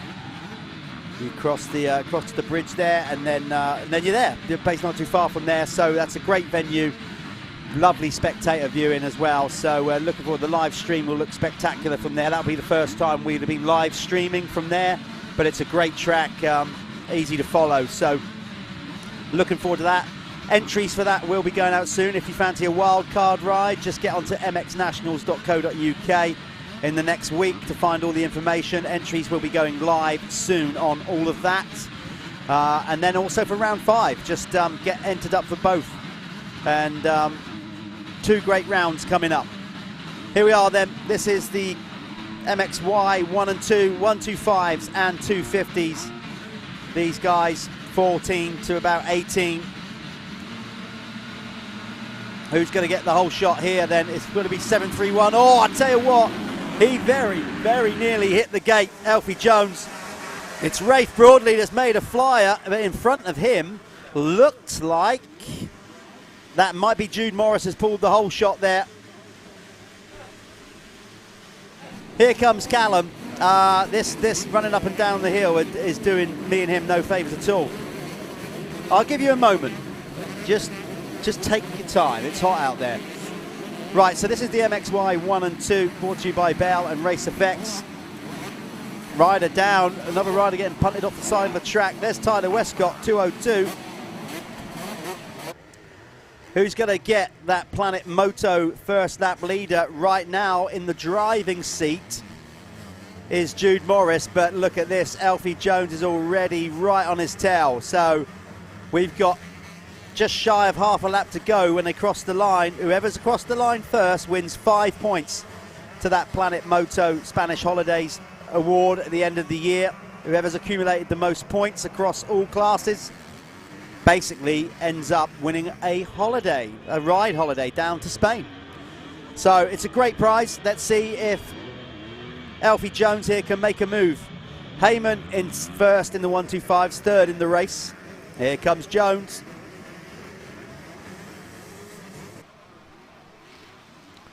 He's got about 3 corners to try and make his move if he's going to be first over the line.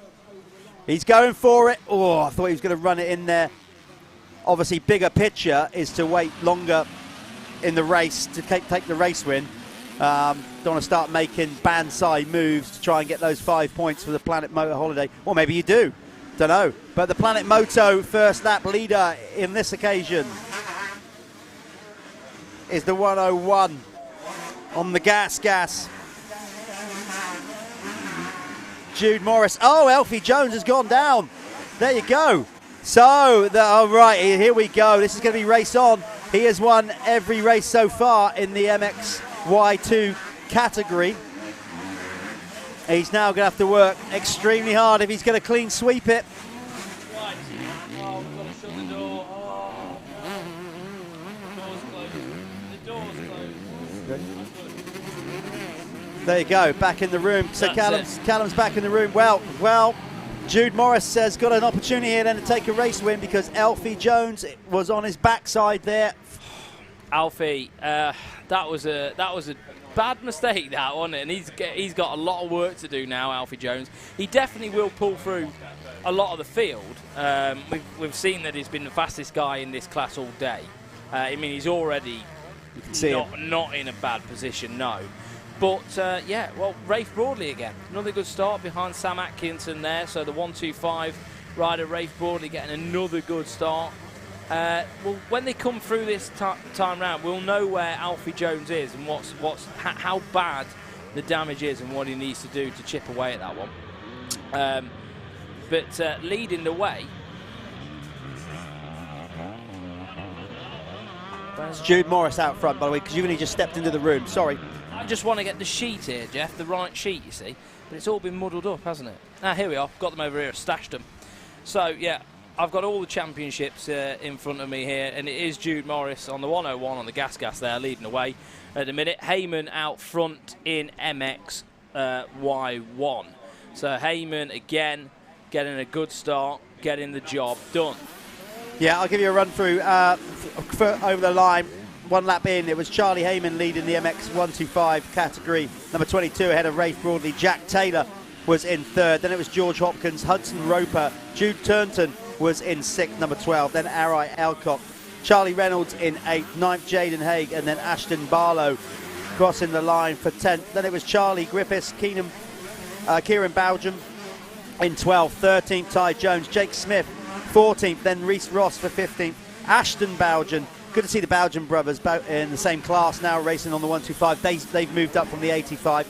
Cody Spicagna in 17th ahead of Hayden Harris. Then Callum Moore. 20th was Josh Jones. Then it was Joe Jordan in 21st ahead of Billy Lee. Sid Putnam in 23rd. Tyler Stevenson in 24th. And 25th, Liam Bennett in the MX2Y250 category.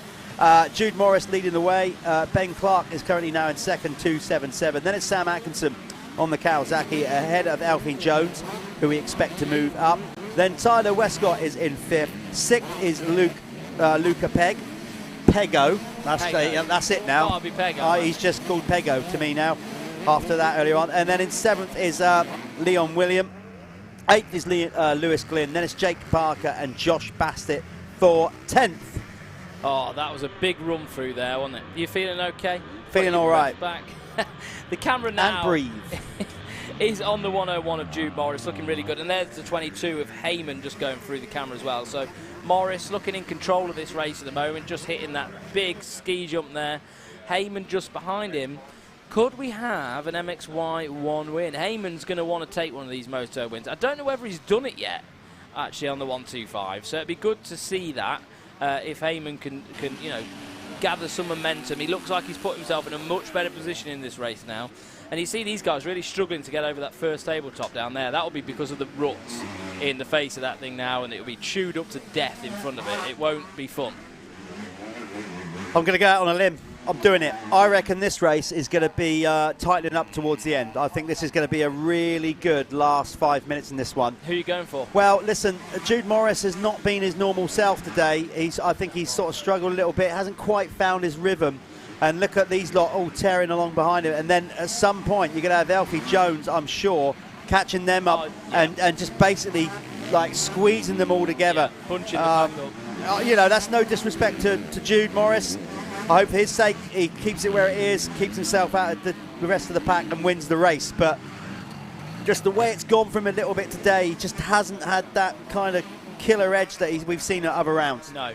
And Jude has been great at some of the other rounds and has been absolutely on point. But as Jeff was saying, yesterday, stuff like that, Jude hasn't quite been on fire. So I think his prediction might be right. Atkinson, though, has now found his way around Heyman. Obviously, that doesn't affect Heyman because he's in a different class. Heyman would want to stay in front of Sam Atkinson for sure. But Atkinson now up into second and looking really good, actually, at the minute. Jeff Atkinson on the Phoenix Talks Kawasaki is on a bit of a rip. So he's found his way past Heyman and he's on the way forward up to the back of Jude Morris. Yeah, I think we've got Tyler Westcott off screen, has taken a tumble down on the big sweeping corner down by the pit area. I think he's being attended to by the medics. He's up on his feet. So off screen, we hope that Tyler Westcott is in not too bad a nick. Obviously just a bit of a tumble there, so it looks like he's going to DNF this one. Yeah, not good for him. But what it's good for at the minute is Atkinson. Atkinson's put himself in a very good position at the minute. Obviously, Jude Morris out front. If Jude Morris can, Jude Morris like he has been Morris in all year, he'll be okay. Oh, look, Alfie Jones coming through the field now. Has now made the pass on the 277 of Ben Clark. So Alfie Jones, wow, him and him and Clark really battling round the bottom corner there. Clark up the inside. Is he going to be able to get him back? No. Alfie Jones secures that pass. So next man for Alfie is Charlie Heyman. Obviously, Heyman doesn't matter to his championship. Oh, no! Alfie! No! Another mistake from Alfie. So Alfie, all that work, and then makes another error. And the 277 of Ben Clark is able to just capitalise. But is he going to go back up the inside? Can't quite make it done. Maintain speed around the outside, through the woods, in the ruts. Who's going to come out on top? He's on the inside. And there is Alfie Jones gets around Ben Clark. Obviously, those two battling out for a championship as well, Ben Clark and Alfie Jones. So really important that Alfie made that pass. He's going to now want to catch up to the back of Sam Atkinson, but before that, he's got to get around Heyman. Heyman is not going to make that easy on the 125 there. So here we are. We've got a race on our hands here, mate. There's going to be a freeway for the MX2. It's going to be Atkinson, Alfie Jones and Jude Morris, I think, at the end of this race, pushing each other for a moto win. Yeah, if I was Jude Morris now, I would be thinking, right, I've got to break them. He's got that gap. I would just not try and pace the race. I would put down some serious sprint laps now. Yeah, just to try and get away, you know, and because these guys will be carrying momentum, and I think he's got to go for it right now. He's just got to roll the dice and go, right, let's try and break them, get a big enough gap where they can't peg me back. Peg me back. Peg me back. I like that. But, well, at the minute, he's doing okay, but Atkinson looks like he's got a bit more pace to me. Have a look at the lap times, because I think Atkinson's the faster man. But I think the fastest man out of all of them is Alfie Jones, because Alfie is coming fast. Alfie Jones is the quickest man on track with a time of 2:82. Jude Morris has done a time of 2:02.6, and then you've got Sam Atkinson on 2:01. Last lap around, Jude Morris lost time both to Sam Atkinson and Alfie Jones. So yes, it is starting to tighten up. Yeah, it is. I think Jude has, I don't know, he just doesn't look like his spriteful self, does he? Maybe struggling with a bit of energy. It's really humid this weekend. It is very hot. As much as it looks a bit gloomy on camera, it is extremely hot outside. And here we are. So Alfie Jones up the inside of Heyman there. Obviously, that's not a position in the race. No. But Heyman's better than that. I don't, well, has he lost his peak again? I think maybe Heyman is... Heyman's bullet heading it around. Yeah. So maybe he's over jumped something or something like that. Who knows? But Alfie Jones is moving forward, that's for sure. And Alfie's now going to get up to the back of Sam Atkinson, and that pack is going to just compress, isn't it? So you're going to have Jude Morris, Atkinson and Alfie Jones really push together and squeeze together at the end of this race. You are indeed. We've got 11:36 on the clock, so plenty of time. This is a 18+1 lap moto. They are starting to close in the gap at the front of the field. Jude Morris only has a 3.7 second lead over Sam Atkinson, then Alfie Jones, then Ben Clark, Tyler Westcott. So that wasn't Tyler Westcott that crashed down the bottom. That was another rider there, so apologies for that. We thought that was Tyler Westcott's number we'd been given, but clearly it's not. He is still comfortably in 5th position in the MXY 250. In the MX 125, it is Charlie Heyman with a 16-second lead over Rafe Broadley. So number 22, Charlie Heyman, is your race leader in the 125s. Then it's number 72, Rafe Broadley on the DEP or DEP KTM. Jack Taylor is 3rd. 4th, Hudson Ropen on the Relax to Race Gas. Hudson Roper there in 4th. 5th, George Hopkins on the Passion Racing Husqvarna, Chad Yarrington's team. Chad always turns out a good-looking team. Good bikes, always does a different colourway. So George out there for those guys. In 6th is Arai Elcock. Well, there's Charlie Griffiths for 7th. Charlie Reynolds is in 8th. Ashton Barlow in 9th. And Jaden Haig in 10th. There we are. That's the run through the top 10s in the MXY1 and MXY2 250s. I've got someone getting pretty excited on the stream. John Hill says, "Why are you coming fast? You know, see me. Don't go anywhere." I'm sure you all know what that's referring to. Best video on the internet. I'm witnessing 2 full-grown men dress each other right now. Well, hang on. Why does he get a cold Diet Coke? That is out of order. Sorry, I'm pulling rank on that, Swanee. You know. I just heard the director just come in, the voice of God came in saying favouritism. Well, you know, respect your elders, will you? I'm on the hunt for one. Next time I go down there, I'm getting a cold drink. I've just put an order in for some snacks. Yeah. All right, some cold drinks and snacks. So don't worry, it'll be on its way. Yeah, Kay's good to us, isn't she? Oh, isn't she? She's not here this weekend. Is she not? No. Hence why I'm. That's why I've got a ready-made pasta. Ready-made pasta, yeah. Right. Anyway, again, we're talking about. Why food. are we rumbling on? Right, we've got a race on here. So still, Atkinson's sort of on his own a little bit there. What's gone? Right. So we've had changes. Alfie Jones is now up into second. There must have been a mistake from Sam Atkinson. There has to have been. Because Atkinson's lost a lot of time in one lap. I don't know. I just think, look at him. Yeah, he's look back. at him. Look how quick he's caught up. He's Jude so there. good on them bumps down the hill. A lot of confidence. Alfie Jones is back. Oh, isn't he? He is back. He absolutely is. He really is. And he's looked a bit off the last few weeks. He's definitely back. He's back in his comfort zone. He's winning races. Well, I did kind of, you know, we got time as well. We said we'd be back, and I said that Jude would have to work hard to win this one. He had to kind of just find some extra speed while he had the clear track in front of him, because right now, Alfie Jones, number 731, is all over the back of the 101. I think it's only a matter of time. He's the rider carrying momentum. Somehow, Jude is going to have to dig so deep here. Carl Hancock says, go on, Jude Morris. Go on, Jude Morris. Get in there, son.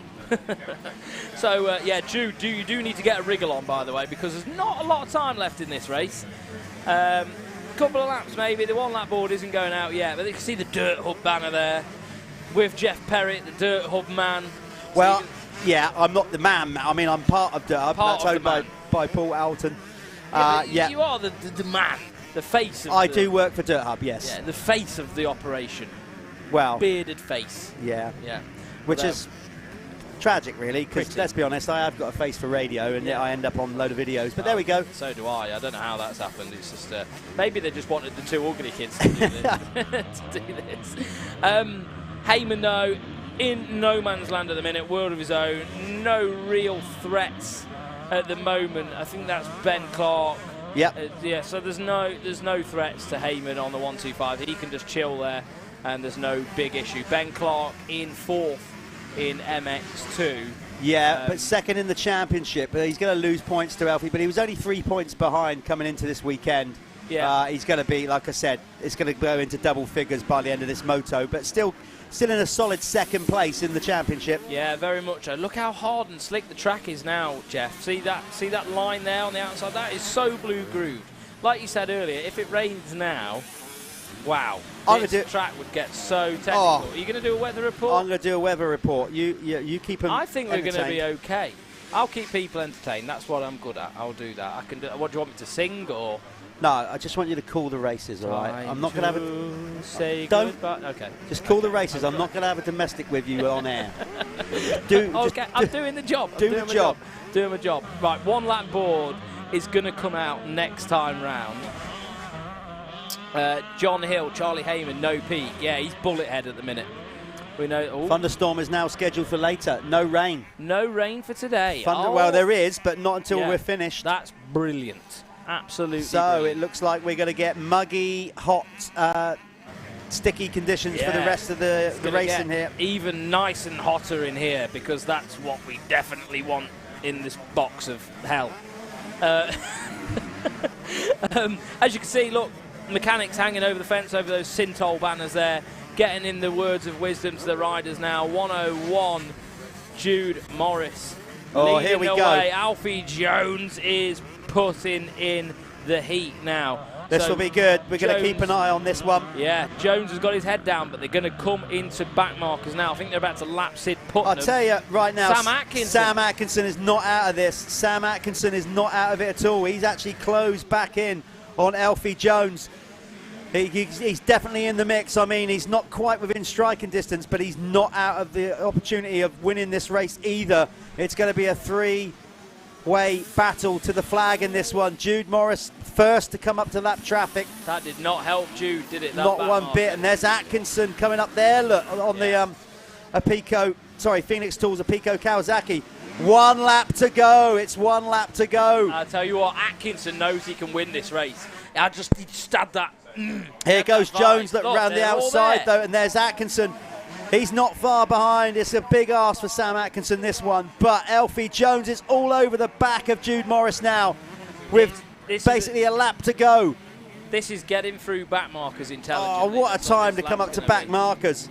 It's, yeah. Oh, look at that, though. You know, if you're still whipping jumps and looking comfortable like that, Jude Morris has still got energy. Because you wouldn't be doing that if you didn't have energy. So maybe Jude Morris has just got enough in the tank to hold Alfie Jones back. I mean, Alfie's just messed them ruts up. Well, for some reason, Alfie's changed his line there. That line was working for him all race. He was going out wide. Yeah. And then I don't know, he's just changed his line, and that actually lost time. I'm surprised at that decision. It did. I guess he's trying everything. That's the point. Possibly. He's right on the back end now of Morris. Like, literally knobbies touching knobbies through some of these tight corners. Well, we don't want that incident we saw at the AMA between Cooper Webb and Chase Sexton. No, let's not have one of them. No. See all the rags being waved. Oh, look, he's looking over his shoulder.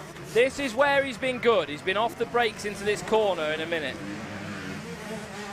Oh, see, Jones maintaining a bit more speed, but then having to go take it the long way around. Is there anywhere else that he can pass? I really don't know. He doesn't have to pass him. He's won all 3 motos to this point. Atkinson's in the picture now as well. Second will win the overall, but when you're that close, to an overall, you're going to go for it, aren't you? You want the thrack trick, You do. You want all 4. He's going to run out of time here, unless he puts a move on the inside coming down this hill. Place he can do it. But he needs to really force the issue. I don't think Too far back. God, he's gone wide though, and he's got the run up the hill. Yeah, not quite. Jude blocks really him off. Look at Jude going left to right, left to right. They're just about to come across the line now. Jude Morris is going to take the win, the last win of the day in MX2. He does. Alfie shakes his head. It's like, bittersweet. He knows he's won the overall, but it was like, oh man, I just didn't quite get the clean sweep. Good ride. That was a really good ride. So that was, I mean, Jude Morris took the win, followed by Alfie Jones. And just after that, it was Sam Atkinson on the Phoenix Tools Kawasaki.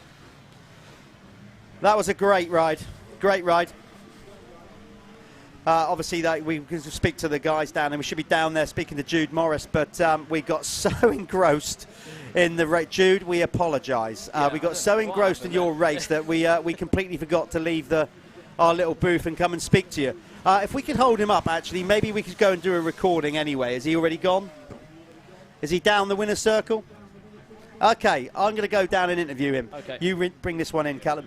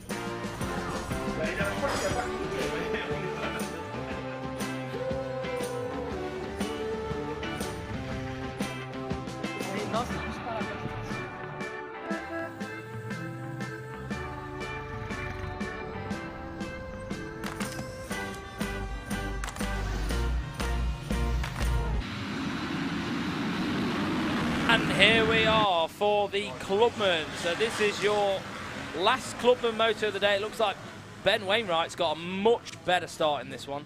Bit of a nightmare for Ben Wainwright in the first, well, in the opening race. He's in Clubman MX2 and he was leading the championship. Let me get my championship stats up here. I can find the Clubman, I'm sure.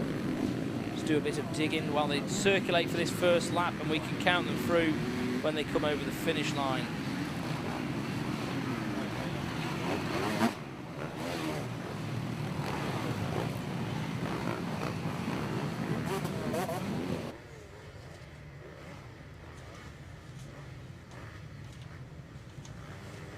So I have them now in front of me, but not talking about championships at the minute. It looks like Jake Taylor. I don't know why I keep forgetting his name, considering I do know him quite well. I don't know, that's just how I am. So Jake Taylor again, another great start. Dad owns a pretty famous company, K-Tech. Obviously they make all the springs for different sort of motorsport disciplines and stuff like that. And they also do suspension work on the likes of Tommy Searle's bikes and Josh Spinks and all sorts of people. So a massive company in the suspension game and in motocross. So let's get these guys through. They are circulating around on their first lap. It looks like Ben Wainwright's actually been moved back on those opening laps. So he has moved back in the pack a little bit and looks to be struggling. I can see the 45 of Ivan Kerr up there though. So Ivan Kerr just behind the 260.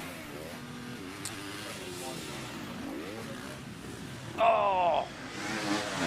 The 269 of Jake Taylor just making a little mistake out the turn there. Wasn't able to get on the gas cleanly, and it's just allowed Ivan Kerr just up the inside. Carried a bit more speed down there around the outside of the Michelin man, and managed to get it done. He is obviously on a 450, and you know, 250, 450. 450 is going to win every single time. So Jake Taylor just being moved back to second spot in the race right now, but he's still leading MX2, just pulling a tear off then over the jump, resetting himself, get back into the groove. He's having a great weekend as well. He's been having a bit of a mare recently, so he's back where he wants to be and leading moto. So well done to Jake Taylor. Good start, good weekend. Hopefully he can bring this momentum forward into the last two rounds of the Michelin MX Nationals. We've got the 31 up there as well. Charlie West with a brilliant start. So it looks like Charlie West there on the Husqvarna. Just get visuals on the back. Yeah, looks like West, and then the 240 as well. And that's a 450. Just trying to, obviously, with the championship, I only have the championship results in front of me here. So I'm going to get my laps up, and that will let me know where everyone is. And I can give you some running orders of the race as well. So I'm just on the Speed Hive app, and anybody can do this. You can go on the Speed Hive app on your phone. As they came through last time round, it was Ivan Kerr, Alex Christopher, that's the 240, he was in second. Jordan Ambler, Colby Walker, Kyle Bennett, another good start from Kyle Bennett as well in fifth. Charlie Green in sixth, Matthew Pocock 7th, 8th was Rory Wotton, 9th Sam Cornwell, 10th was Ashley Senior. If we have a look at MX2, Jake Taylor is leading the way, obviously not in championship contention, but Charlie West in second. Ricky Roberts on that Suzuki, the 111, came through in third. Fourth was Guy Prince. Fifth was Max Fletcher. So that was the top five in MX2. But the 45 of Ivan Kerr looks very much in control of this race for the moment. And Charlie West and Jake Taylor getting it on as well. They're getting it a bit jiggy now up the front. Oh! Looks like we've had some place changes. Guy Prince has found his way around Ricky Roberts now. So Roberts pushed back to fourth on the Suzuki. Ben Wainwright having an absolute mare. He's in 6th, but he's moving up the order. And then in MX1, any more movers? Kyle Bennett's found his way past, I think, Kobe Walker and to get into 4th spot. And then Matthew Pocock has also got around Kobe Walker and into 5th. So the 119, Matthew Pocock, little bit better. So Matt Pocock in the top 5, and also Kyle Bennett. So I'll do a top 10 rundown. Ivan Kerr, Alex Christopher, Jordan Ambler in 3rd, Kyle Bennett 4th, Matthew Pocock 5th, Kobe Walker 6th, 7th was Charlie Green, 8th was Rory Wotton, 9th was Ashley Senior, 10th was Dean Rogers. Over the line that time in MX2, Jake Taylor was fastest man over the line. And then Charlie West just behind him on the 31, but he is catching Jake Taylor at a rate of knots. So there's going to be a change there, and I think he may have already got around him. So Charlie West having a very good ride. Charlie on screen right now, you're watching him, and he looks awesome. Very much in control of this one. He's found his way around Jake Taylor now. So Charlie West, Jake Taylor, Guy Prince, Ricky Roberts in 4th, Max Fletcher, Ben Wainwright in 6th, 7th is Michael McAllister, and then 8th is Daniel Short, 9th Mitch Collins, and 10th Matthew Fuller. So on screen, as you can see, it's the 31 of Charlie West, followed by the 269 of Jake Taylor on that K-Tech gas machine. But looking very much in control at the minute, Charlie West, and with the fastest time of the race as well, a 2:12 in MX2. May even be fastest man on track. No, Ivan Kerr is fastest man on track with a 2:10.403. So some speed as well. And then so Alex Christopher just crosses the line as well and finding his way around Jake Taylor. I know they're not directly racing. You still want to beat people around you. You don't care. If you've got that helmet on, your goggles are on, you just want to beat the guy in front of you. It doesn't matter what bike they're on.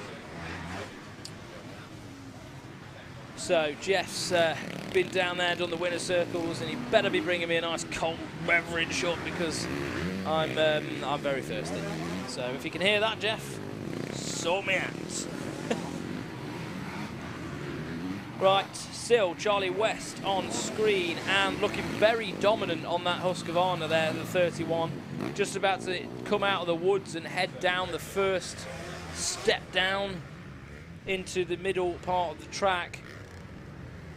He's actually he's chipping away at our race leader, actually, Ivan Kerr. I think Charlie West is one of the fastest guys on the track at the moment, especially the last time round. So we shall take a look at the times when they come through this time round. But I think Charlie West is definitely on the move. Jake Taylor's got nothing for him in this one. So where this pace has come from, who knows? Maybe he's a bit more comfortable when the track starts slowing down, getting a bit more technical. Some people actually prefer that because the high speed intensity isn't quite there. A bit more precision, a bit more precise, that comes into it a little bit more. So there's Charlie West. He's coming through the middle there over those big old holes and stuff. So maybe, you know, when you watch the Clubman and you've watched the pros, you're like, you see why the pros can make it easier for themselves because they don't hit these massive holes and stuff. But very easy to say that from my position. I'm not, of course, I'm not on the track racing the bike. Very different when you're out there. You often don't see things that are obvious to somebody watching. Here we are. Ivan Kerr through the gritty people. Ready, mindset, go. Finish line. Just checking off another lap there, but there's the 31. Just behind him. Still pushing on. So Charlie West having a phenomenal ride. I don't know where this has come from. So looking at Charlie West's championship so far, where has this speed come from? Because Fat Cat's no good, really. Hawkstone, bit better than Fat Cats. 10 extra points. He's already on more points this weekend than he was at the whole of Fat Cats. So Charlie West has definitely figured something out. But is it too late for a championship charge? Charlie West in the championship is 75 points back. That's why I'm so confused about where this speed has come from. But fair play to you, mate. So they came through that line. You can see Ivan Kerr there on the 45. Nice steady ride for him. He's just chilling, you know, taking it easy. You see all those massive holes and stuff in the track now. You really don't want to be pushing, you know, forcing the issue too much now when the track starts getting like that. She'll bite you back. She'll bite you back. So Ivan Kerr leading the way, followed by Alex Christopher, Kyle Bennett, Matthew Pocock now in 4th. Kyle Bennett in 3rd now, actually. Matthew Pocock 4th. Jordan Ambler been pushed back to 5th. Kobe Walker in 6th. Rory Wotton in 7th. Charlie Green in 8th. 9th is Ashley Senior. And 10th is Dean Rogers. MX2 Clubman. Charlie West obviously leading the way. 2:11 as well. 2:11.671. So 2nd fastest man on the track. Jake Taylor behind him in 2nd. Max Flesher is 3rd. 4th is Guy Prince. 5th is Ricky Roberts. Been pushed back a little bit. Ben Wainwright still stuck in that 6th place spot at the minute. Not been able to do anything about that one. Daniel Shutt in 7th. 8th we've got Mitch Collins. 9th Matthew Fuller. And 10th it's Michael McAllister. So that's the top 10 in MX2 Clubman and MX1 Clubman. And leading the way still in MX1 is Ivan Kerr. Whew. I was going for it then, wasn't I?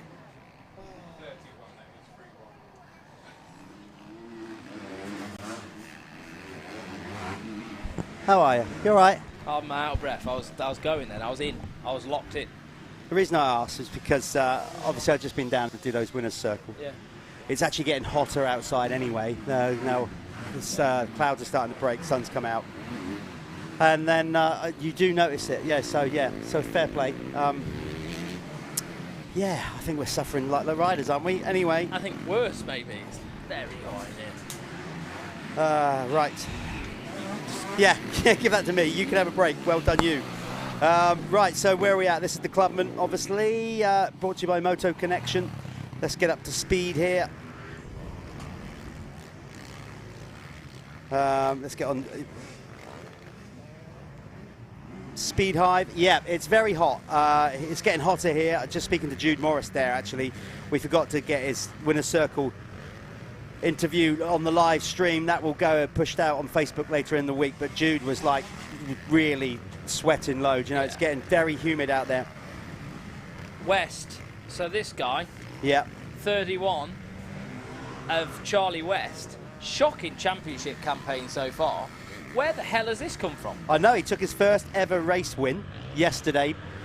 So we had him in the winner's circle. Obviously, they were pumped. His crew were going nuts. 75 points back. Yeah, I know. And he's been doing this championship, did he tell me, for 5 years?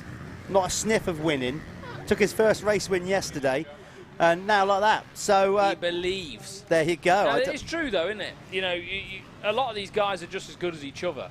It's just, if you can line up on that line and believe that you can win, that makes a difference. Yeah, well, he's going to go for another one here, although Alex Christopher, there he is again. He's like the Terminator, isn't he, really? Yeah. He's just always there, and he won't go away. But it seems to be, he puts himself in the right position, doesn't he?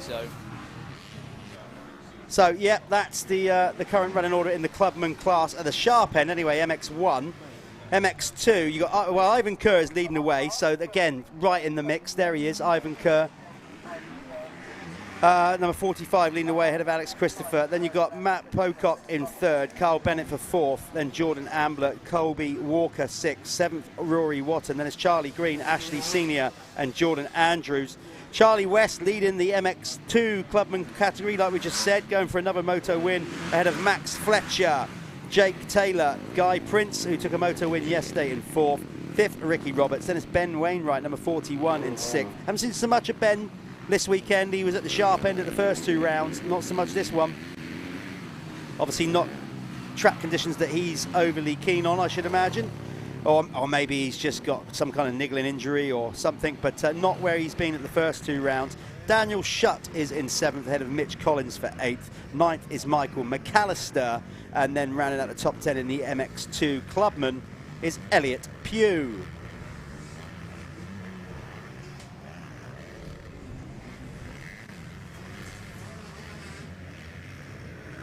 So just looking at some of the... Keep the comments coming in on Facebook, of course. We do get to read them. We've got the Facebook feed running as well here. So if you want to give any riders some encouragement, let us know. We will give as many shout-outs as we can.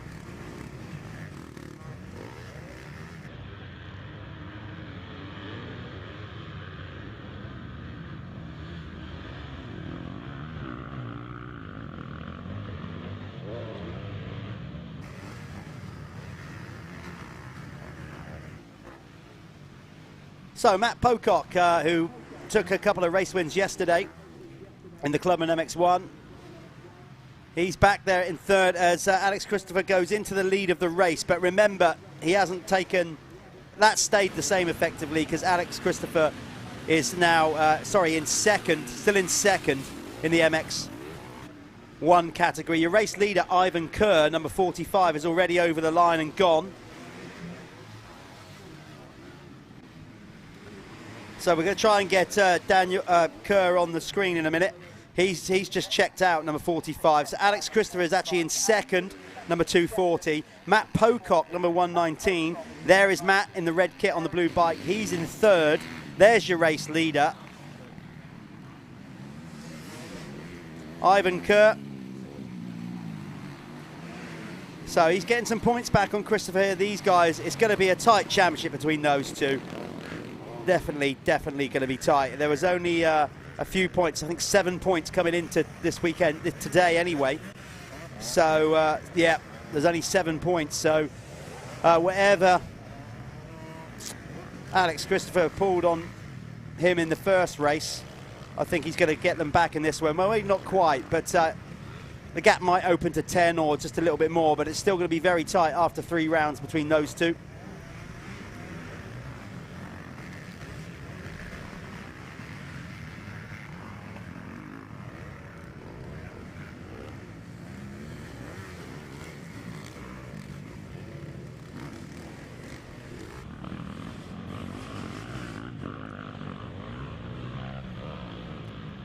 So Kerr has a good lead in this one. There's Moto Connection, race leader, MX1. There he is, through the whoops, looking good. 16:25, 17 on the clock as he's on his final lap here, just got to bring it home, Kerr. Hopefully Callum's made his way down there to do the winner's circle with him. I can only assume Callum's left the building to go down there. Any excuse at the minute, because it's definitely getting hot here as we get into mid-afternoon at Canada Heights. Here he comes. It's going to be a race win. Alex Kerr. Sorry, not Alex Kerr. Ivan Kerr. Again, getting confused, getting delirious. Anyway, Ivan Kerr takes the race win ahead of Alex Christopher, who just stays ahead of number 31. But that is a race win, as far as I can tell, in the MX2 class for Charlie West. Hasn't taken a race win in 5 or 6 years of racing this championship, then he gets 2 on one weekend. Good work, that man. So, yep, we've got Ivan Kerr taking the race win, Alex Christopher for second, Matt Pocock came in third, Carl Bennett across the line now for fourth in the MX1 category. MX2, it was Charlie West by, get this, 0.3 seconds ahead of Max Fletcher. What a race. Jake Taylor came in third. Then it was Guy Prince for fourth, Daniel Shutt in fifth. Okay, as soon as we're ready, we're going to hand you over to Callum, but I think then maybe we're going to throw a little advert in before we go and speak to Callum.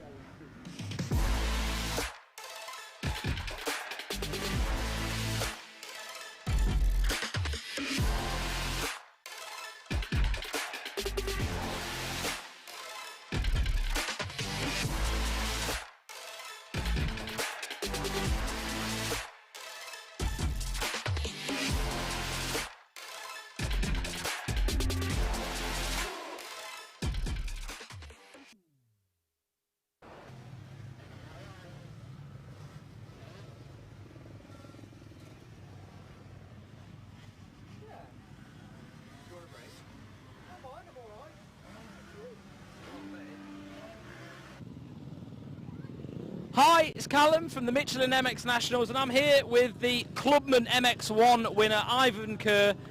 You did it again. good, you know, good result, good start. You put yourself in the right positions. How did the race go for you? This race was easy for me because all weekend I had very bad starts. Finally got a good start, and I just had to ride my own race, to be honest. And it was first time at the track, so I'm always learning that as all the nationals go on. But I'm happy to get it back. It's quite a difficult track to like figure out, isn't it? Because of the different terrain. Yeah, like I learned it quite quick, but it's where all the bumps, they're very, very, very sharp, and you take head sliders and all. And, there's no such thing as a good setup for around here. Is there any sponsors you want to thank?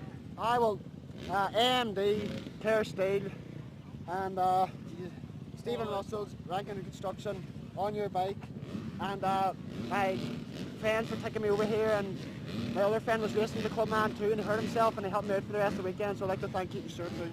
There we are. There's Ivan Kerr. Well done, mate.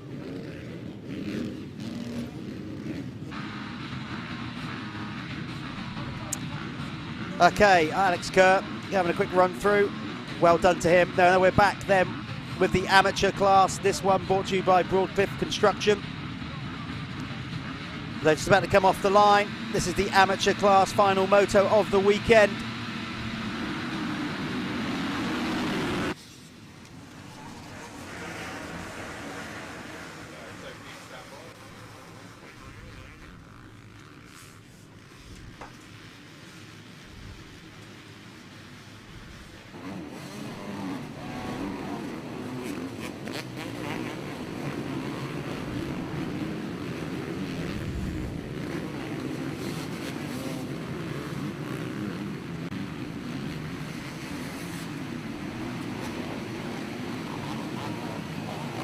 Looked like Connor Baldry got the start to me, but let's just see who's going to get the Planet Moto First Lap Leader Award. Still plenty of time to go. Looks like Ongley's worked his way to the front though.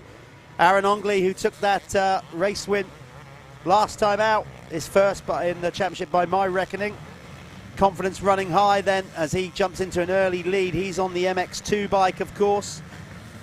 So let's try and find the lead in MX1 rider. It was Paul Atkinson, I'm sure, who got the whole shot.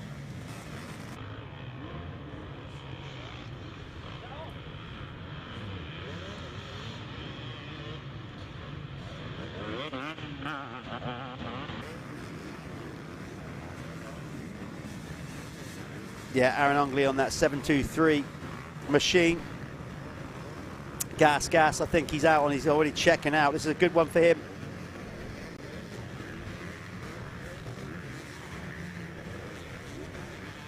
Making very good use of his first lap clear track because he is checked out. There's number 4, Bradley, Harry Bradley, getting up to the first lap leader. Planet Moto Spanish Motocross Holidays was clearly Aaron Ongley. There's Springer a bit further down, one of his main rivals. Of course, Aaron Ongley not really anywhere in the championship because he's missed certain rounds, hasn't committed to the whole championship. Just wild carding here today, I think, or yesterday as well. So, but Ongley, local track, you'd expect him to be pretty tidy round here.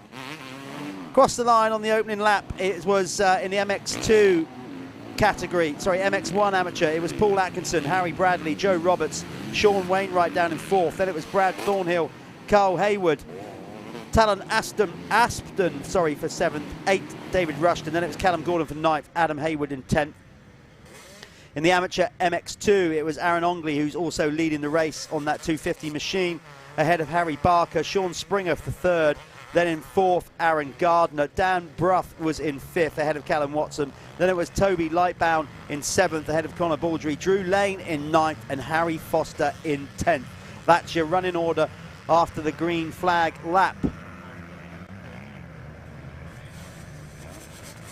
Looking very good here, Ongley. It's amazing, isn't it? You just, our confidence can grow. You take one race win. And a question there from John Hall, 252 strokes in MX2. Yes, John, if you're still watching, that's the rulings now. You can run a 252 stroke in with the MX2 category. Thanks for tuning in, by the way. Appreciate that.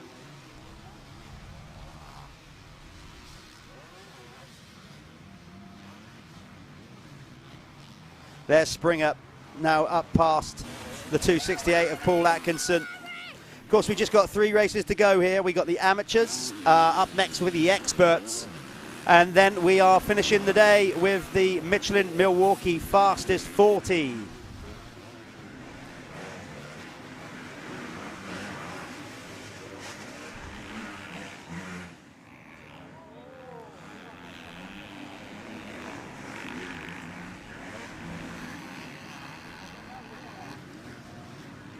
Harry Barker came down that hill, swapping about everywhere. Those bumps are now sharp-edged. It's drying out all the time. The rain hasn't come. And as you can see, this track is getting baked hard now. It's very humid. I know we've mentioned that a load, but it really is. Obviously, I'm sure it is in other places around the country, but right now there just seems to be just no air to breathe here at Canada Heights. As you saw from earlier on, the little track preview that we did, or little about the history of it, if you missed that, this place is called Canada Heights because back in the First World War, a load of Canadian troops were based on the top of this hill, on this ridge. That was their sort of base camp while they were here in the lovely Kent countryside. And basically the name kind of stuck. It got nicknamed Canada Heights, and it's still called that to this day. So that's why that's the Sig Cup Club. The track is called Canada Heights. Sig Cup Club, of course, been going for a long time. One of the longest serving clubs, or clubs in British off-road motocross and enduro and trials. And they now own this circuit. Bought it back in 1983.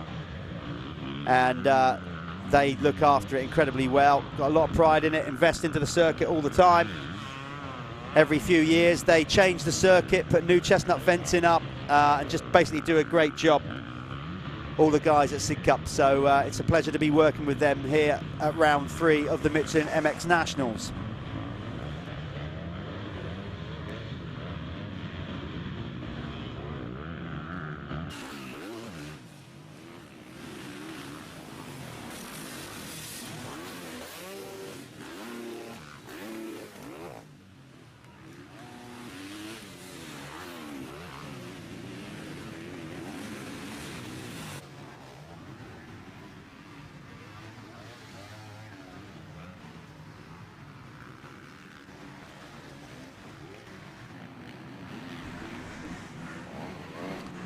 There's Harry Bradley, number 4.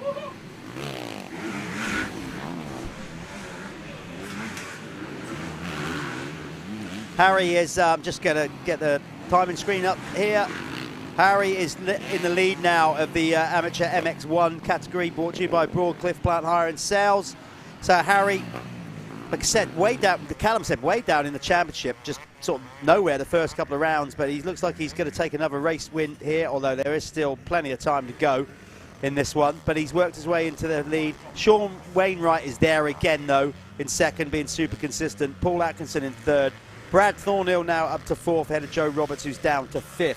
In the, oh look, we've been joined, Sophie McGinn from Dirt Bike Rider is videoing or snapping or doing whatever. It's not flattering for us, Soph. She's come in with a camera. Callum's trying to eat donuts, and we're both sweating like we're in a sauna. Yeah. So yeah, we're in here doing this now. It's getting hotter and hotter, but so is the action. There you go. Terrible link, but we'll run with it. Aaron Ongley is still leading the MX2 category, ahead of Sean Springer by 14.59 seconds. You're right, Callum. I thought you'd faded on me there. Dying. I'm absolutely dying, Jeff. Every time you go out there, you're just like, yeah, this is nice.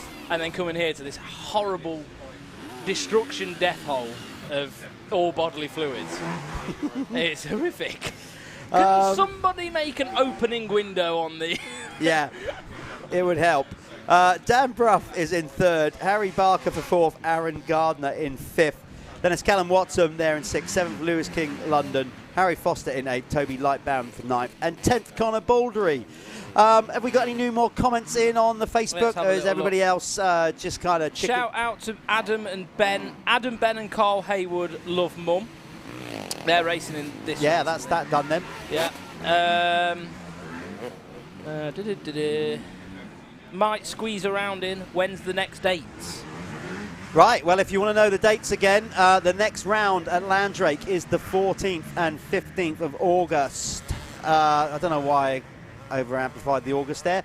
14th and 15th, that's the next round down at Landrake Motor Park down in Cornwall, just over the border. And then the following week, we have from round 5 at Cuss's Gore, so that's 21st, 22nd. And on the 21st, the evening of the 24th, will be the Straight Rhythm. It will indeed. So, John Hale, if you do want to come and join us for a round, there's the dates. You're more than welcome to get a wildcard entry in. I know that the guys, you know, we love wildcards. We understand that other people that you may have committed to another championship, whatever. Other championships are available. But we would love to see you, John Hale, at the Michelin MX National. So please come and get one in. And if you join us at the last one, you'll get to witness the Straight Rhythm as well, which is fantastic. What an event. Yeah, Straight Rhythm's a lot of fun. Really looking forward to that. That'll be good again. I loved the Straight Rhythm last year. I mean, I was dressed in a Spider-Man costume. I still can't, I don't know. I mean, all you've got to really say is kneel. And then you do understand it. I don't know why you were dressed up as Spider-Man. I still haven't really fathomed that out. I don't know what. I think Neil thought that it was just raw entertainment for people. A bit of info on this. Harry Bradley had an issue in the last moto. You know, he sort of rolled across the finish line. His rear sprocket had come loose. Oh, right, okay. So it's nothing like to do with the bike as such, but the people's tops are coming off. You can tell it's getting hot. The marshals are even stripping off out there now. It's getting. It's going to be a tough few motos, these last few, to get through. Let's just hope that the equipment in here can handle the heat. And I'm talking you. Of course. Of course I can handle it. You are the equipment. Do you know what, though? I've had to take my hat off, though. A full fat Coke and a bottle of water, that does the job. So we're counting down. Let's see what we got left. This is 16 minute plus 1 lap motor in it for these guys. Yeah, we are on lap 3 and they've just completed, lap 4 and about, we're just under 12 minutes now of this. So what would you say, 3 laps to go? I'd say we're going to get 3, possibly 4 laps out of this one from here. Yep, Springer there on the camera, Sean Springer. Just behind Harry Bradley on the 818 on that Multitech gas. Sorry, KTM group. Yeah, they've changed it all now, haven't they? Have you noticed that on all the, Roger DeCosta says KTM group now on all his clothing. Here's my take on that, for what it's worth. Yeah, which is probably not a lot. Yeah, I'm predicting. Yeah, that KTM will step out of motocross altogether, and that will become a road bike brand for them. Yeah. And then Gas and Husqvarna will be their brands in motocross. I'm already hearing rumblings that next year Caroli is on a Gas. And Prado are going to be on Gas. But why would you have 2 factory 450 teams? It's always seemed a bit bizarre to me, you know what I mean? Like rein it in a little bit. But that's not, by the way, that's I don't know. That's not exclusive. I'm not saying I know something that they've put a lot of money into their MotoGP program, haven't they? Yeah. I think they've invested big time, and that's where the money is. So I don't blame them. Well, and they're doing well in that. So there's it makes a clear definition between what their road racing program is. I think they'll always have a KTM. I'm not saying they're definitely doing that. They'll always have a KTM factory team, at least one. I would have thought, but we don't know that for sure. No. But we'll see. Another thing is also we've got Triumph coming. Triumph with Ricky Carmichael. Apparently, rumours, the chassis on the Triumph is going to be of a KTM geometry. Right. They're not working with KTM, but they're starting with a KTM geometry frame. Why would you not? Yeah. And then they're going to build the bike around that using their own engine and things like that. So really exciting things to come from that. Another brand join it. So there must be an investable product if Triumph are coming in with a motocross bike.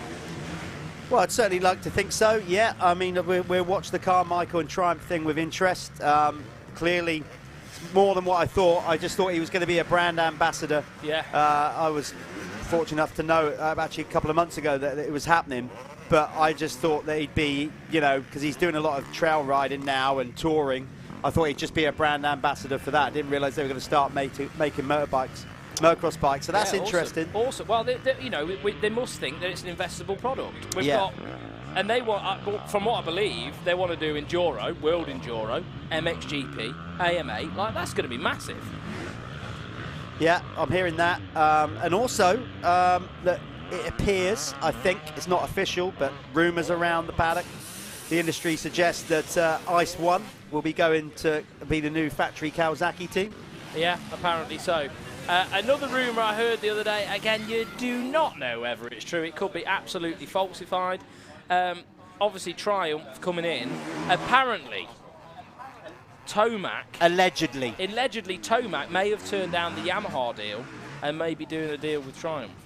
I don't know. Wow. This is obviously reading things on, you know, on the back of MX, you know, all the vlogs and things like that. You never know what's truth and you never know what's... You've got to love a bit of gossip. Yeah, and it would make sense. You know, rumours are an odd thing. I think a guy at Tomac's age, you've got to chase the money, haven't you, while you can. So wherever that's coming from. You never know what to believe. You don't. Obviously, but not more often than not, though, word gets around, and pretty often facts like that, certainly like with the Ice One team and whatever, I think that's going to be pretty true. I think so. But anyway, back to the race, and we've got Ongli leading the way and going for his second moto win of the day. Yeah, so Ongli, the 75, looking really good actually at the minute on the 252 stroke. And then we've got Harry Bradley just behind him. So Ongli in MX2 though on a 250, because that's how this class is separated. You can ride a 252 stroke in the MX2 class. So Ongli in a different category, but he is going on for a moto win. So is Harry Bradley. Those two clearly out front in their classes at the minute. Can't see Harry on screen. So Ongli has quite a big lead actually. The 75 of Ongli is riding really good. So brother of Ongli actually looks after Bobby Bruce. So he's Bobby Bruce's mechanic. So those two boys really, really well involved in the motocross industry. So yeah, he'll be pretty pumped with that. And riding absolutely perfectly at the minute, not putting a foot out of line is Ongli. And he's miles ahead. And Harry also has a pretty good big gap back to, is it Springer just behind him? So no real threat on Harry either. Well, let's have a look. Facts and figures, no rumours. Yeah, facts. Facts. I feel like when Benitez, the football manager, sort of laid down his facts. This is facts. We're not making this up. Harry Bradley has a 5.356 second lead over Sean Wainwright. That's fact. That is fact. That's fact. Third is Brad Thornhill. Fourth, Joe Roberts and Paul Atkinson in fifth. Brad Thornhill, that's a good ride for Brad. So that's the top five in MX1. 6th to 10th is David Rushton, Talon Aspden, and then Adam Hayward. Ben Hayward. Mum's already checked in, isn't she? Yes, she has, yeah. Mum's checked in. Yeah, so there you go. Your boys are there in 8th and 9th. Callum Gordon is in 10th.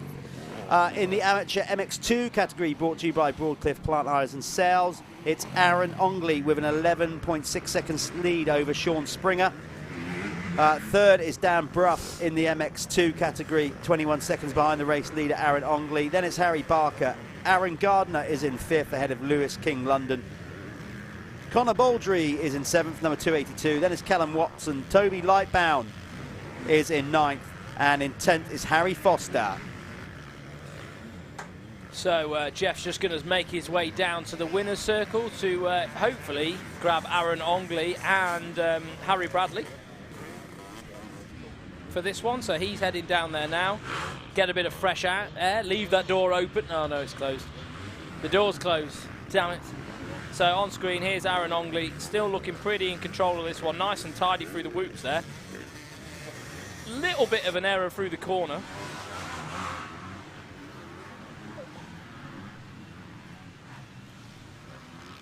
Just heading up to the staircase for the very last time. Big tabletop here out the corner. He probably is not going to do it. No real need to be doing anything silly at this point in the race. There's Harry Bradley on the 4, just checking in there. So we'll get them across the line this time round. They're getting the 1 lap to go. So Ongley, and then I can see Harry. So Harry Bradley's there. Sean Wainwright coming through as well. So so it's in the MX1, Harry Bradley, Sean Wainwright came through 4 seconds behind. Brad Thornhill's still not come over the line, but in MX2, a few over the line already. Ongley, Sean Southgate's there. Dan Bruff has crossed the line now. So it's all coming together. We're just waiting for Brad Thornhill to cross the line. That'll be our 3rd place man in MX1. Here he is, the 95, Brad Thornhill. Younger brother to Dan Thornhill, pro rider on the Cabs Greens Crescent Yamaha. Teammate to Harry Koulas. So there we are. Looks like it was Joe Roberts just behind Brad Thornhill as well. And then in the 450s, oh no, it looks like Joe Roberts has passed actually David Rushton. So Joe Roberts moving the way up the order into 4th. He's moved up a spot on David Rushton. No other big moves in MX1. Amateur MX2, Harry Barker's lost a spot. He's moved back to 4th now. Dan Bruff, he's up into 3rd. So Dan Bruff in a nice, comfortable position now, to be fair. That must have happened a lot earlier on in the race.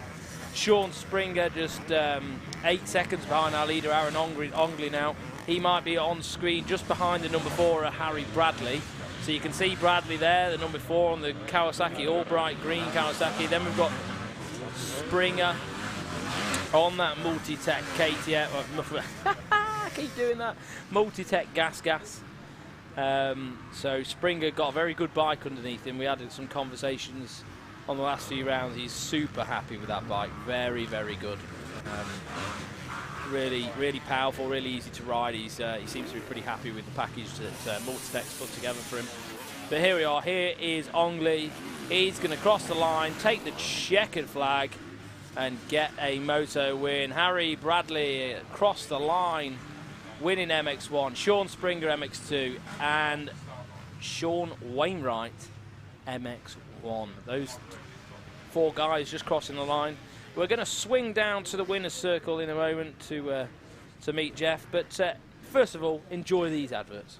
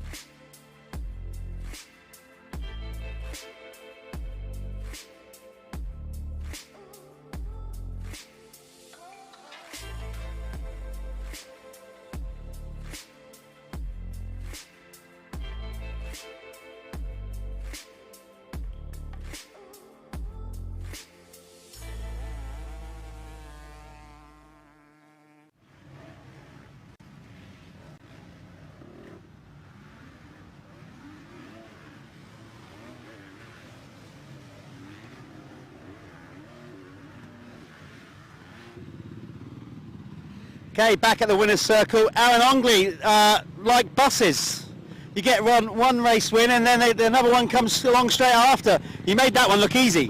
Yeah, mate, obviously where I'm just coming back from this, I'm getting better and better every ride. But yeah, I've been struggling with starts all weekend. I'm not getting vicious enough in the first couple of laps, but I got the jump in that one and put in a good, I think in the first half a lap I managed to get in the lead. So then, yeah, faded a bit at the end, but luckily I'd put it in enough. Yeah, but it's still great to have an MX2 bike winning the race. The rain obviously didn't come, so the track looked like it's starting to go real hard back. Yeah, I was sort of hoping the rain would hold off anyway, because where it's so hard it would have got slick, and I still haven't dialed the slick riding on the 252 straight yet. I get a bit, it's no good, so yeah, that track was good for me. It's a good one. Again, give your sponsors a good shout out because you've given some good exposure. Got 723, that's my brother, he sorts my bike out. And then that Westall Fencing, my family business, obviously with all the financial funding that it takes. And yeah, CI Sport and Deck Pipes, I got the new shorty pipe on this, marking nice. So yeah, well, there you go. Go and get yourself showered up, cooled down. Well done, Aaron Ongley, the winner of the Amateur MX2 and the race overall.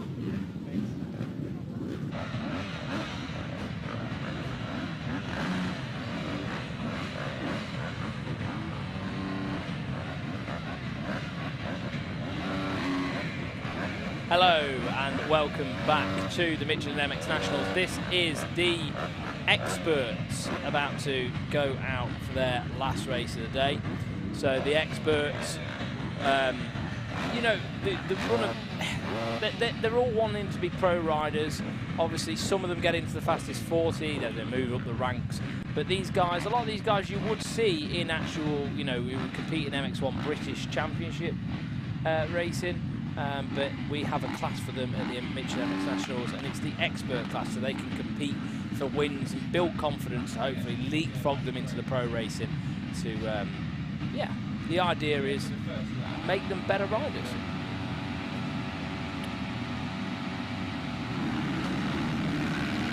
There we are, out the start. Who's going to get it? It looks like Putnam, the 91. Putnam, Bruce is behind him. That 125 managed to pull that 125 up to the front with 450s and everything. Wigger's stuck down there. Looks like he was stuck on a post or something.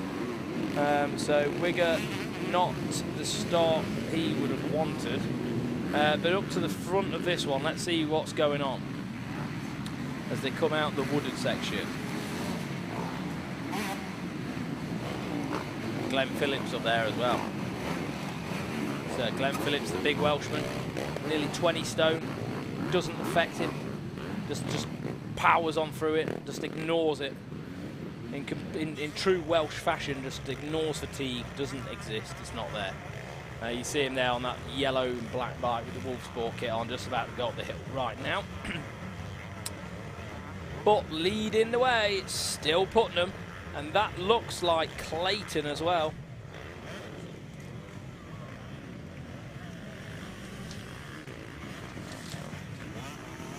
Yeah, so that is the 14 of Clayton. So the Supercross expert, or, you know, arena cross specialist. Clayton getting out early in this one. Bobby Bruce. Oh, and we're going to red flag. So we're having a red flag situation, guys. So what we'll do, we're going to throw this to an ad break, and we'll see you shortly.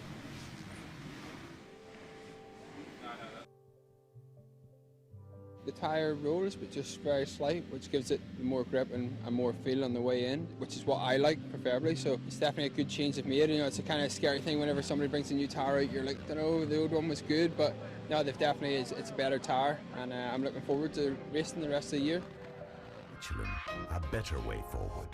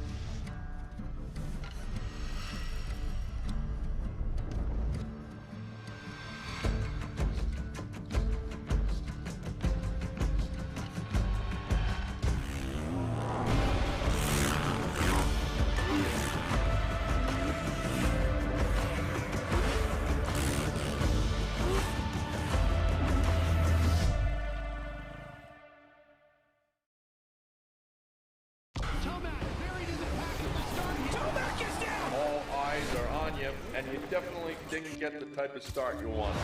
The most important lesson my dad taught me was on those days, you don't really feel like going the extra mile. You just got to go out there and do the work. Came to play tonight. The go time for me is the last half of the race. I'm trying to hunt down first place. For a true championship fight, you never want to give up.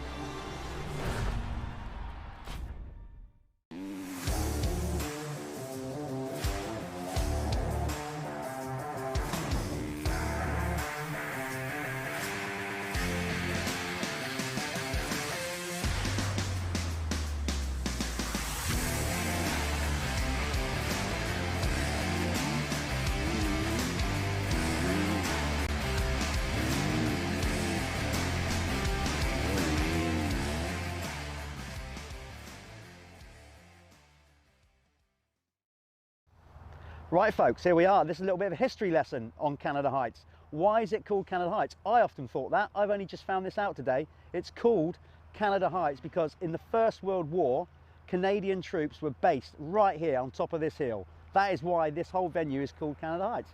It's as simple as that, which I thought was quite fascinating. The first ever event here, off-road event, was actually a hill climb grass track, believe it or not. All this was grass. And there was a hill climb up here in 1953, and then 3 years later in 1956 was the first ever scramble. That's when motocross kind of rooted itself here at Canada Heights. So the 50s is when it all started. Fast forward to the 60s, and that's when scrambling, motocross, really started to grow in the UK. And this was fundamental in the development of British motocross because up here was the BBC Grandstand events. We had like big names, Jeff Smith, Dave Bickers, Vic Eastwood, local hero.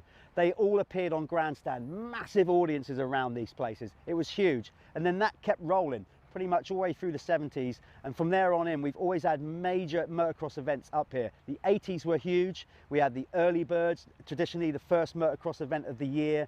And then British Championships have been here ever since. This really is one of the UK's biggest and most popular tracks and have done so much to promote the sport. So this place is run and owned by the Sidcup Club, a brilliant club. They've been looking after this place for so long. 1983, they actually came in with a consortium and bought the land. So it's actually owned by the Sidcup Club. And every year they invest back into the circuit. They have loads of events here every year. Every 3 or 4 years, they change the track, mix it up.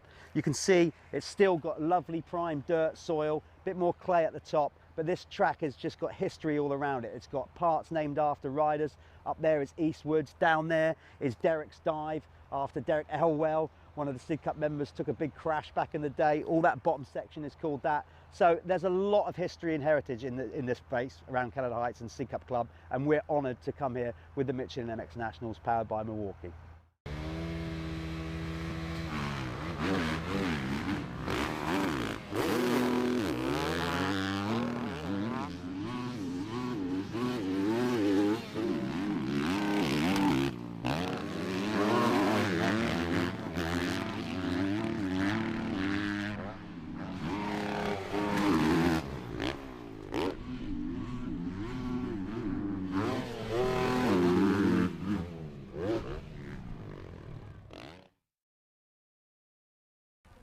Okay, here we are as an MX family. It gives us great pleasure every year to do the Stephen Lemoir Memorial. Stephen was the 2015 champion who sadly lost his life, but he's still very much in our hearts. Every time we come to Canada Heights for the Michelin MX Nationals, we have this little reunion. So these guys remember him, we all remember him, we hope you will too. Guys, let's go for it in memory of Stephen.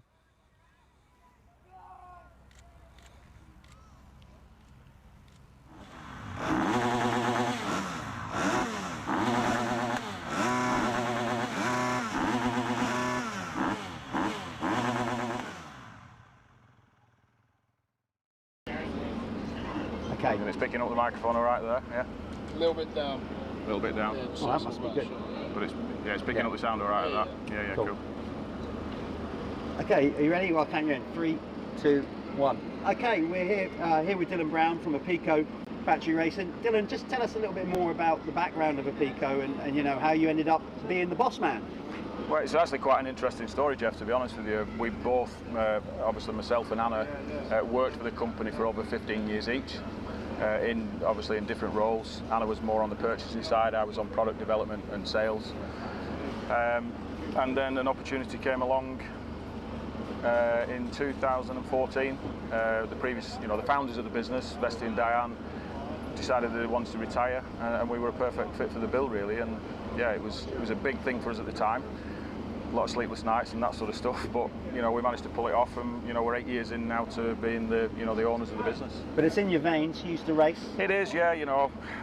Not at the level that we're racing at today, but yeah, I did over 20 years racing motocross, and yeah, it is in my veins, and I just love the sport. And I was very lucky that I was able to work, in a position that I was in, which was my hobby. So it was a perfect setup for me, really, and I could work during the week, and then I could go and enjoy, riding the bikes, and it was all connected and rolled into one, so it was perfect for me, really. So very selfishly. Any business, you can't build on your own. So you got these two able bodies to help you out. Absolutely, what they do. We are partner in crime, husband and wife, business owners, company directors.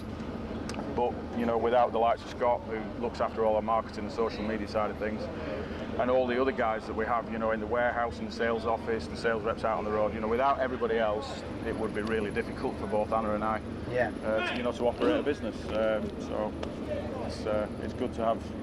So Scott, your role, obviously, like marketing.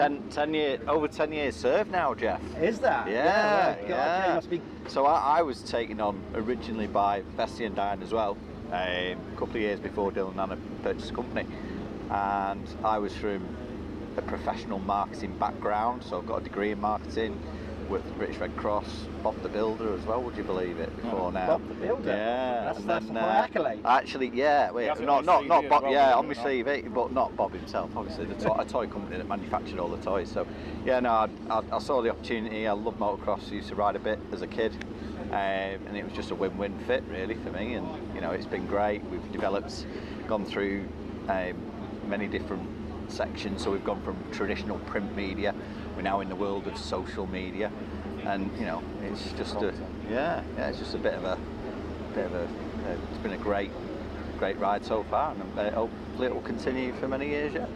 Tell us more about the team, because obviously the team has grown, and the team is obviously a part of the marketing strategy as well. So that must, I guess, from the outside looking in, it's the perfect opportunity to put all your brands on your bike and get it out there. That's it. This is our shop window. Yeah. We have 50 different brands that we manage in the UK, and obviously Apico being our own brand and our main brand, and it's the team name Apico, and then we've got the Husqvarna part as well. So all the brands that are on the bikes, from Pro Taper, Polysport, Twin Air, Boyson, to the kit the riders wear. So our riders happen to wear former boots. We've got layout goggles, RI helmets, an Anta kit, and layout protective products. So yeah, it allows us to showcase everything. And to be honest with you, the MX Nationals so far for me has been probably the best showcase of all, because we've got that free audience. Yeah. Which you're going out now. That everyone gets to see. Yeah. It's brilliant. And the figures have been great, and can't thank everyone enough for tuning in, really, because it allows us to do what we do, and it allows you guys to do what you do, because we support the series as a main sponsor as well. So it makes a huge difference. Yeah, let's keep doing it. Absolutely. Anna, what's your, do you have to keep these two in check? I think I know who really is the boss. Well, of course. You don't have to have that on paper to be the boss, do you? No, my background is a bit different, I suppose. I'm originally from Sweden, and I used to work for Hallman Motorsports. So I used to work for 4 times world champion Torsten Hallman for 10, 11 years before I met Dylan, and Vesti offered me a job, so I decided to take the plunge, move across the pond, and that was 15 years ago now. Yeah. And if I can just add a little bit to that as well, it's actually Paul Irwin, who runs the MX National Series, who we have to thank for us being together today, because there was an opportunity where I actually went to Scandinavia with Paul on a business trip many years ago, and this is where we met. We actually met in Helsinki airport. So there's actually an interesting story behind why Anna is in the UK, why we own a Pico, but also why we support the MX Nationals. Yeah, there you go. It's all connected. And as a company, Pico Factory Racing is really proud to be a part of the MX National Series. So what all you guys are doing is absolutely fantastic. Great to have you involved. Well, here's to another. What did you say it was? 15 years with the company? Well, the company was founded in 1984. Yeah. We were both employed by the company for 15 years, and we've owned it for just over 8 years now. So let's hope. There you go. Let's hope we can do another few decades just yet. I'm sure you will. Look, thanks for supporting the Michelin MX Nationals. Really appreciate it. Hope you have a good weekend. Thanks very much, guys. Thank you. Cheers.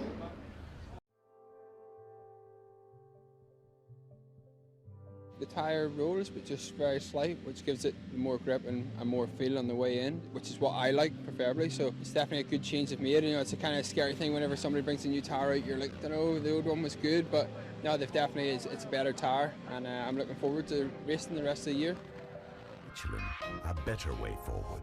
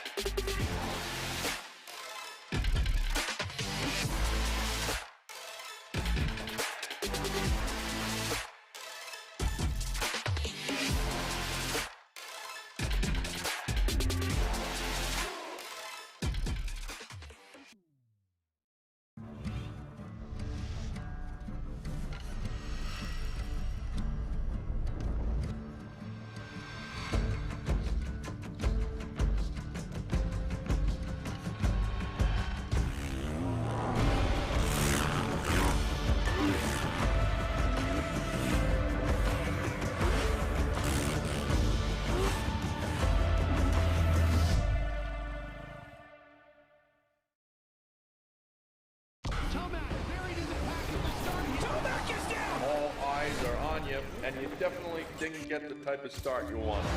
The most important lesson my dad taught me was on those days, you don't really feel like going the extra mile. You just got to go out there and do the work. Pro came to play tonight. The go time for me is the last half of the race. I'm trying to hunt down first place. For a true championship fight, you never want to give up.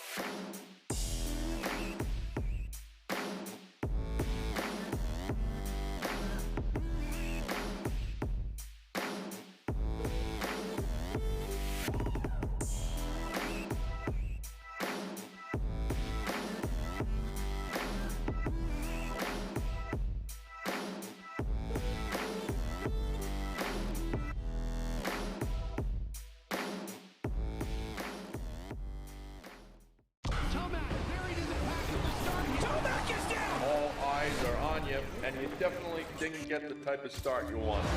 The most important lesson my dad taught me was on those days, you don't really feel like going the extra mile. You just got to go out there and do the work. Came to play tonight. The go time for me is the last half of the race. I'm trying to hunt down first place. For a true championship fight, you never want to give up.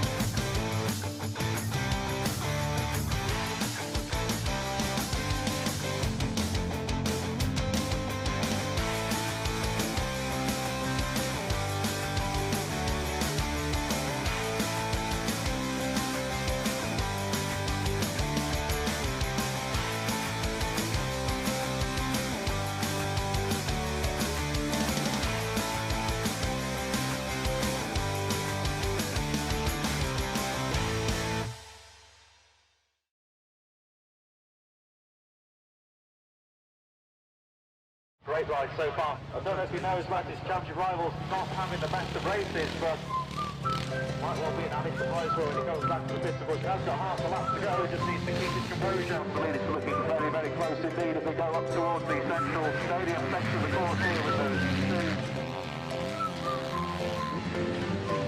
Quite a fast course, it gets very tough, bumpy and gnarly.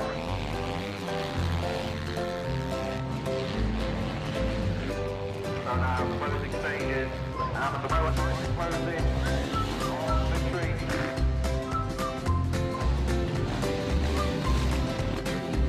Continues to pull away from one, wins the race.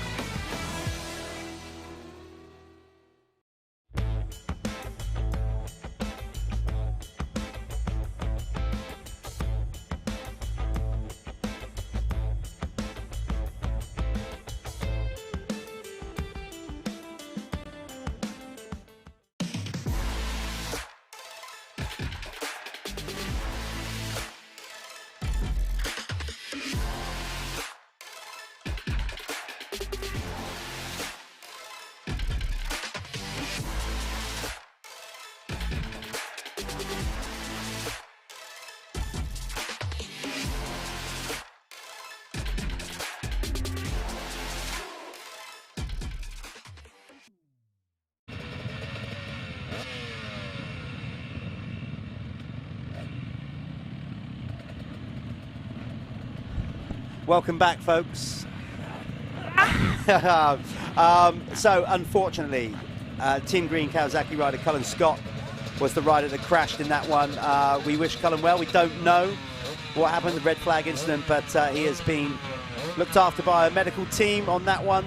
Motocross is a brutal sport. Accidents do happen. It's not to be put off, but I know it's easy to say that if you're new to this, but it's a motorsport. There's risks in motorsport. Every rider that lines up to race motocross is fully aware of the risks. Yeah. But, and here's the big but, it is just so goddamn enjoyable. It's worth it. It's worth it. And there you go. Noah Viger said, is the guy okay? I think he's okay in the sense of he's... I think this one was, from what we're hearing, was... protocol. A protocol, a head injury. I don't think he's damaged himself. I think, bottom line is, I think Callum might have been knocked himself I think he was out. knocked out last week as well, so I think it was more of a make sure that he's okay, and he's probably going to have to take a bit of time off to get over that. Head injuries are no joke, and it's something that you can't see, isn't it? So it's invisible. Yeah, I know he had a big crash last week. I'm not sure if he knocked himself out, but either way, we don't even know if he's knocked himself out now. No, actually, yeah, we're only sort of, from what we're hearing, coming up through the paddock. We're right at the top. Anyway, we're going to restart this final expert moto without Cullen Scott, and we wish him the best of luck. Cullen, of course, leading the championship. He might still be leading when we come out of it, because he's been beating Jake Preston today. But I think Jake Preston will score enough points in this last moto. Here we go then. The experts on the line, off the line. Glenn Phillips on the outside, look. Ben Edwards with another flyer. Bobby Bruce right up the inside, but gets stuffed into the post. Oh, and then brings Jake Preston down. Charlie Putman, so this is Preston's chance to maybe catch points on the injured Cullen Scott, and he's on the first corner down. And also Putnam whole shot to the race before it was restarted. So Charlie Putnam, is it Charlie? Oh, another rider decking it. Who's that? Is that Putnam? No.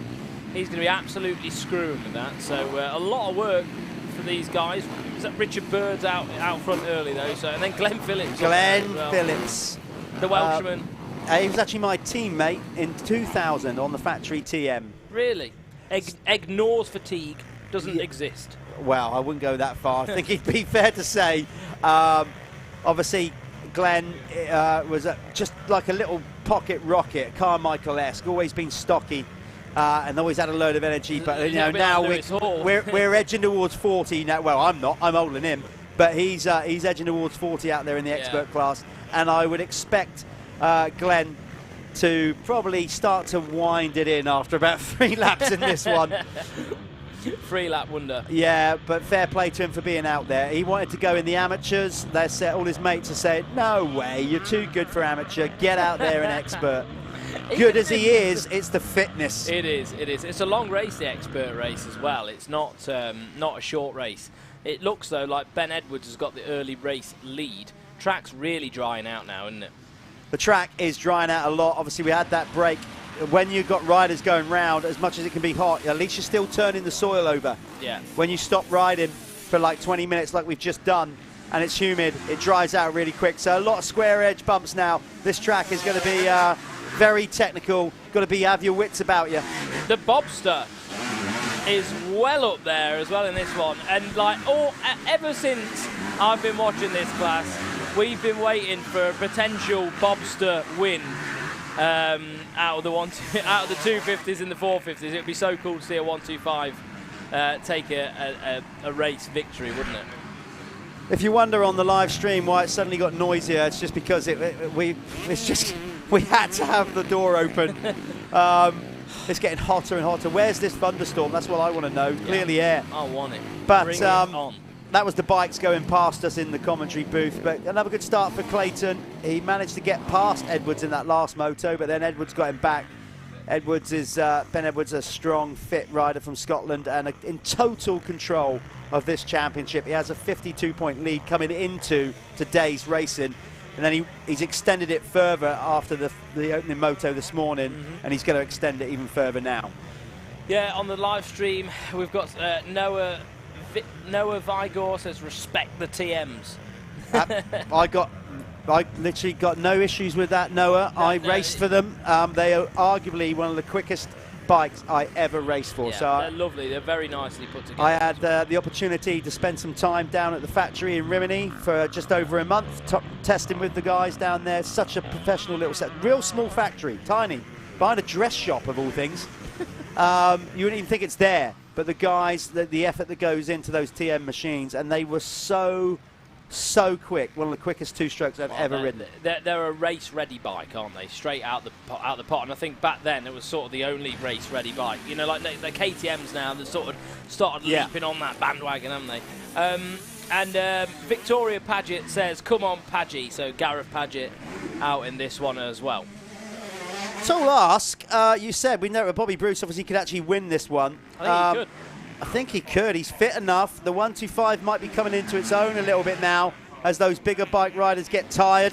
And probably struggling to get the traction down as well in some of the little spots. So he can run the wide lines and just, you know, motor the bike in. Exactly. So Bobby Bruce on that Acer United Gas 125, clearly leading the Expert MX2 category. Lee not riding with us today. No, Lee did have a bit of an indifferent day yesterday. I saw him on the dirt. Probably wasn't happy with his setup. Maybe he's taken a little injury or something. So team boss Lee Tolan not been riding today in the Clubman, but I think he's gone home. It's one of his top riders. Well, he's got obviously Stephen Clark as well, Tom Murphy, Jack Brunel. But Bobby Bruce looking good here in the MX2 expert class. Again, clearly leading that on his 125. Whether he can actually get past Joe Clayton and Ben Edwards, that's another thing entirely. It'll be very difficult, and you can see the difference between the two riding styles if you watch it closely as well. Clayton obviously able to just take the inside lines, and you saw they come down the hill and then back up the hill there. Clayton can hold the inside, go up the inside of the hill, miss all the bumps. Bobby's just got to go outsides everywhere, maintain the speed, carry the speed constantly. But I think there's still room in the track to be able to do that, and some of those areas on the outside might have a little bit of moisture still in them. So maybe, like Jeff said, the track might be coming into its own now for the 125s. But saying that, Ben Edwards is riding very well. He's rode well all season, and he's absolutely on it right now. So, you know, fair play to Ben. He's out front in the 450s now. Clayton's there, but there's a bit of space back. You know, they're sort of set a couple of seconds apart, and I don't know. It would be a tall order for Bruce to win this one. But it would be really cool to see a 125 on the top. Adam Hamilton, come on Bobby, in the comments. So cheers, Adam, for getting involved in the comments during the live streams. What you're watching is the MX Nationals British Expert MX1 Championship, brought to you by Broadcliffe Engineering. And then also the MX Nationals British MX2 Championship together as well. Yeah, this one. Race. Brought to you by Pico as well, Pico Factory Racing. Tom Murphy,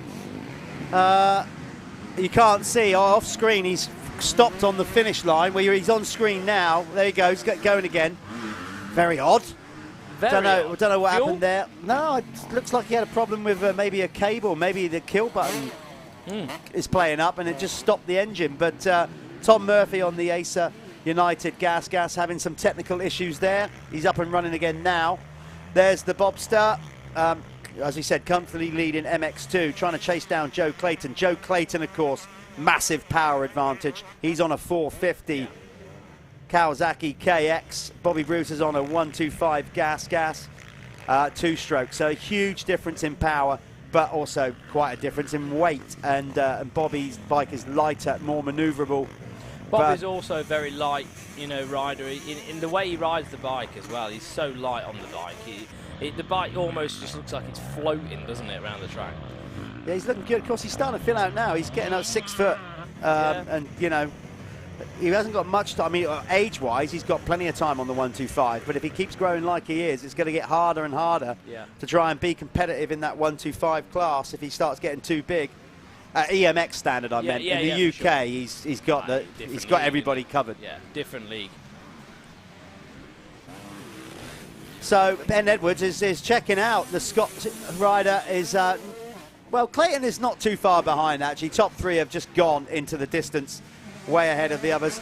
Let's do a rundown of who's where then in this final expert race. We got the Pro Fastest 40 coming up next, of course. That one brought to you. Oh, Bobby Bruce tips over, trying too hard to stick with those big bikes. Here go again, though, because it's keeping him... It's good for him. So. It is. This is great training for his EMX campaign. If he was out there on his own, it wouldn't be doing him any favours for his EMX 125 prep. If he was in the 125 class or something, or like whatever, it makes no sense for him to do it. This is perfect prep for him to go and do. He's always got somebody to chase in this expert class, basically out there with the bigger bikes. So he dust himself off and push himself. It's great training for him. There's no better way to pull yourself into line than race fitness. Completely agree. So it's Ben Edwards leading the way, 3.2 seconds ahead of Joe Clayton. Richard Bird, 17 seconds back. Then it was Glenn Phillips in 4th. Bradley Madiver, I think, is, in 5th. Then it's 6th, Charlie Putnam. Stephen Mullany in 7th, Aaron Patstow. Then Jay McCrum for 9th, 10th, Jamie Dixon, and Aidan Wigger. In the Expert MX2 category, it's Bobby Bruce, even with that little tipple over, is still about 15 seconds clear of Louis Kessel on the Kes Commercials KTM. Then it's Ollie Beamish, the rider from down near Brighton of the Beamish Racing Dynasty. Been lots of them down the years. Graham Beamish, and then his They're like the dad Wainwrights, aren't they? Just like a motocross virus. Well, like in the day, like massive Suzuki dealers down there. Oh, really? Yeah, and they own the Golden Barn race circuit. So lots of history coming out of the Beamish family. Then there's Gareth Padgett, also from the South Coast. He's there in 4th. 5th is Ben Kennedy. Then it's Kieran York. 7th is Jack Lindsay. Then Tom Murphy after that little technical hitch. He is currently in 8th, ahead of Jake Preston. And then 10th, Jack Moore. So someone on the Facebook comments, great job today, Jeff and Callum. And also, I'm great friends with Andy Hobbs. Jeff will know. Oh, I do. Hobbsy. Oh, what a ledge. Andy Hobbs. Andy Hobbs is the guy that dressed up as a gorilla at Western. Right. And does it every year. I've seen it. He's a practical joker. He's always pulling practical jokes on people. Just loves it. When he goes to a high street, he does this thing where he pretends he gets his hand caught in a letterbox. Oh, really? And loads of people. He's great jokes, great magician. He's got this boat that he charters out on the Solent called Lucky Ash, and he gets an Elvis impersonator on as part of the deal. So you hire the boat. What, a yacht? Yeah, and you get a bit of Elvis when you hire the boat. Honestly, Hobbsy's brilliant. So Andy, who said that comment? Ian Chesterman. Yeah, good to hear from you, Ian. Glad you're enjoying it. Obviously, we've had a few incidents today which has slowed down some of the action, but we're nearly home and dry. Hopefully all the riders that have had tipple overs over the weekend will be, then their injuries won't be too long standing. Obviously we did have one yesterday though, as I mentioned, so that was a bad one we had yesterday. I'll tell you what though. That was from Jamie Luffman, of course, in the MXY2 yesterday, we think has broken his hip, whatever, but either something bad injury to his hip. We wish Jamie the best of luck, and we want to see him back here next year. Ben Edwards has done wonders to his championships hopes this weekend, hasn't he? Well, I mean, he was walking it anyway. He's going to go into the next round with a nice juicy gap. Yeah, I mean, already he's a clear 2 moto. He could have 2 DNFs and still be leading. Big juicy. That is juice. And on screen there, that's Gareth Padgett. I know your mum's watching Gareth, and she says, keep going, Padgett, stay strong. So that's what we're gonna do, because we've got this new thing, because obviously I like the Pego thing, and I like at school where you put a Y or an O on the end of people's name. What are we gonna do with Padgett? Are we gonna call him Padgy or Pajo? Pajo. Yeah. Would you? I'd go Pajo. Well, no, actually, you know what? I'd just abbreviate and just call him Padge. Oh, Padge. Yeah, he'd be Padge. If he was my schoolmate, he'd be Padge. Padgy wouldn't work, would it? Padgy just sounds a bit weird. Yeah, we'll go. I think we're just starting to lose our mind a little bit. Here again to the end of the day, and just like, what is going on? Ah, 0 tip. Have a drink of water. I've got to say, on the flip side, I have lost half a stone a day sat in here. Mate, we should have been sat in here. And God knows I need it. Sweat bags, you know what I mean? In the. It's tough. It really is tough. Hey, Glenn Phillips. It's still racing. Of course, anybody watching the live stream, feel free to absolutely slate us about our whinging. Yeah. I don't mind. I don't really care. Yeah, But we're doing the best we can here. It's been a long day for all these riders. Humidity levels have been high, but we have just got half this expert race to go, and then we are coming at you with the final pro. Well, I've just learned something. What you learn? It's always good to learn. Bob Playcroft. Hi, Jeff. The windows in the commentary box unlock. They unclip as they are temporary. I have tried messaging the track gang to come and remove them. Sent from Big Phil. So apparently they come out, but do you know what? I hope. Well, it's probably too late now. Anyway, look, let's stop. Yeah. Where was Big Phil at 10 o'clock this morning? Bob, get your Big Phil down here and get him to get these windows out. Right, look, let's just honestly, because we're probably becoming a bore now, and we don't want that. Victoria Paget says Padge Defo. Padge Defo, right? We'll go with Padge. Padge Defo or Padge? Padge Defo. Padge Defo, like that. Oh, God. Adam Johnson, shout out to Sarah. Hello, Sarah, if you're listening and watching. Thanks for stopping with us. There's Tom Murphy. There's Tom. He's whatever technical issue he had. He was messing about with the throttle cable a bit. So I don't know. I saw him pulling a wire. Maybe, maybe. I think it might have been the kill switch, because it's sketchy, isn't it, when you've got throttle cable issues. And you get all that. I don't like none of that. No, I don't. I'm not a fan of the I'm straight out of the race. There's some things you work, like riding with a front wheel puncher, all that. It's difficult, but you can do it. But when your throttle starts going, like making its own mind up, that ain't for me. No. I had a moment on an RM250 going up a hill at Ashby Motor Park. Held it wide open, mate, and the thing just did not turn off. Like the spring came out the top of the carb, so she was just on, mate, all the way. And I had to literally jump off the back of it. That was quite the experience. Yeah, don't need that. This track now is, as you can see, it's really baked hard now because, well, not sure where you are in the world, but certainly here in the UK at the minute, we've had obviously, well, for the first time ever, we've had like amber weather warnings on the heat. Never had that before. No. Oh, Glenn Phillips is down. He was having such a good ride as well. Yeah, but you know, like he said, he's like, I'm just out there for a bit of fun. I won't do the Welsh accent. I can't do it very well. And I won't there for a bit of fun. And I won't use the kind of language that he explained, how he explained it. But you know, just great to see Glenn back riding. As I said, coming up to his 40th birthday. GP rider back in the day on the 125s, British Championship runner. Another rider that's been off the bike for years, and then, like I said, you never lose it though, do then you? all of a sudden, out of nowhere, you get this little tap on the side of the head going, you should do this. I think I should start riding again. So Glenn is out there. We had a lot of fun with Glenn, actually, my teammate, as I said, in 2000.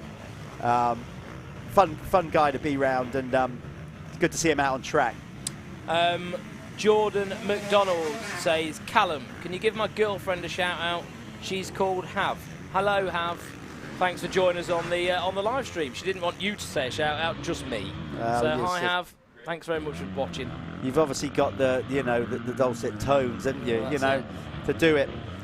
We've got to be careful on these shout outs. Victoria is his sister, not his right. We've got to be careful on these shout outs, but before you know it, we'll be doing like our song, like Simon Bates back in the day, and love stories and all kinds of things like that. We will do shout outs, loads of them. All right. No, I'm just saying. Yeah. We have got a motocross there is racing to race going on as well. There's Glenn Phillips on camera again. We do like shout outs. Any info, little snippets that you know about riders, little interesting facts. If you're their mates, do you know what? Even if you make it up. Yeah. If it's funny, let us know, we'll say it. Yeah, whatever. Yeah, but that'd be mint, actually. Give us some really false information about your friends. That'd be great. No, if it's legit, good. Any little snippets about the riders that you know, anything daft that they've done, any funny stories, let's be hearing them. We want to know that. On our Facebook feed. So, Victoria, if you've got any funny info on Gareth, get it out here. Right, let's have a run through then of where we're at. We're counting down the laps in this expert race. Glenn Phillips has somehow managed to message me while riding. Or was that a message from earlier? It's got to be, isn't it? You're losing your mind here, aren't you? You're trying to get my laps up whilst... Here we are. Oh, he said in that first moto, he ripped his grip off when he went down. I wasn't amused. I wasn't amused. I wasn't amused.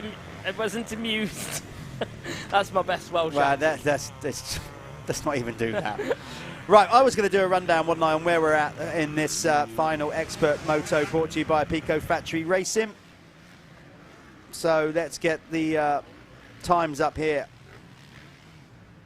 On the Speed Hive app, we have got 1 lap to go. Are you going to go down and do a winner's circle with these guys? Or is it your turn? Shall I go? I'll go. You should be happy. You're going to get out in some air. As Callum goes off to do that, we have got Ben Edwards going for another race win in the Expert MX1 category. Joe Clayton 5.5 seconds behind. Then Richard Bird 35 seconds off the lead. Then it's Charlie Putnam for 4th. Aaron Patstow 5th. Stephen Mullany is in 6th ahead of Bradley Madiver. Then it's Jay McCrum, Glenn Phillips and Jamie Dixon. That's the top 10 there. In the Expert MX2 category, Bobby Bruce is a massive 40 seconds ahead of Louis Kessel. Then it's Ollie Beamish, Gareth Padgett for 4th, 5th Tom Murphy, 6th is Ben Kennedy, then it's Jake Preston for 7th, 8th Jack Lindsay, 9th Ben Clayton and 10th Jack Moore. We've got one more race to go after this, folks. It is the fastest 40 brought to you by Michelin and Milwaukee.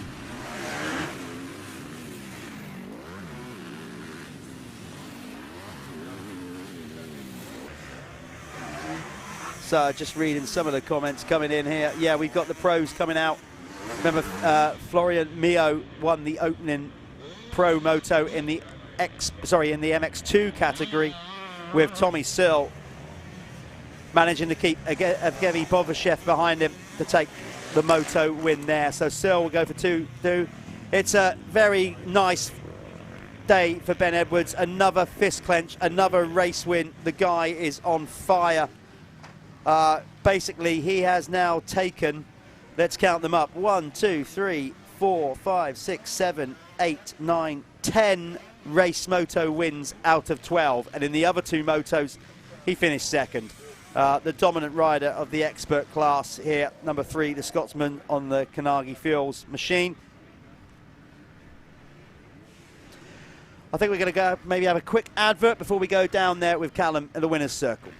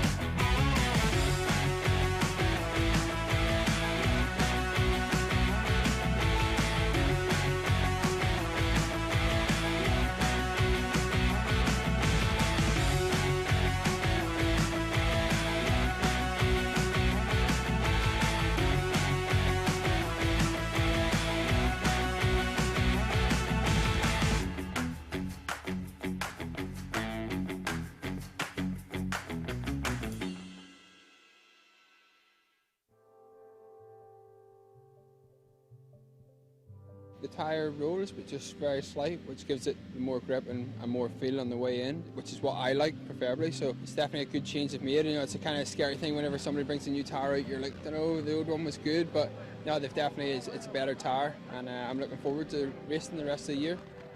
Michelin, a better way forward.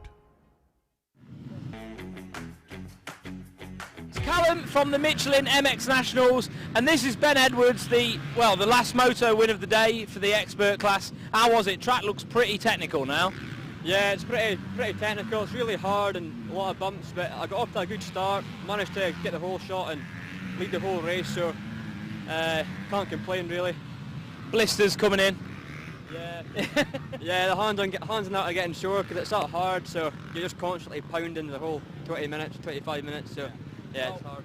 Brilliant last moto of the day and extended your points leading the championship, so well done. Anybody you want to thank especially? Kev at Carnegie Fuels, he's the one. If it wasn't for him, I wouldn't be here.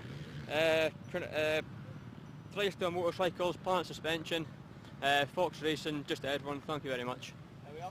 That was Ben Edwards with the last moto win of the day in the expert class.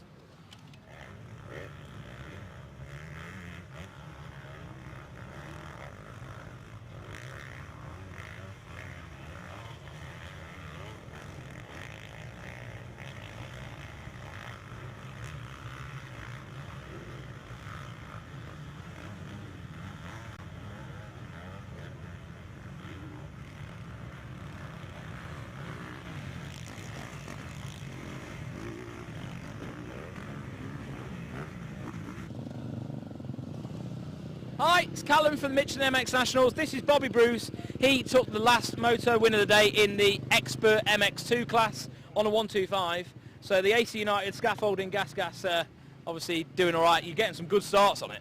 Yeah, definitely. The boys work their magic on the engine, that's for sure. And also Cole on the suspension. The track's pretty brutal now, and bike was working lovely.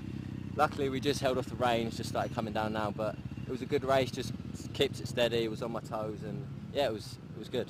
Do you think it's good practice for you, like going into EMX? You know, just the fact that you've got somebody to race, even though they're on 450s. Definitely, and also the track, like the roughness. We haven't had a EMX that rough yet, so it's nice, and also to race the bigger boys. They don't move out the way like the other guys, so it's nice to get your elbows out, and it's a good fight. Yeah, I noticed that like they were like, well, especially Clayton, like he was able to take like inside lines and stuff, and there's just no hope with you on that. You've just got to keep your corner speed, haven't you? So it's probably quite a challenge to actually pass them. Yeah, it is, and they got a bit of a gap then I went down, but it's good to gauge. It's a lot of hills here, so it's hard to carry your speed, so it's pretty much outside everywhere, but other than that, it was nice. Outside and flat out.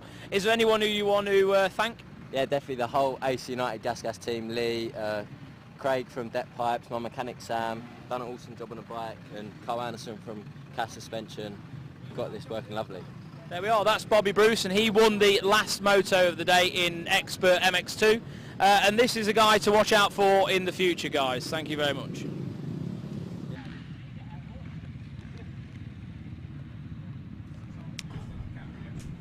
Nice one, Callum. So down there, talking to Bobby Bruce, as we said, we're going to get right behind Bobby in the EMX Championship. He's still got some rounds to come. That was the sighting lap. You saw the pros on there.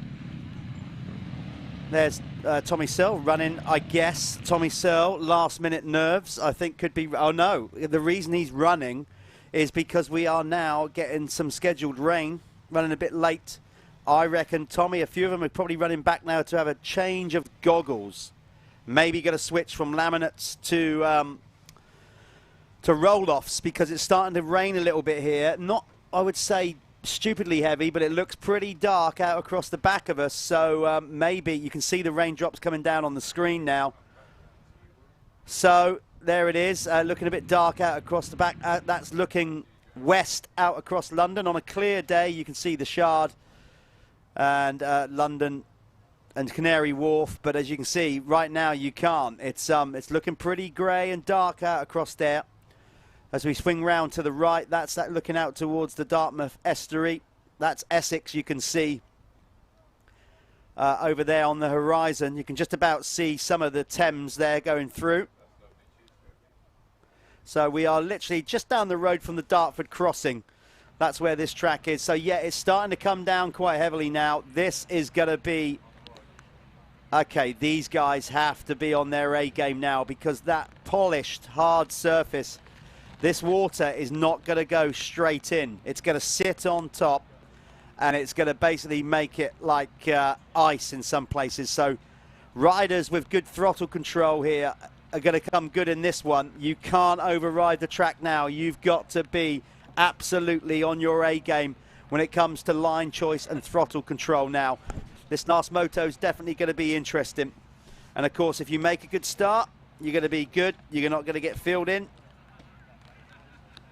So I think that's what Tommy was running back for, to get a different change of goggles to what he had. I think in that bag now you'll probably see some roll-offs. So Florent Mio, the Par Homes rider, took the MX2 victory, 2:47. That was the Frenchman's first MX Nationals win.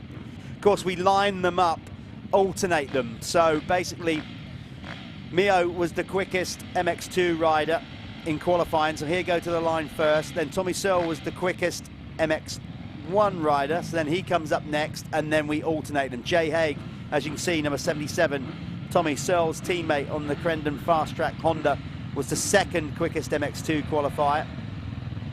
But they have obviously have a huge power disadvantage out of this uphill start in loamy conditions. You'd expect all the MX1 bikes. You can tell them apart, for those of you that are new to this, front plates. If they're black with white numbers, that means they're the MX2 riders on 250s. If they're white, traditionally anyway, if they're white with black numbers, that means they're MX1 riders. So John Adamson basically got into the championship lead overnight, but didn't have a great ride in that second one. So it's going to be tight between him and Carlton Husband. That rain looks like...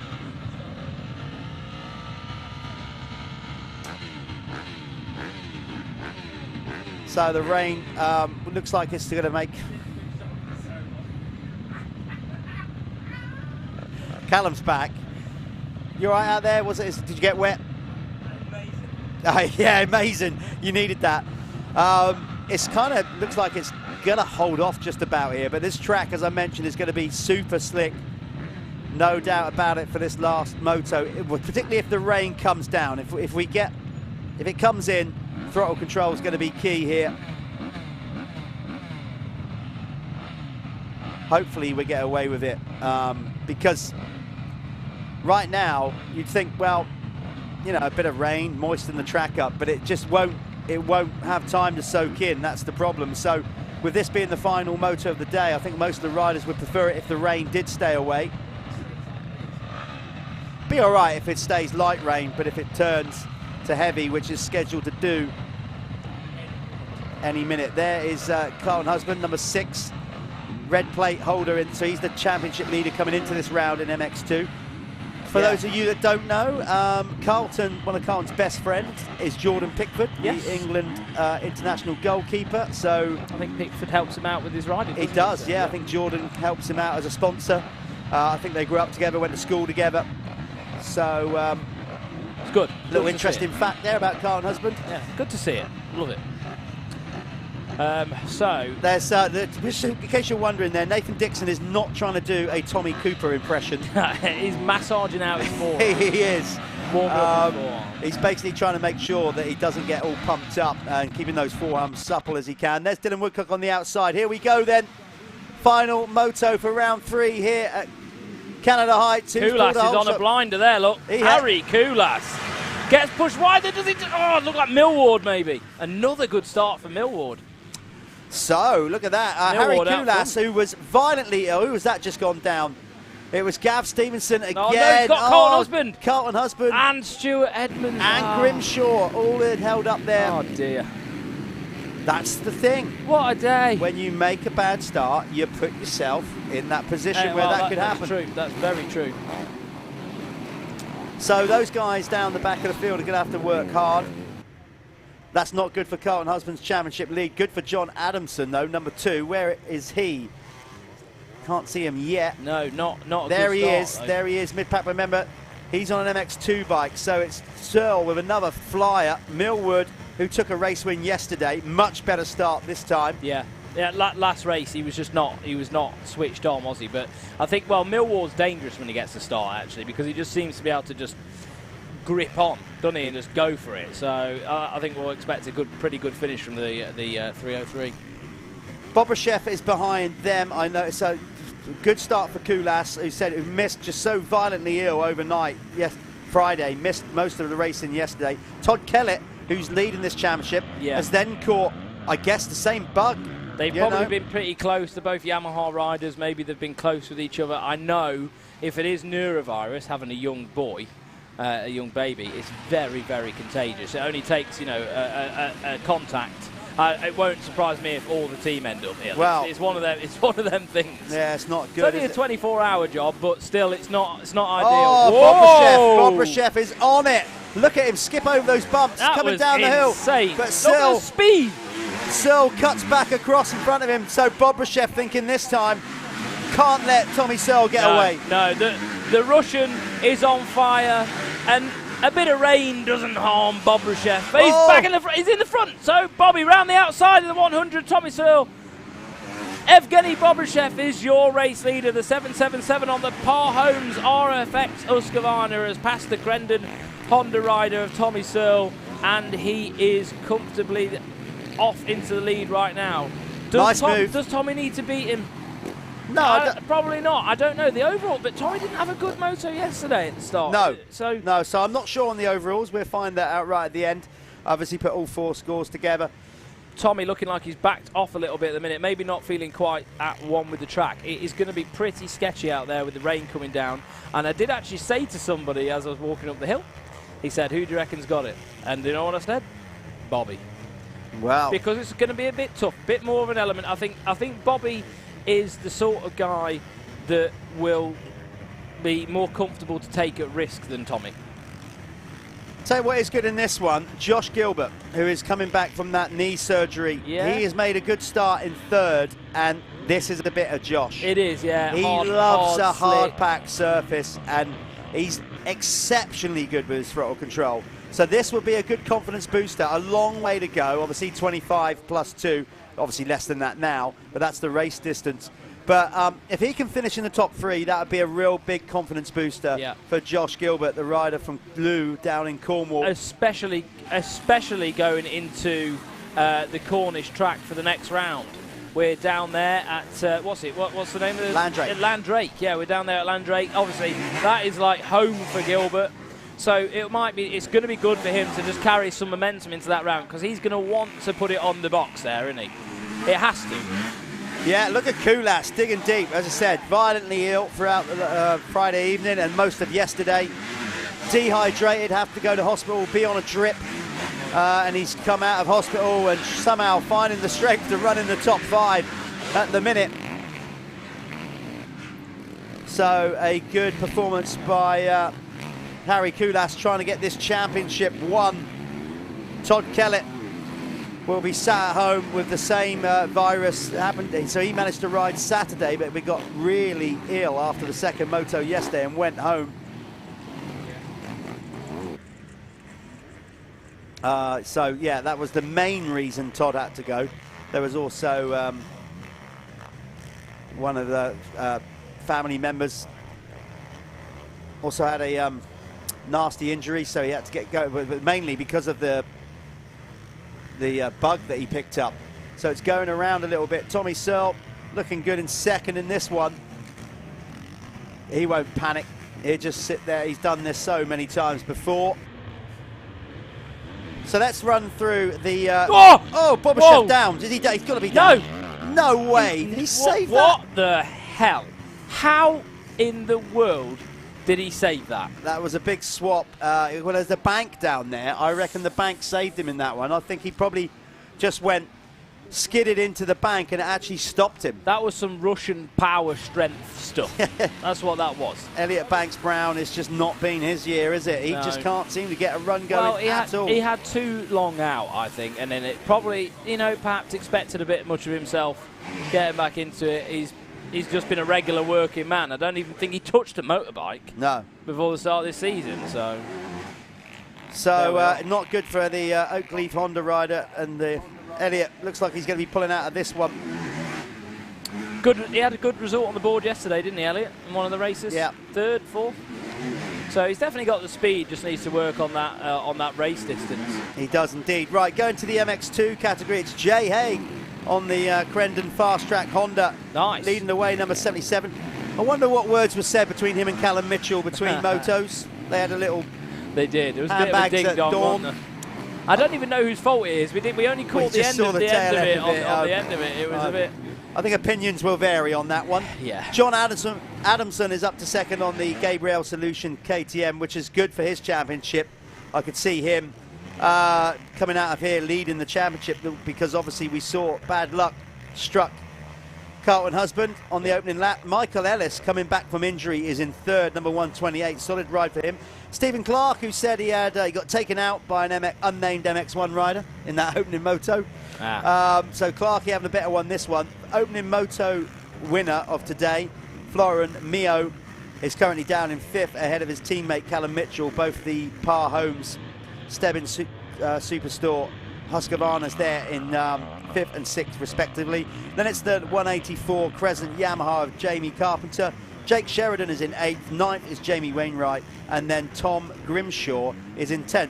Now here's one thing I've noticed today. What's that, Jeff? Well, I need to find out why, because I've only just sort of realised it. The Rob Hooper Racing Tiny Tablet riders. Oh yeah, where are they? Lewis Hall, Sam Nunn. Neither of them out there today. Both rode yesterday. So maybe don't sickness. Know. Maybe sickness.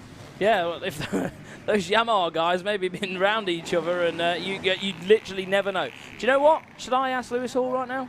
You can. Okay. Yeah, go Will for you it. run through those championship things?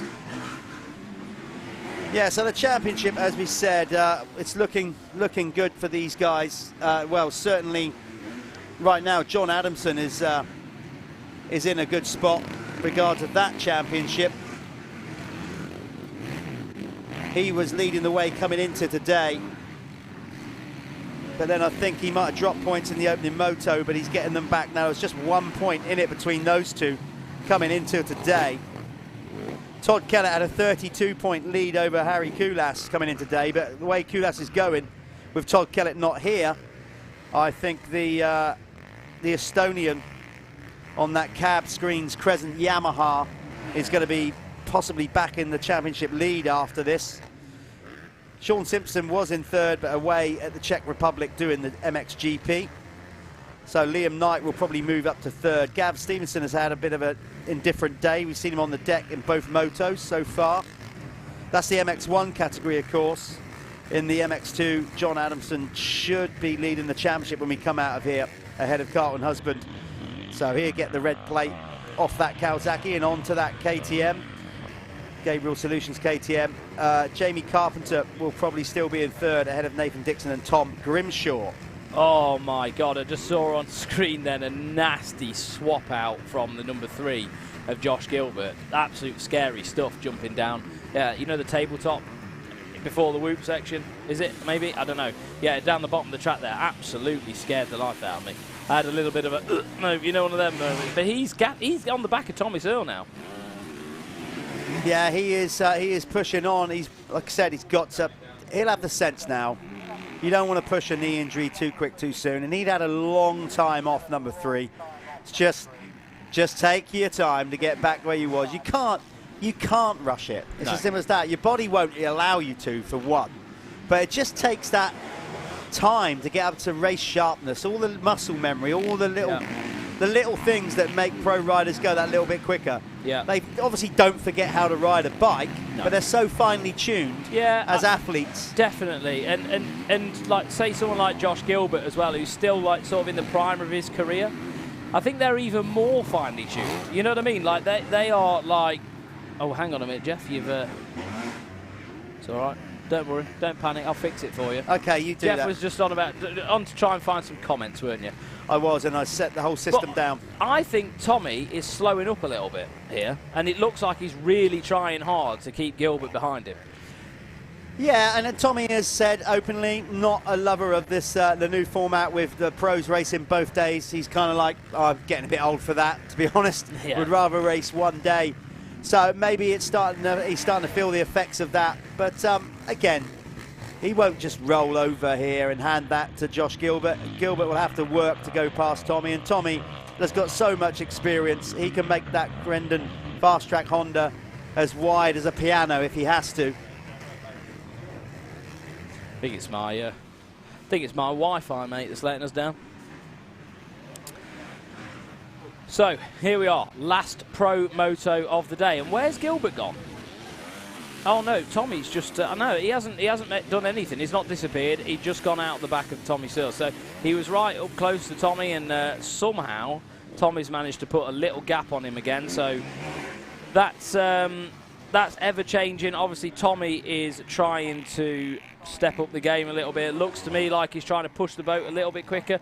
Definitely doesn't want Gilbert passing him for second. You know, being, you know, in Tommy's mind, that shouldn't happen. And we do have a rider down there on the straight.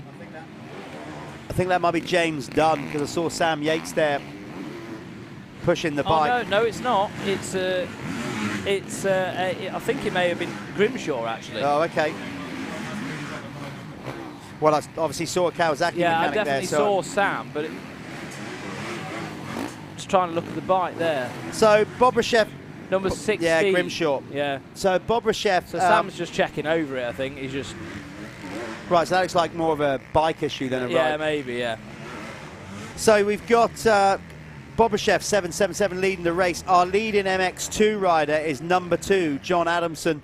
He's just ahead. He's 1.37 seconds ahead, so he's gone past Jay Haig. He has. Into the lead. So we will get a bit of we'll try and find, try and find number 2 riders. So I can't really say what Lewis Hall's just texted me. Do I? No, don't. Can't say that word. No, so he rang. It's a family show. He rang his bell in the second moto yesterday. Right. So yeah, you get the idea. There we are. Yeah. Just put some more colourful language on that, and then you'll realise what the text message that he had back. So so Lewis Hall taking a crash yesterday sees him out of this one. There is your MX2 race leader, the Scotsman John Adamson. This kid, well, he's not a kid, he's a man. But I've got to say, he's being trained by Dave Dugan. Jason Dugan's father, a former naval PE instructor. I've trained with Dave Dugan.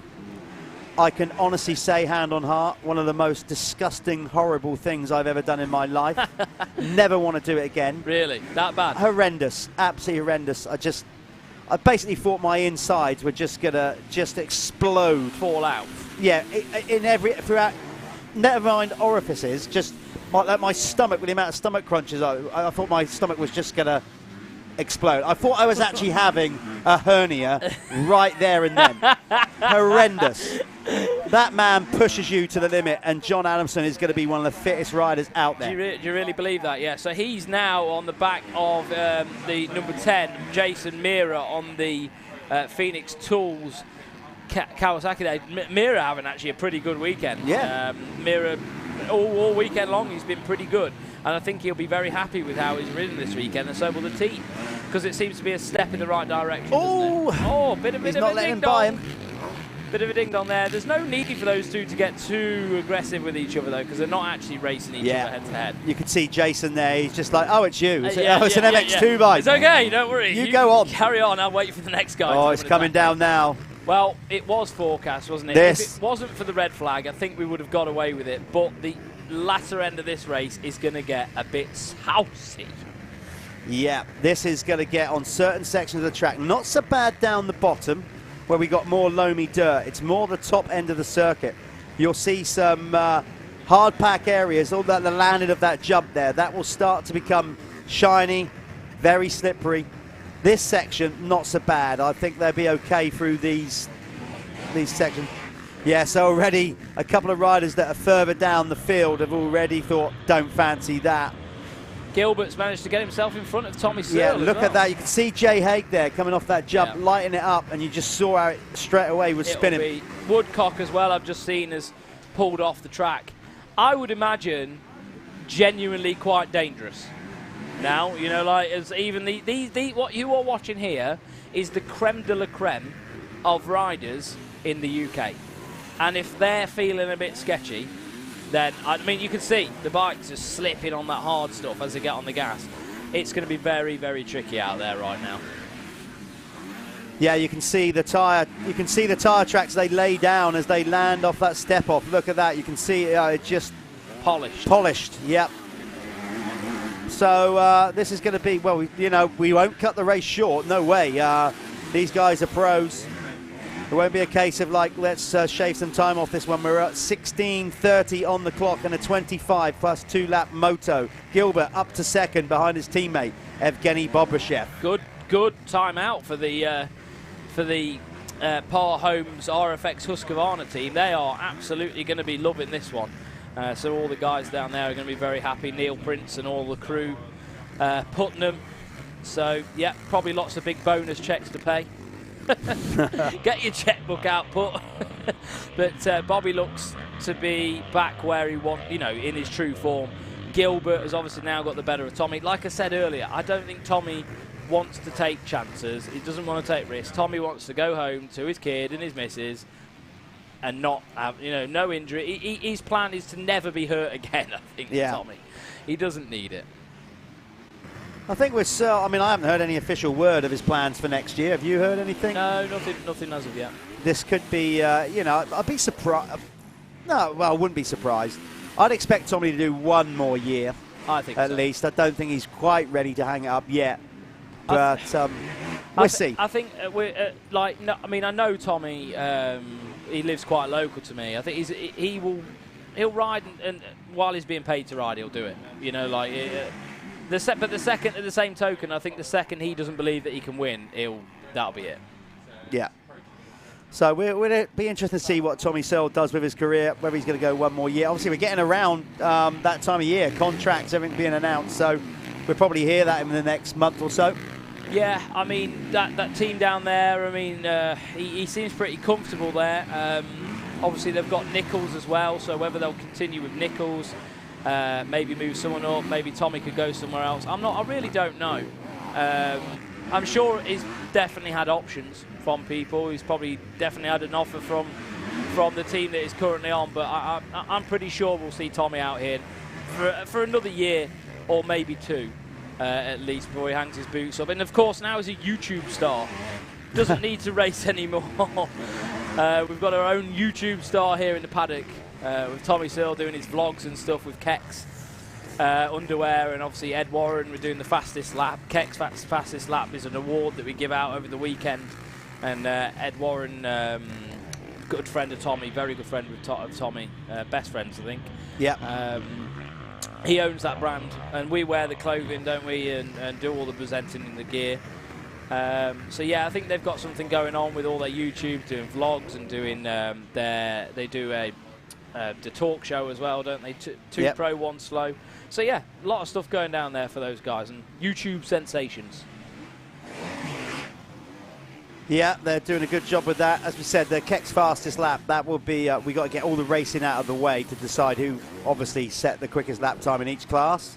So that will all be done at the podium presentation, which you guys don't see. We're just, because that, you know, it's been a long day anyway. So straight after this one, we'll speak to the winners, and then that will be the end of the live stream. That's me. Jeff likes to be the head geezer, so he gets the... It's just the way that's worked out again, isn't it, really? We've timed that well. Then, of course, we'll be doing the presentation. And then, like we said, we will be back with you guys. We're not finished yet, of course, but we'll be back on August the 14th and 15th for round 4 from Landrake Motor Park down in Cornwall. So make sure on Sunday the 15th, you are tuning into the live stream. A lovely circuit down there. And, of course, on the 14th, we'll be doing Facebook updates and whatever throughout Saturday's racing. Bobryshev, the big Russian, looking good in this one. Former British champion. I'm sure he's won this championship too. Apologies if he hasn't, but at this stage of the day, my brain is completely fried. Switched off. It's gone. It's all gone. But he's looking good. He's in complete control. He muscles that bike around. He's a big, strong guy.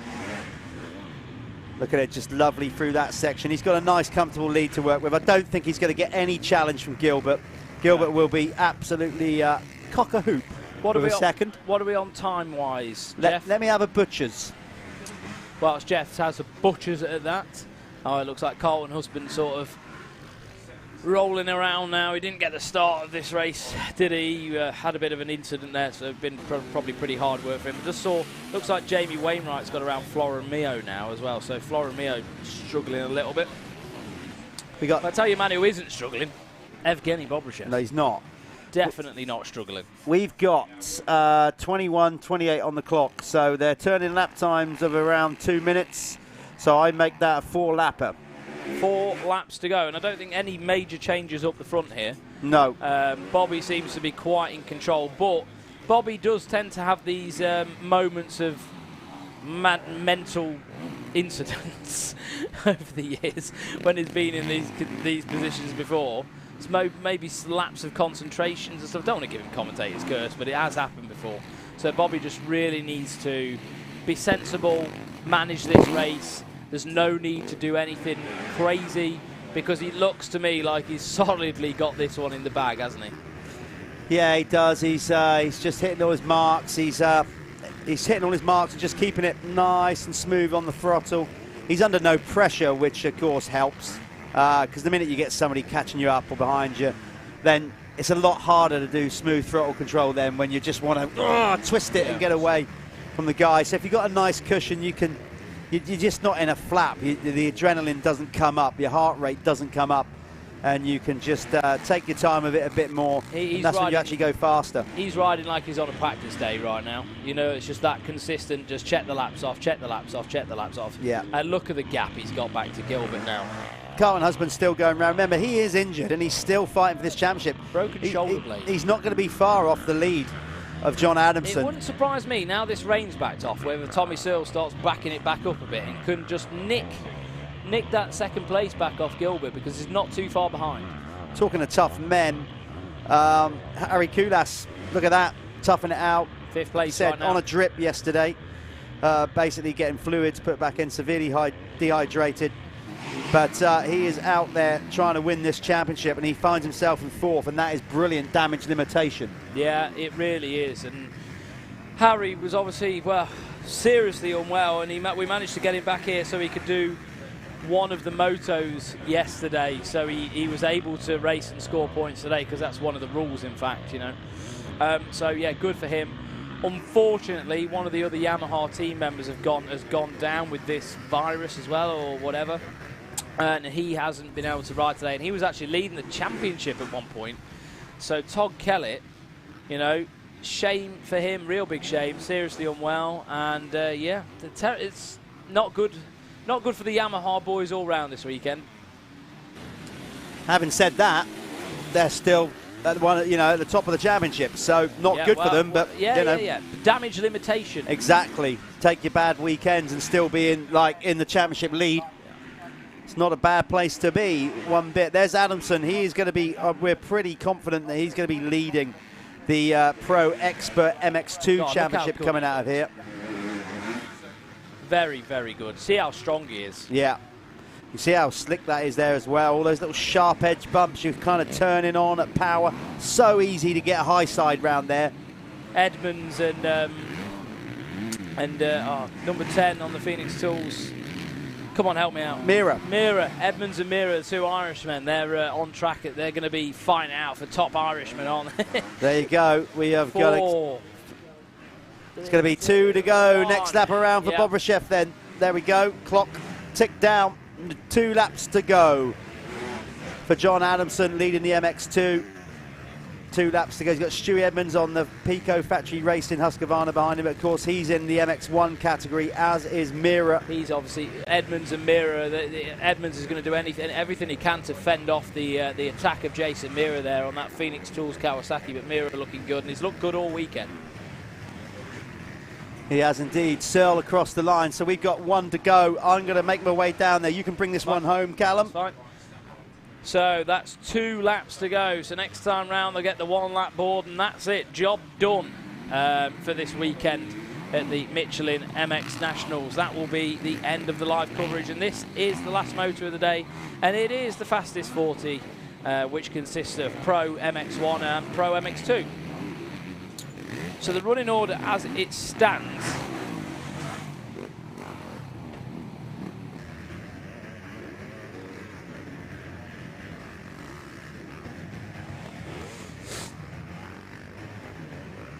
The running order as it stands, Pro MX1 is obviously Evgeny Bobryshev, followed by Josh Gilbert, Tommy Searle on the Crendon Honda there in 3rd.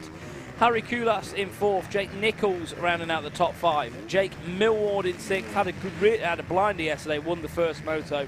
Dan Thornhill in 7th, Jason Meara 8th. Stuart Edmonds has been pushed back to 9th, but I think I've got a sneaking suspicion Edmonds might have made his well back round him. 10th is Liam Knight. So that was Pro MX1. Pro MX2, John Adamson leads the way, followed by Jay Hay. Callum Mitchell in 3rd, Stephen Clark in 4th place on the 511. James Carpenter, the 184, in 5th. Michael Ellis, or Mitchell Ellis, in 6th. 7th is Jamie Wainwright, so a good ride for the 40, Jamie Wainwright. 8th is Jake Sheridan. 9th, Florin Mio, the guy who absolutely stormed Moto 1 today, is all the way back in 9th. And then 10th, rounding out the top 10, so a top 10 for Kyle McNichol. So Kyle McNichol on the GRT whole shot KTM in the top 10 in the second moto of the day at the Michelin MX Nationals, powered by Milwaukee. On screen right now, you can see the 777, the Russian giant Evgeny Bobryshev, and yes, he is a genuine Russian. And he is winning today in this last motor. I'm not sure on the overalls yet, because Tommy's had some race wins. He's currently in 3rd, so he's pretty close to Gilbert though, but so maybe that can change between Gilbert and Tommy, but there's no arguments in this moto. The Russian man there, Evgeny Bobryshev, has been absolutely perfect and ridden a phenomenal race, and you know, dealt with the pressures of Searle, Gilbert, his teammate actually, Josh Gilbert, and he's got the job done, and he's looking back to GP form, and I know that's where he wants to be. He does the World Series as well, the Grand Prix, not all of them, but a lot of them does Evgeny Bobryshev, and looking fabulous actually in this second race today. So he's going to take this home. Just go through these last few corners over the tabletop here, and then it will be a right into the rollers for the last time.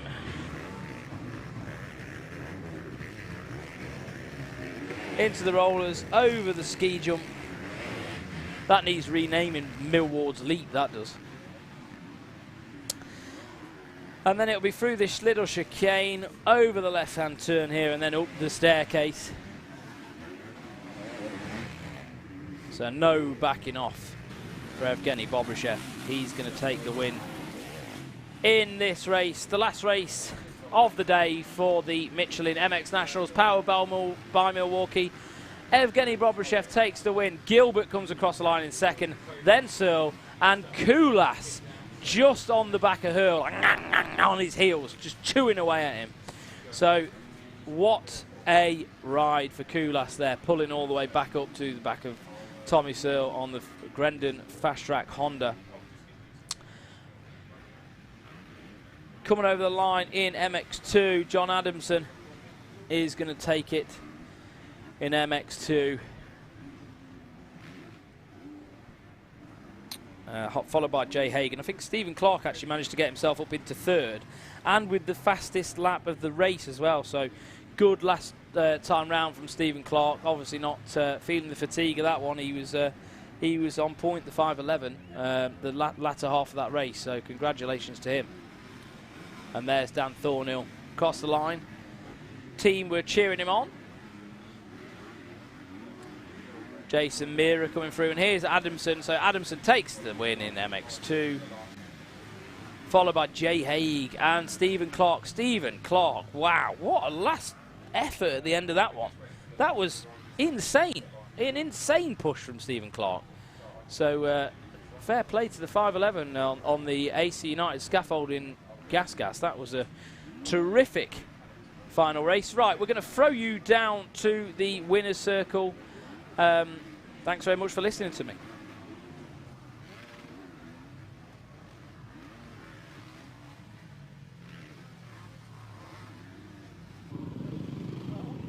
Right, we're here in the winner's circle, Moto 2 Pro winner, MX1, Evgeny Bovashev. Bobby, we've been trying to avoid the rain all day. The track's been baked and then it came down.